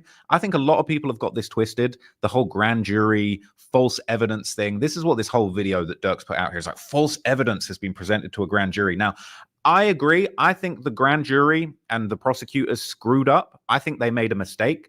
But I actually think that it's very important to identify the fact that the original indictment didn't talk about no fan video, didn't talk about no Quando Rondo screaming no being sampled on the song. That didn't happen. So what I'm going to do is I want to react to this Cuff Boys video breaking it down, because he kind of had the best information. Shout out to him. But also, I wanted to just glance back at the original indictment and basically just make it very clear to people that this supposed fan-made video wasn't in the indictment. And the song that was being used, it was being used on a completely different basis, in my opinion. And again, I know, look, we're going back and forth about the whole thing of like, Durk recorded the lyrics before. It's a little bit too perfect for me to believe that. But, if that's what they're saying, there's no reason that people can't, they're talking about the producers. Were you or a loved one admitted to an Illinois behavioral health facility? A global settlement may be coming in 2025. These facilities allegedly failed to protect vulnerable patients from abuse for decades, putting their... Talking about it's a rough draft of the song. There's no reason people can't go and change lyrics. There's no reason that people didn't maybe make a few amendments. If you actually look at the lyrics that Durk said, it's just would be too coincidental for it to have been recorded before. But even if it was recorded before, and we're given the benefit of the doubt, you still decided to release the song. You still took lyrics saying, talking about his son screaming, no, no. And Quando was screaming, no, no, let's drop this, months after the murder happened. So you got that. But then Durk's on other songs talking about screaming no. He's on the hell talking about war about it. He said, no. I said, let's go to war about it. He said, no. I said, let's go to more. Got him. Came out 2023. So what are we trying to do? So let's just recap this motion to dismiss. Look at some of the paperwork from the trial and for the original indictment and the criminal complaint. And like, again, all the Durk Glazers, man, I'm sorry to break it to you, but this is a very serious situation. And I don't think the Brian Steele special, because that's what we're calling it now, and basically kind of like making this all about kind of racial discrimination against hip hop. Because J. Cole was on the song with Lil Durk talking about All My Life, talking about facing a RICO like a cheat code. Ain't no indictments, bro. Why ain't J. Cole getting indicted? Like, let's even just pull that up, just for my own sanity, right? Let's just pull that up, because if we're talking about like Lil Durk and protect black art, look, J. Cole is a black man, all right. And he's dropping these same type of lyrics, but for some reason, there's no dead bodies and there's no RICO case on J. Cole for some odd reason, right? And is that, I don't know. The stuff that I spit out is a cheat code, like I'm facing a RICO. How a dude put a hit out, and another one I got 100 of them. He's talking about putting hits, but why isn't J. Cole getting a RICO? If it's only about the lyrics and about the misrepresentation of black art, and rappers being positioned as killers and murderers just based on their lyrics, where's the J. Cole RICO? I don't see it. Where's the people that J. Cole spent years or months and a couple of years saying he was going to get revenge on and actually wound up dead in the middle of public screaming no on the news? Where is that? Because I can't find that. It's not a thing that's true. So I just think it's very important. And let's take a look at this and just recap this, because a lot of people are jumping on this situation and saying like, yo, Durk getting out, Durk's coming home, free Durk. Like, Durk's coming home. The lawyers are the prosecution are liars, and really what's happened is somebody's just made a mistake and been lazy and submitted the wrong piece of evidence. So let's go. It's for social media platforms that are altered, fabricated, and inauthentic versions of the original song. They sent fan edits as evidence in a murder for hire case. They'd be like, no, watch this official music video by Lil Durk here, where he admits about the crimes, when it's actually a fan edit. Lil Durk's defense. See, he accidentally just told the truth about this thing. Like, yeah, somebody sloppily went on YouTube and Googled a fan edit and threw it in there instead of the original song. That's what we're dealing with. People are acting like, the whole case is predicated on this sample that Durk didn't even do that. He didn't even say that. And the song was recorded. But no, what's happened? Somebody has basically said, well, where are these lyrics? And they've thrown in, rather than the original song, where he says the same thing, he says even more stuff. There's way worse stuff on that song that he says that's way more self-incriminating, that it didn't get submitted, right? Look, people want to talk about me being the feds. If I was the feds, I'd be doing a better job of this, but I'm not. But anyway, and people, I know in the comments, oh my God, you're a fed, you want to take Lil Durk down. I really just am following this and trying to just have an honest opinion about it. And low key, I do feel like there should be justice for Lil Pab, because Quando didn't really do anything wrong. Lil Pab definitely didn't do anything wrong. Well, like what? Lil Pab deserved to die. Why? Because he was on Clubhouse making fun of Lil Varney. Like, making fun of Lil Durk's friends on Clubhouse? What, he deserved to die? Really?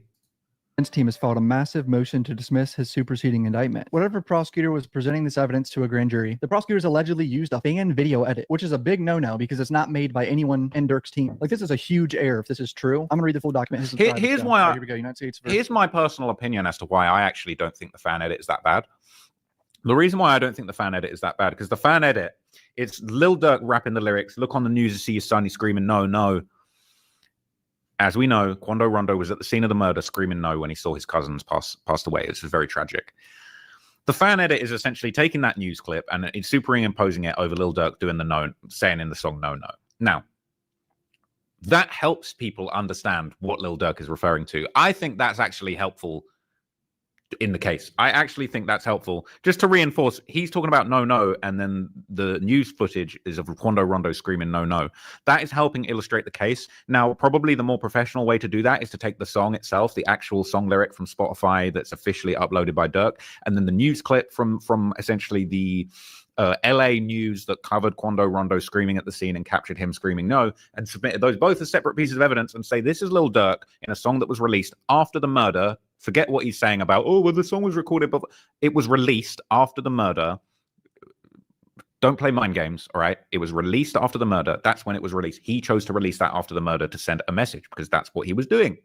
Ain't rocket science, okay? And then this is the news clip he's referring to, screaming no, no. That would have been the professional way to do it. I think somebody being lazy, that's passing the evidence across for the grand jury, has been lazy and said, well, this clip's got both of them, let's send that, not realizing the gravity of that mistake. But this is only a small part of everything that they've got against Lil Durk. And as we're going to see, when we jump back into the indictment, you're going to realize, like, bro, we haven't got all the evidence yet. Like, we haven't actually got everything that Lil Durk has been wrapped up in about this. They've got more stuff, and they've got snitch it. That, bro, people telling. Okay, people telling. Durk telling on himself in songs, but people telling, and we're going to find out about that as time goes on. Okay, but like this is what we're dealing with. I think somebody's made a mistake, but that fan edit, yes, Durk did not make that fan edit. Durk did not sample Quando screaming and put it on a song. But that fan edit essentially just shows you this song released 3 months after the murder is referring to this news clip where the intended victim of the murder is screaming no as he sees his innocent cousin being murdered. Again, the fact that people want Lil Durk just out here walking around is just pretty wild considering how serious this situation is. But anyway, back to my boy.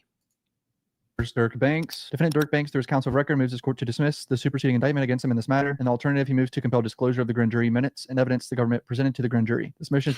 This is important. I think I actually agree with this. I actually agree with Durk in this. I'd like to see the grand jury minutes. Somebody's made a mistake. Somebody's screwed up. That was the wrong piece of evidence to submit. I totally agree. I actually agree with that. They should have submitted those two things separately from their original sources. When I create one of my long-form documentaries about these topics, I like to try my best to find the original source. Sometimes it's been deleted. Sometimes you need a remo post with the watermark over it because the original post has been deleted. But we try to find originals, right? But every now and then, all that's out there is a fan edit.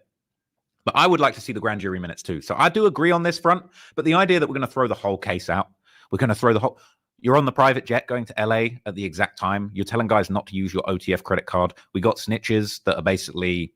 We don't know what the snitches are saying, but based on what the actual indictment suggests, I would assume that there's a lot more evidence than there's one lyric. The idea that we're going to throw the whole case out over this is absurd. Cope. Is based on the attached memorandum of points and authorities. There's a damn table of contents. Government presented false evidence to the grand jury that indicted Mr. Banks on November 7, 2024. False evidence is reaching, honestly. False evidence is actually such a reach. False evidence? How's it false? It's not AI. It's the news clip of Quando screaming no and the lyric of you rapping, see your son on the news screaming no, no. Ain't no false evidence. Yeah, it's a fan edit. Yeah, it's not the original source. Yeah, Lil Durk didn't release that. But Durk did release a song after the murder, after he saw Quando on the news screaming no, no, talking about I see your son on the news screaming no, no. I'm sorry. False evidence is absurd. That indicted Mr. Banks on November 7, 2024. Wow. Well, obviously, they're going to say it's false, but that's just a crazy first line. They're going to be like, yeah, it's true. The plain language of the superseding indictment makes it apparent that the government told the grand jury that Mr. Banks, through specific lyrics in his music, celebrated and profited from a revenge murder that he ordered, namely that of S. Absolute facts. Lil Durk celebrated and profited from the murder of Lil Pap. I'm not saying he did it. I'm not saying I know for sure that he did it. He absolutely celebrated and profited from it. Forget the fact that he wants to try and claim that the song was recorded before. He did numerous songs afterwards making fun of Quando. If you're 55 or over, did you know you could leave your loved ones with an inheritance of up to $300,000 with senior life insurance? You see, most seniors don't realize they're Screaming no, no. War About It with 21 Savage. He said no. A North London-based rapper by the name of Broad Day Assassin has allegedly been kidnapped as part of a $25 million ransom scheme, and this coming hot off the heels of an apparent $330 million crypto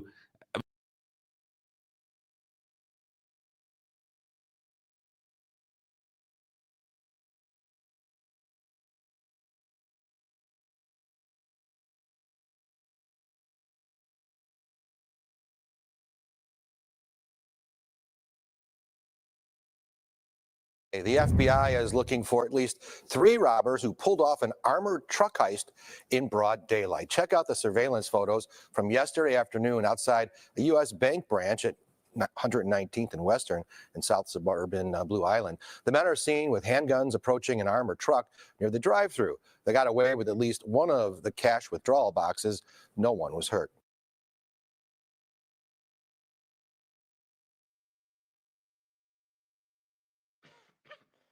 Hey, them YNs ain't playing. Them YNs sticking up armor car trucks. They playing Grand Theft Auto for real out here.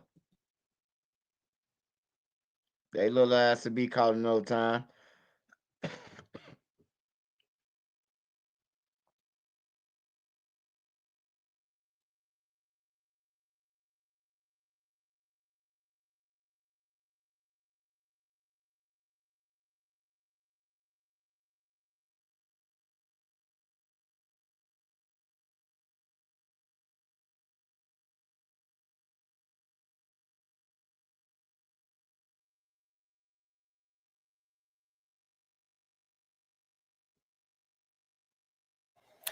The FBI is looking for 3 men who robbed an armored truck in Blue Island yesterday.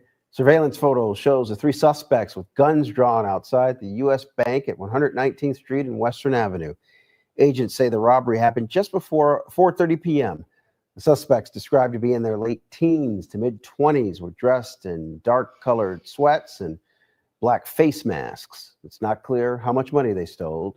No one was injured during the holdup. The FBI asks anyone with information to call their Chicago field office or post on their website at tips.fbi.gov.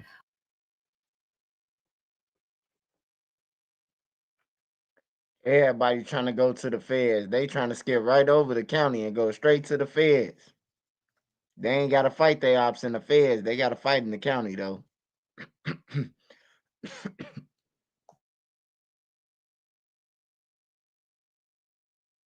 Here's a list of stuff your car insurance company does, but is actually illegal. 1.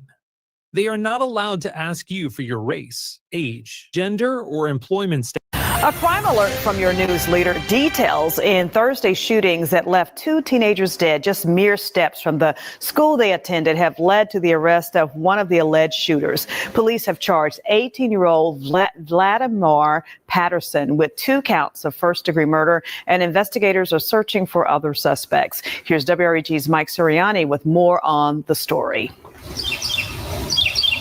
Monday morning in South City, birds chirping while crime scene tape flutters in the breeze. Several teddy bears placed just a few feet from where 2 BTW students were killed in a hail of gunfire Thursday afternoon. Those students, identified by Memphis police as Christian Brown and Darius Wadley. Through the help of surveillance cameras, MPD released images of armed suspects wanted for the shootings and announced 18-year-old Valdemar Patterson has been charged with 2 counts of first-degree murder. According to the police affidavit, Thursday, a silver Infiniti pulled into this apartment complex. There were 4 suspects in the vehicle, all of them armed. All of the suspects got out. The suspects walked through the complex to a point where they shot at the unsuspecting victims. The suspects fled back to the waiting Infiniti, but as one of the suspects was getting back into the vehicle, he was shot by someone in the apartment complex, and he fell to the pavement. Surveillance video showed the other suspects drag the wounded man into the vehicle. In the process, the injured man's hoodie and black t-shirt came off and was left on the pavement. Police say the wounded man was dumped off at Methodist University Hospital ER. That's where he was identified by family and photos from Shelby County Juvenile Court as Valdemar Patterson, a.k.a. Valdemar Richards, and it was linked to the fatal shootings just a few hours earlier. For your news leader in South City, Mike Suriani, WREG News Channel 3. All right. Well, Vladimir Patterson was arraigned this morning and is scheduled for a bail hearing tomorrow. If you have information that can help police find the other suspects, call Crime Stoppers. A crime alert from your news leader. Details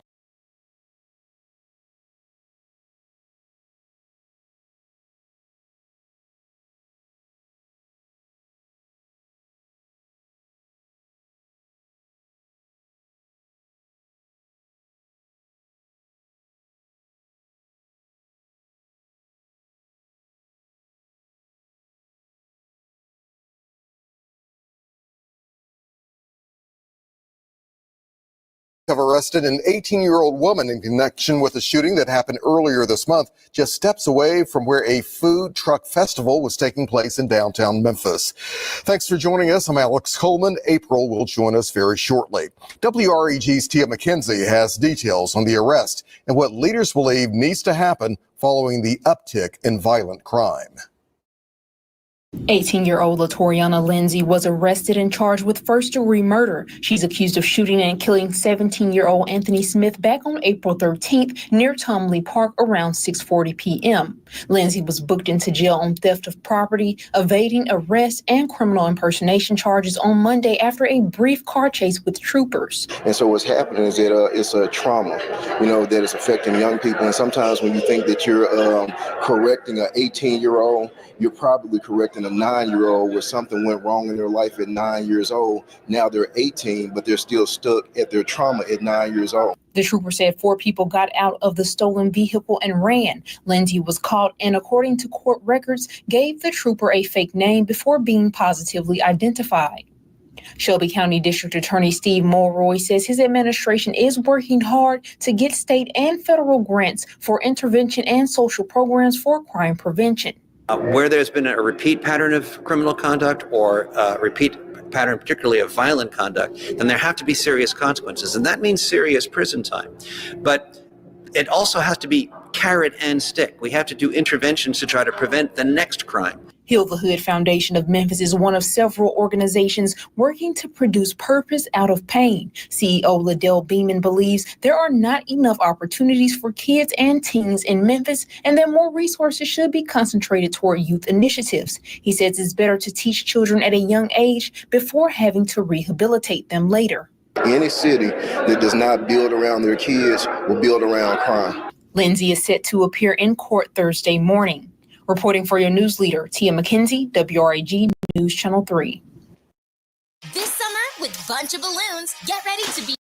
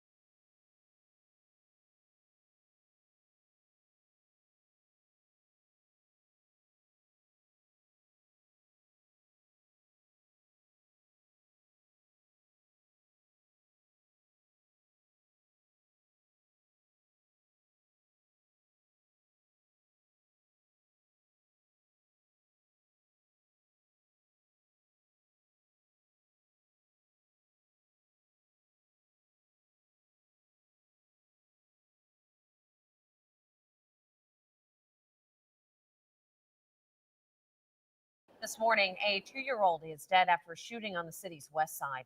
The Jacksonville Sheriff's Office says officers responded to Calgary Drive around 7 o'clock last night, and that is where they say they found the child who was taken to the hospital and pronounced dead. JSO says the child apparently found a gun and accidentally shot himself. They say investigators are interviewing both parents.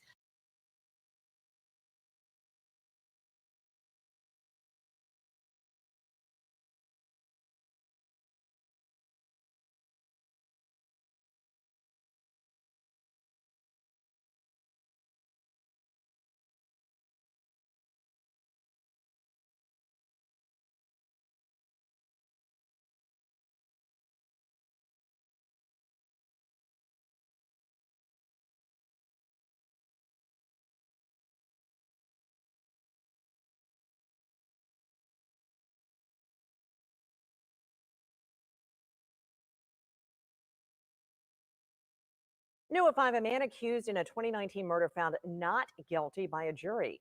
Azan Scott was accused of shooting and killing 20-year-old Trevor Gray after a fight at a gas station in Arlington in 2019. And he was charged with second-degree murder, 2 counts of attempted murder, and 1 count of shooting or throwing deadly missiles. But again, a jury has found Scott not guilty.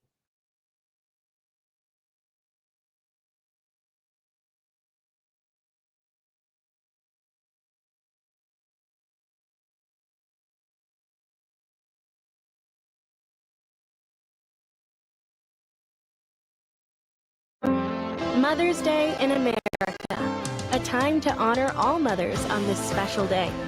Your strength and care instill purpose in your career and as you raise children in.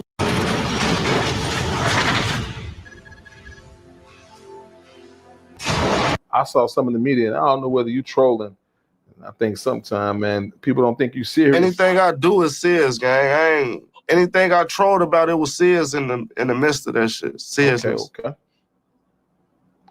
I saw something that says you went to Tuka funeral. Was that real?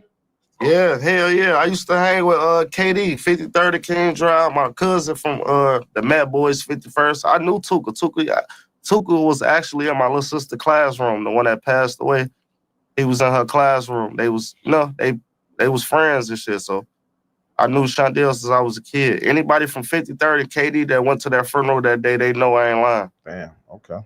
Levon, Darrow, Pig, all of them, they was there with me. Boo Man, my cousin. That's the receipt. So anybody try to call that cap? Yeah. That's the receipt. Yeah, that's all. Just go. The niggas that saying this cap is they homies. Like, they was there with me at the funeral. Okay. How did it go? What was the temperature like?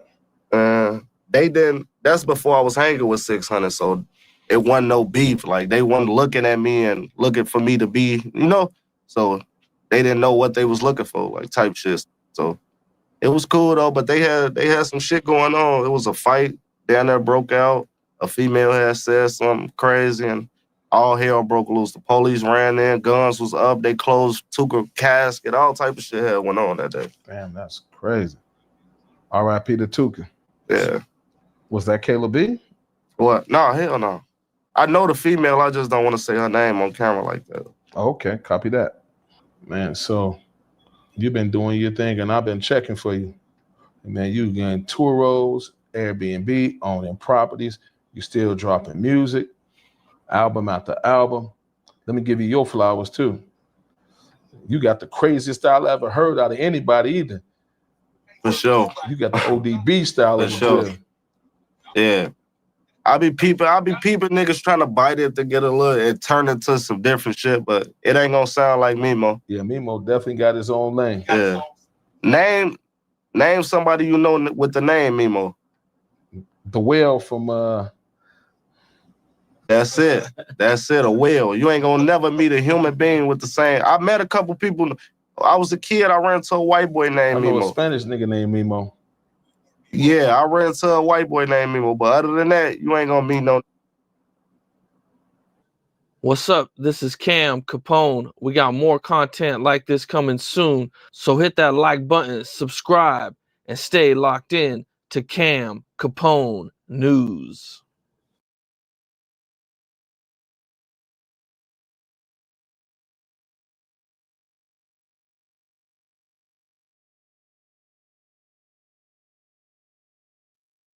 Get up out of here, y'all. I'll be back with more content tomorrow. Dropping more videos tomorrow. Gonna get some sleep. I got an interview coming out soon, so make sure y'all be looking out for that. Hold on.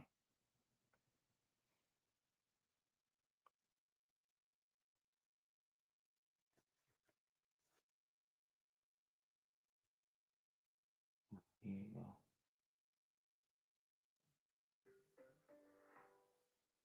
For sure. Shout out Cuz OD. Cuz 3D. Shout out Cuz 3D, man. Appreciate it, Cuz. Nene showed me. King J, appreciate your love support, King J. King J again, appreciate your love support, brother. Big Dog 222233 with a scope. Shout out to. Hey, Did bruh and Duck know each other? Yeah, bruh know who Duck is. Duck know bruh know who Duck is, and Duck know who bruh is. I told you before bruh went to jail. Him, Boss Trail, Dome, him, Boss Trail, bruh, Boss Trail, Dome, all them was in the car together. Before bruh went to jail. So yeah.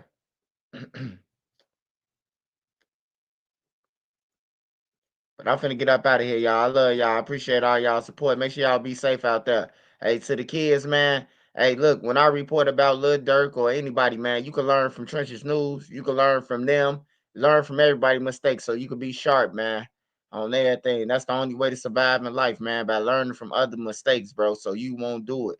That's the cheat code. If you see him fuck up from this way, why would you go the same way that he just did and go through the same thing? Well, you could go around that shit. You know, you gotta learn something, man. You can't be slow forever, man. And don't let nobody send you off to the youth. Don't let nobody send you off to do shit that they ain't gonna do. If a nigga tell you to get him hey, go over there and shoot dude them, or dude them out there, tell him, hey, why you ain't go over there and handle that?